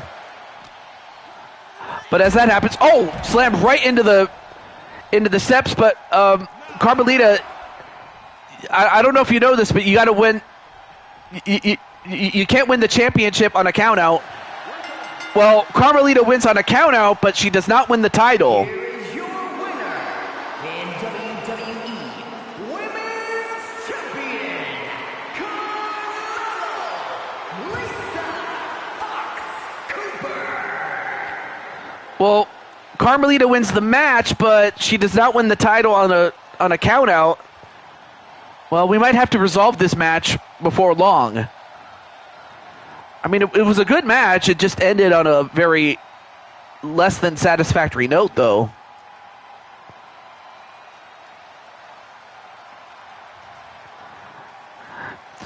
Well, I'll have to talk to Carmelita or Sly or whoever I would have to talk to, but Carmelita still has a championship opportunity in her back pocket, though.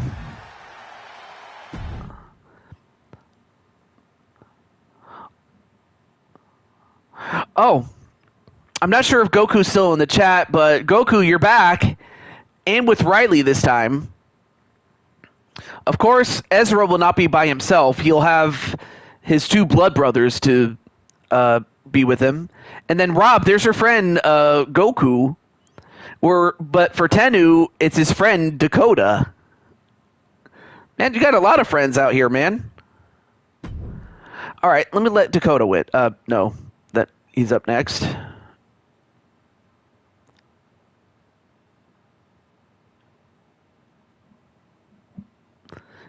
Yep, there he is. But I'll also get Dakota though. But yeah, Dakota is the champion.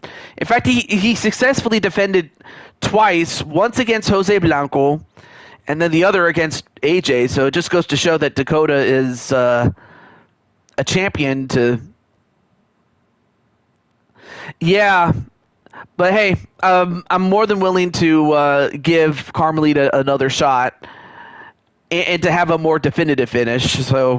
So Carmelita, let me know what your match stipulation is, and I'll put it together, my friend.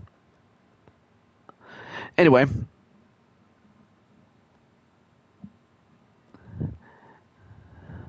yeah, he won it off of you, defended it against you, and then AJ.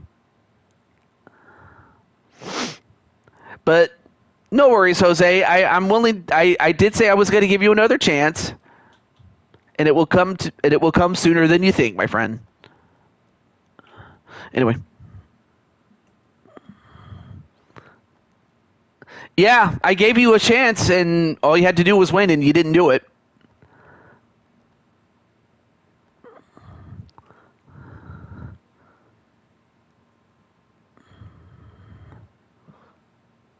Yeah, that's something that AJ was quick to point out. Of course, out of character. For those who are wondering, why is Jose acting like a baby? Well, that's because that's his character. Oh, well, you posted it twice, AJ. But yeah, but anyway, it's actually character acting that Jose's doing. So if you're wondering why Jose's acting, is that's why. So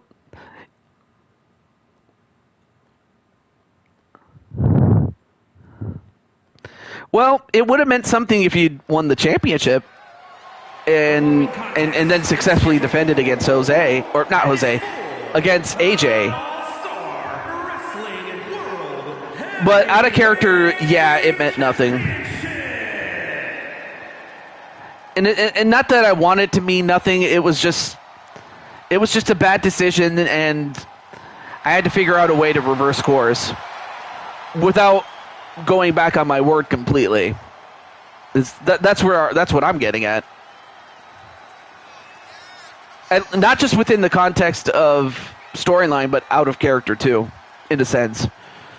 Anyway, here's the man that I did promise would get his shot at Gold Rush, and it's this man right here, Ezra Black, as he's accompanied by his two brothers, his blood brothers, if you will.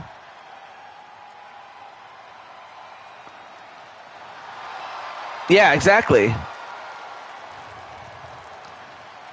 Of course, he is the WWE Intercontinental Champion, as he's holding on to that title, but he could very well become the champ when all is said and done.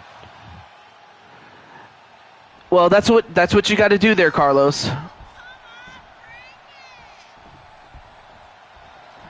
The reward was to get the opportunity. That's to become the immediate challenger. And when I said immediate, I really meant that. So it's not like I didn't give you a shot. I did. But you didn't win. Anyway, here is the champion. Well, you did, of course. I'm not denying that you didn't win. But as it is, there you see Dakota. And of course, there he is in his best, SMG3 outfit.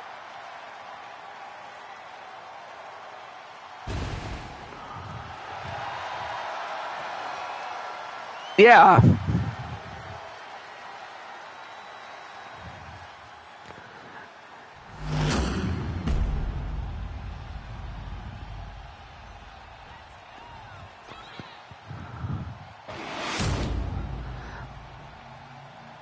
I mean, sure, absolutely, Temple. Introducing the Anyway. challenger from Tokyo, Japan, weighing in at 225 pounds, the WWE Intercontinental Champion, the Extreme Rules. Well, here's the man that I did promise, because I felt bad that I screwed him out of that opportunity. So I was like, all right, whoever the champion is, whether it was Dakota, Jose, or AJ, would face off against Ezra. Because, like I said, my word is my bond. And AJ and Rob and basically anybody who's ever done business with me knows that when I say something, I mean it, and that my word is my bond. Of course, that was something that was taught by my mother and my father and my family. And really, that's what people should do, is be a man or woman or a company or a group of people by their word, you know? You got to be of your word. Because if you're not, your word means nothing. I mean, just take a look at somebody like... I'm trying to think of someone who was not a person of one's word, and it just doesn't mean anything. I'm trying to think of someone like that.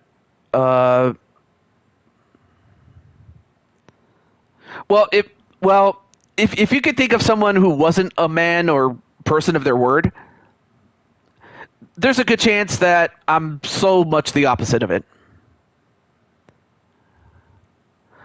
Right. Well, Jose, like I said, I intend to... I'm still going to give you your opportunity. It'll take some time, but you'll get your opportunity. But for now, this is Ezra's opportunity. Well, I wouldn't even call Tenu small. It was more so that whoever Tenu's opponent was just that big. 2 episodes before this one, yeah.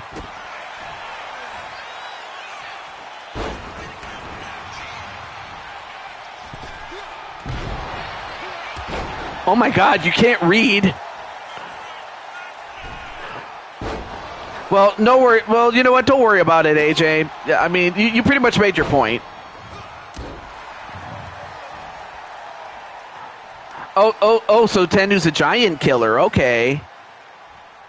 I mean, there's a lot of giant killers here. I mean, you have AJ and heck, Jose before in the past when Jose was just a scrawny kid. Like, he slayed giants. AJ's a giant killer.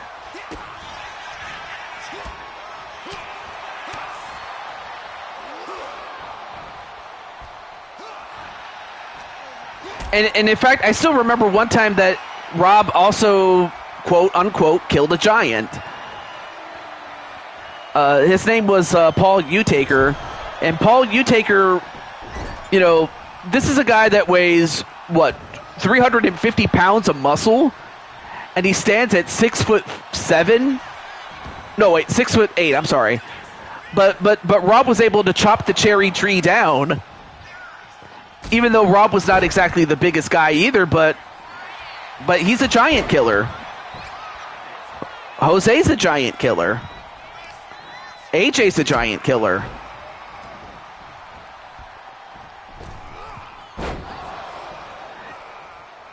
And these two, the two men that you see in the ring, are giant killers. Not that we want to kill people, I'm just saying in a euthanism sense. Back to the match, though. I don't want to take anything away from these guys. But for Ezra, he's waited a long time for this.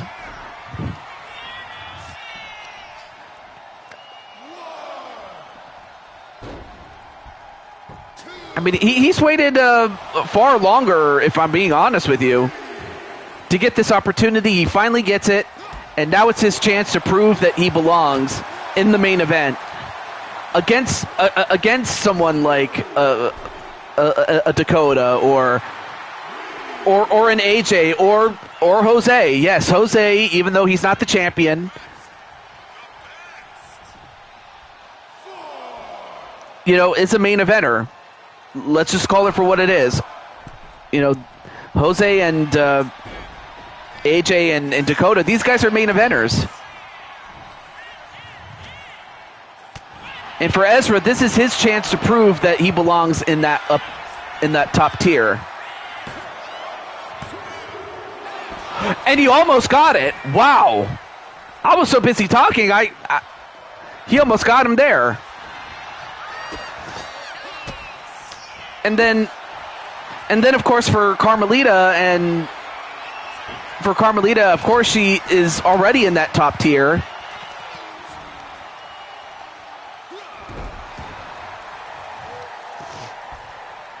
Oh yeah, you're doing the storyline on your show there, Temple Plays. By the way, Temple Plays also does his own show, but it's based off of Lucha Underground. Although Ezra, ooh, nice move there onto Dakota, and wait, what's wrong with Dakota? Wait, 1, 2? No, kick out by Dakota.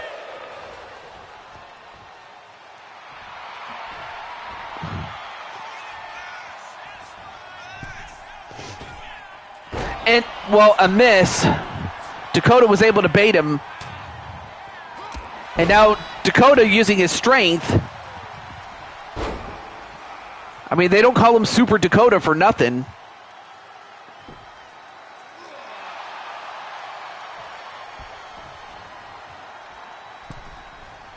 And then, for some reason, Tate got up on the apron, but the referee was quick to tell him to get down.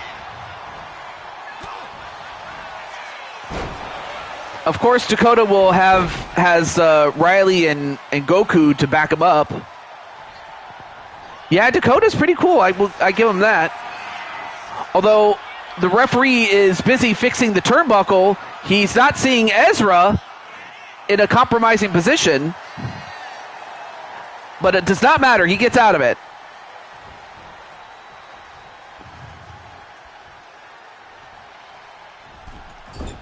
And then, well, a miss there.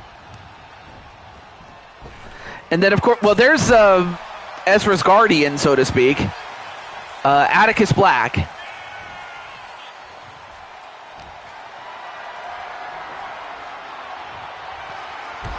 Ooh, a shoulder tackle. Oh, that'll definitely do it.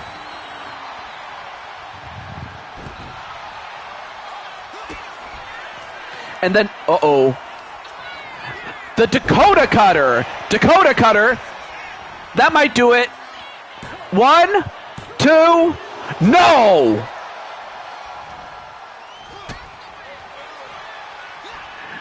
Sure, go for it, Carmelita.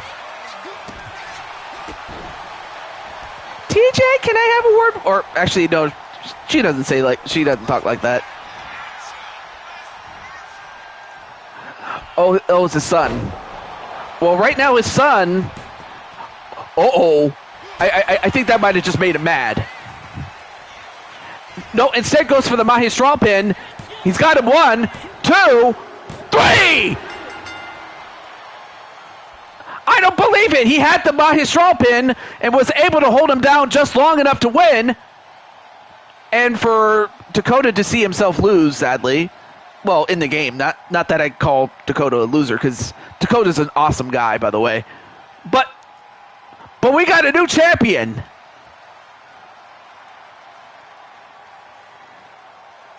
No, Dakota's awesome, and... Oh, okay. Thank you. Well, I'll read that, and I'll book that for the next show. You know, since you did win, and you do deserve another shot. But... yeah, right here, the Mahi Straw Pin. That's what got him. 1, 2, 3. Here is your winner, and new All-Star Wrestling. However, I should also point out something else, but I'll get to that in a moment.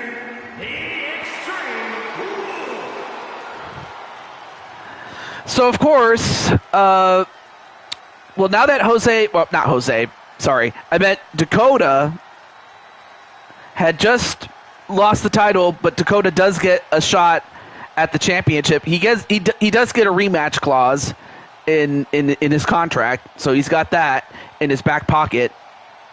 So we will see Dakota challenge for the title again. But that should take nothing away from the reign that he just had, beating Jose Blanco and then beating him again, and then beating AJ in succession. However, your next opponent actually is Damian Shelley. Of course, he's waited just as long, if not longer, than what Ezra has waited for.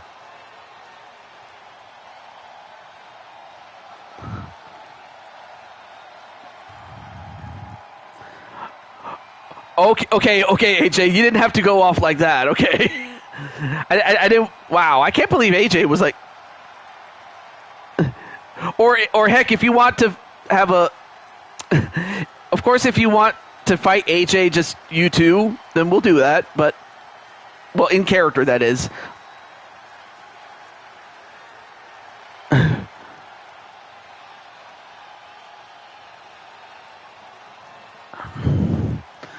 But we have a new champion, folks. And his name is Ezra Black. But for Dakota, like I said, Dakota is an awesome guy. Dakota. I got to also give Dakota some respect in the sense that he got to 2,000 subscribers very fast. That's insane. Of course, in the case of Jose, he got back in the picture, but that's mainly so that Dragonheart Jr. could get his hands on him. Like, Jose was not going to accept that match had I not given him that. And plus, out of character, I did do him dirty, so I figured the least I can do is reach a compromise to that. But in the case of AJ, yes, he did give up the AAA championship. And even though AJ had a chance to win it back, AJ was willing to give it up. And, well, let's just say that AJ... No, don't do this. Are you really going to do that, Jose? And if you lose, what happens?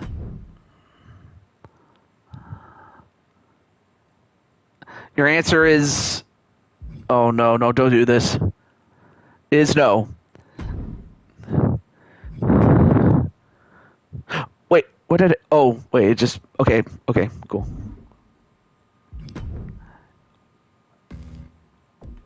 Okay, cool. I was afraid it skipped over everything, but thankfully not. All right. So no, as far as... But yeah, for Jose, he's in the title hunt. But he's going to bide his time, but so is AJ. Yeah, Jose is definitely a troll, but that is his character, though. I will say that. But anyway, what I was about to say to Ezra, and also to a degree with the women's championship, is this. Let me show you. I'll show you the calendar. So, SummerSlam, as you can see, is right over here. And, of course, Jose, and also, oddly enough, Jose was the one who... Okay, Violet, you didn't have to hurt people, but we get the point.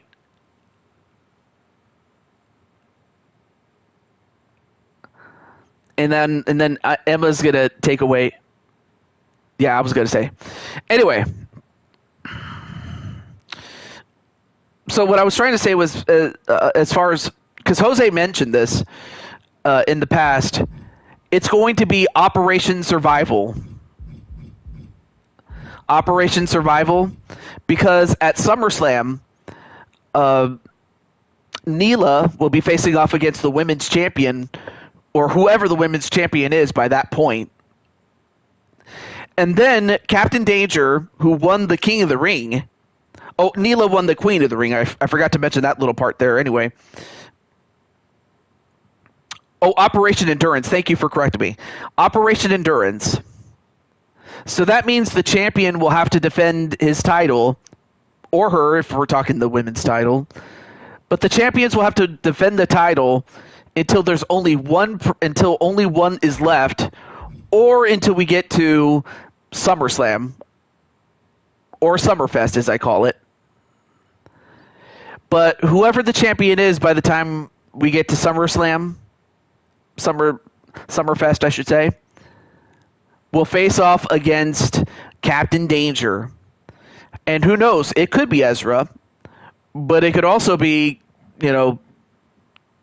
Dragonheart. It could be, Dragonheart Jr. It could be AJ. It could be Jose. Or heck, it could be Dakota again.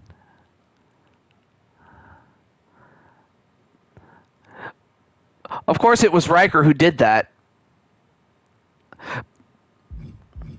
So not only do we have 4 shows of Blue Toad Wrestling, but we also have a very special show. And that special show in the middle is one that I call BTW 81. Why? Because we're going back to 81. And you'll get to see some of the superstars of 1981, in addition to some of in addition to, of course, the usual competitors that you see on Blue Toad Wrestling. But it was Riker who did. Yeah, Riker did that. Yeah, Riker has been. Yeah, my dad. Yeah, my dad was. My dad was 21 years old when he took over Blue Toad Wrestling. Yeah. Oh yeah. Yeah, Kermit.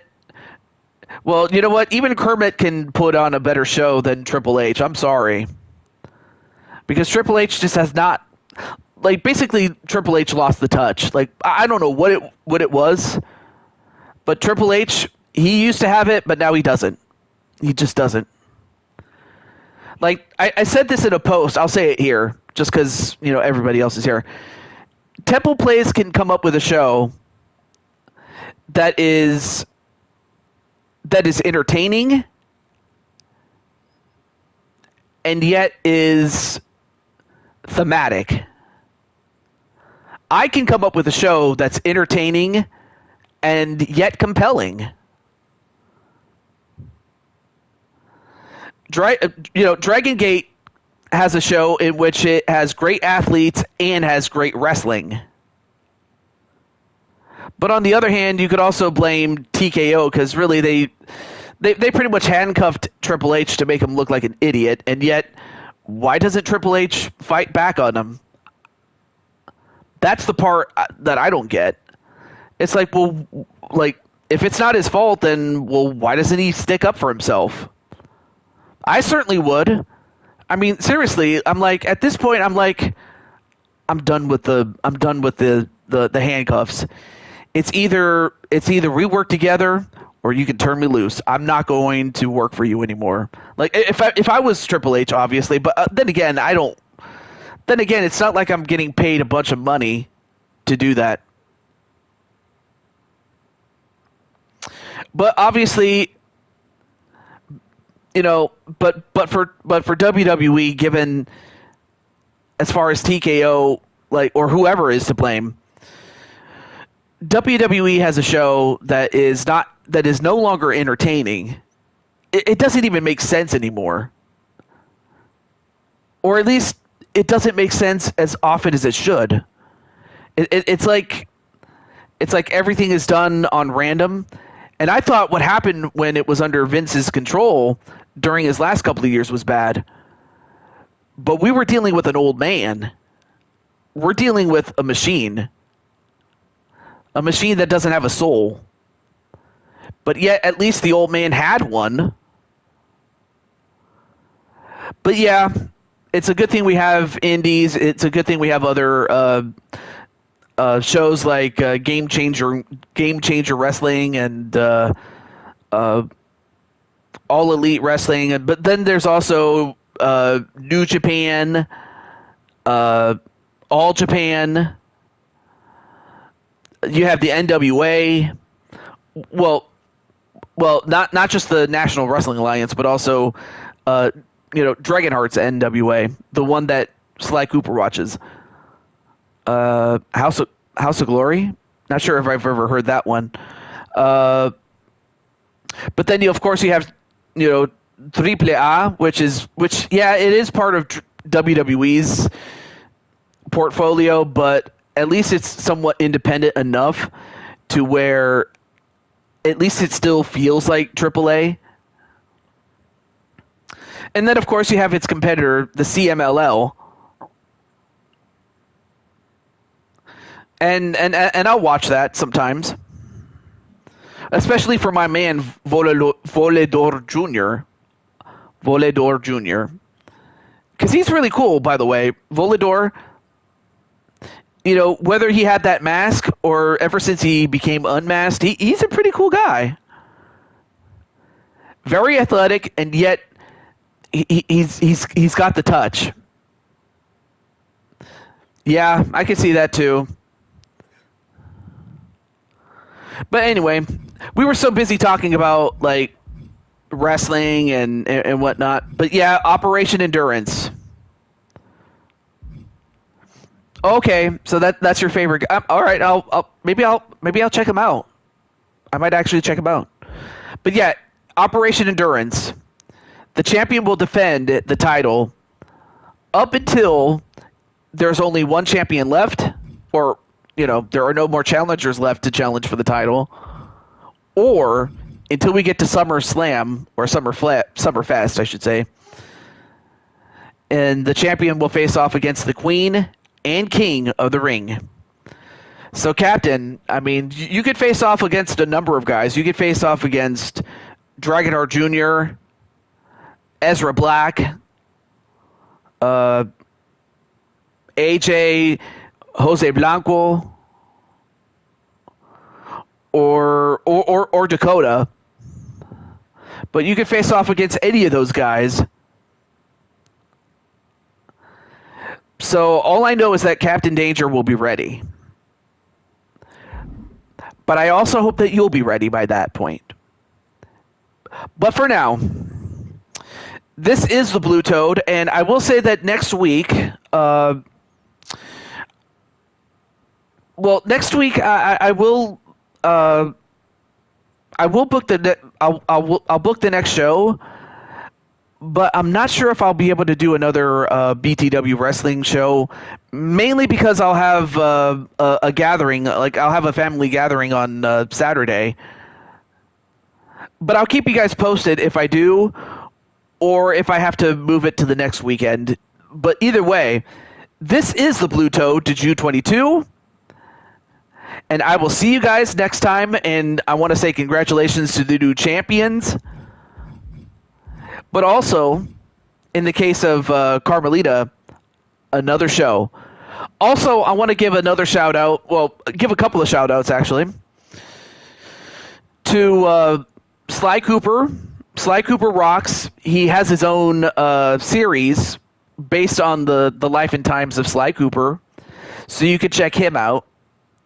You can also check out Temple Plays 5150. So you can check him out and check out his show, because again, he has a show that is entertaining and is thematic.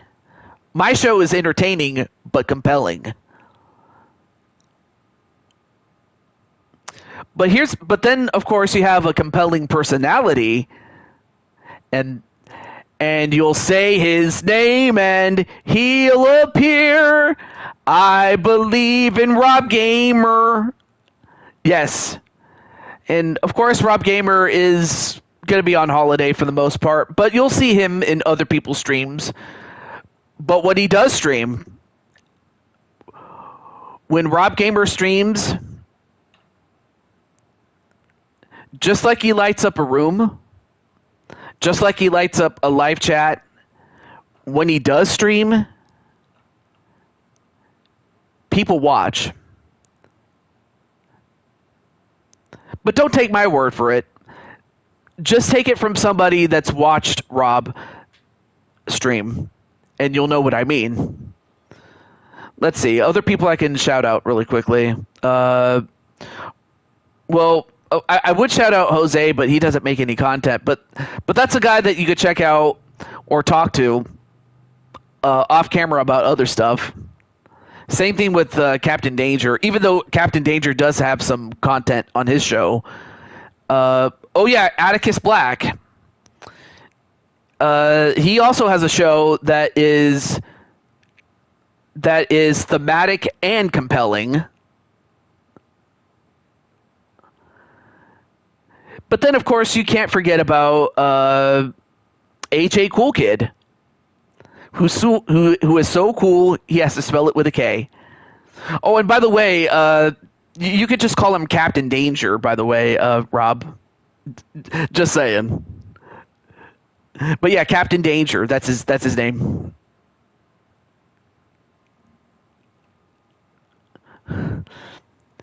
You know, because he's dangerous, just like Michael Jackson. Actually, yeah, he's about as dangerous as Michael Jackson is. Of course, Michael Jackson was also bad, just like Jose is. And if you want someone with a thrilling if you want someone who is a thriller, you can definitely check out Rob Gamer. And if you want, or actually, yeah, you could check out someone who's as thrilling as Rob Gamer. And if you want someone that's off the wall,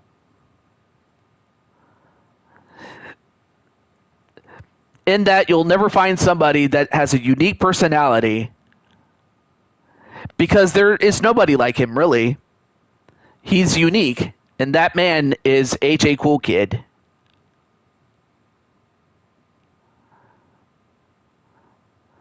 Of course, I couldn't find anybody that I could say is invincible, because nobody's invincible. Well, at least not on Earth, no one is.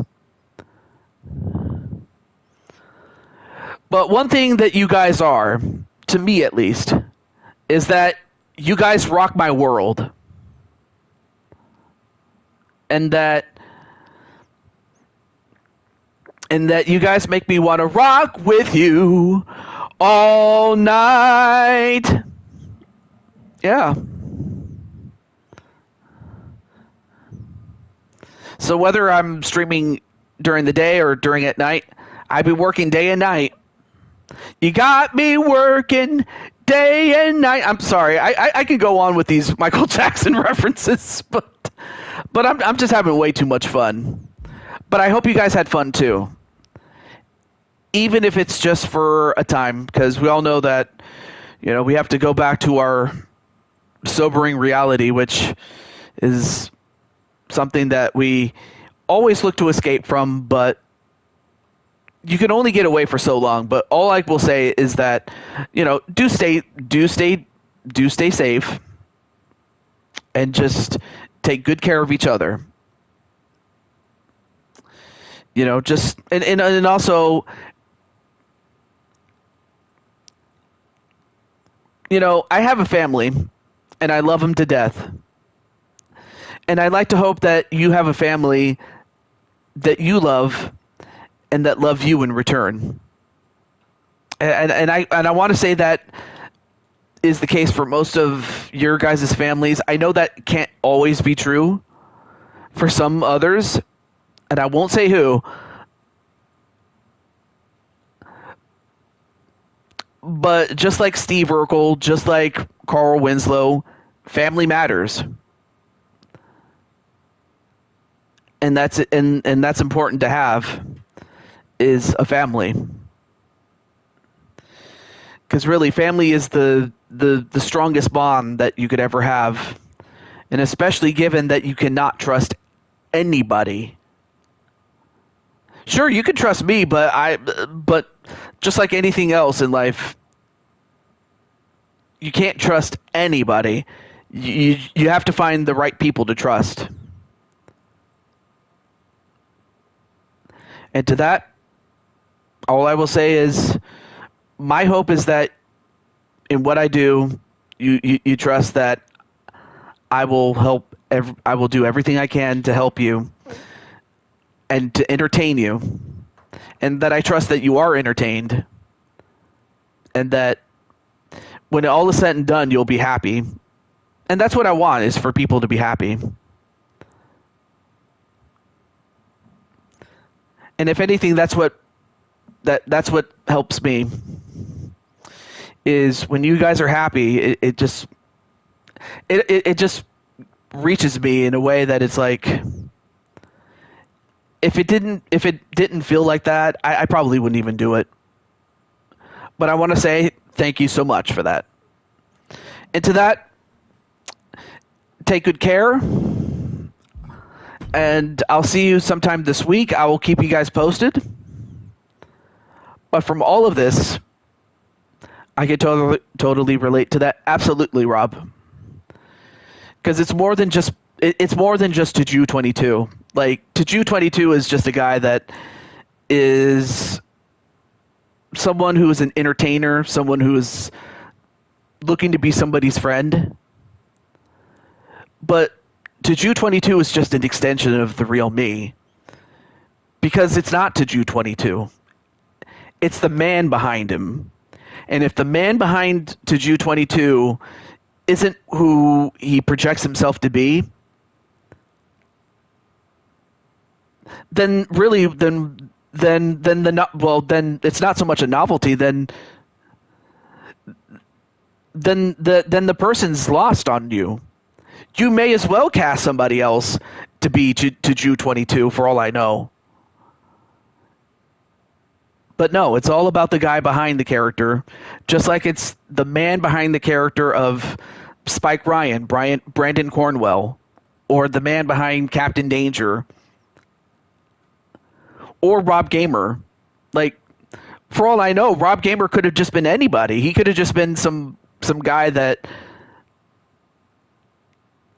puts on a mask, but the thing is, he does put on a mask. But it's the mask of Nightwing. And when he's out and about, he's out there saving the world. But for Rob Gamer, the man behind the character, he is the most kind and considerate friend that you could ever meet. And I can say that to a degree to each and every one of you, and I thank you so much for that.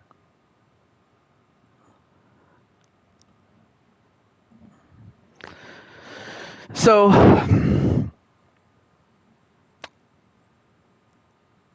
I thank you. And I'll let you get to bed, because I know some of you are going to have to go to bed pretty soon, but I'd like to hope that you were entertained, and yet you learned something new. And even if you're watching this in the not so distant future, or maybe you are, I don't know, whoever you are that's watching this, like the replay, like to whoever you are, thank you for watching, and I'll see you another time. So this is the man behind Taju 22 saying good night, God bless, and take good care of each other, and best regards. Have a good night, everybody, or day, or whenever you're watching this. Peace. Love you all.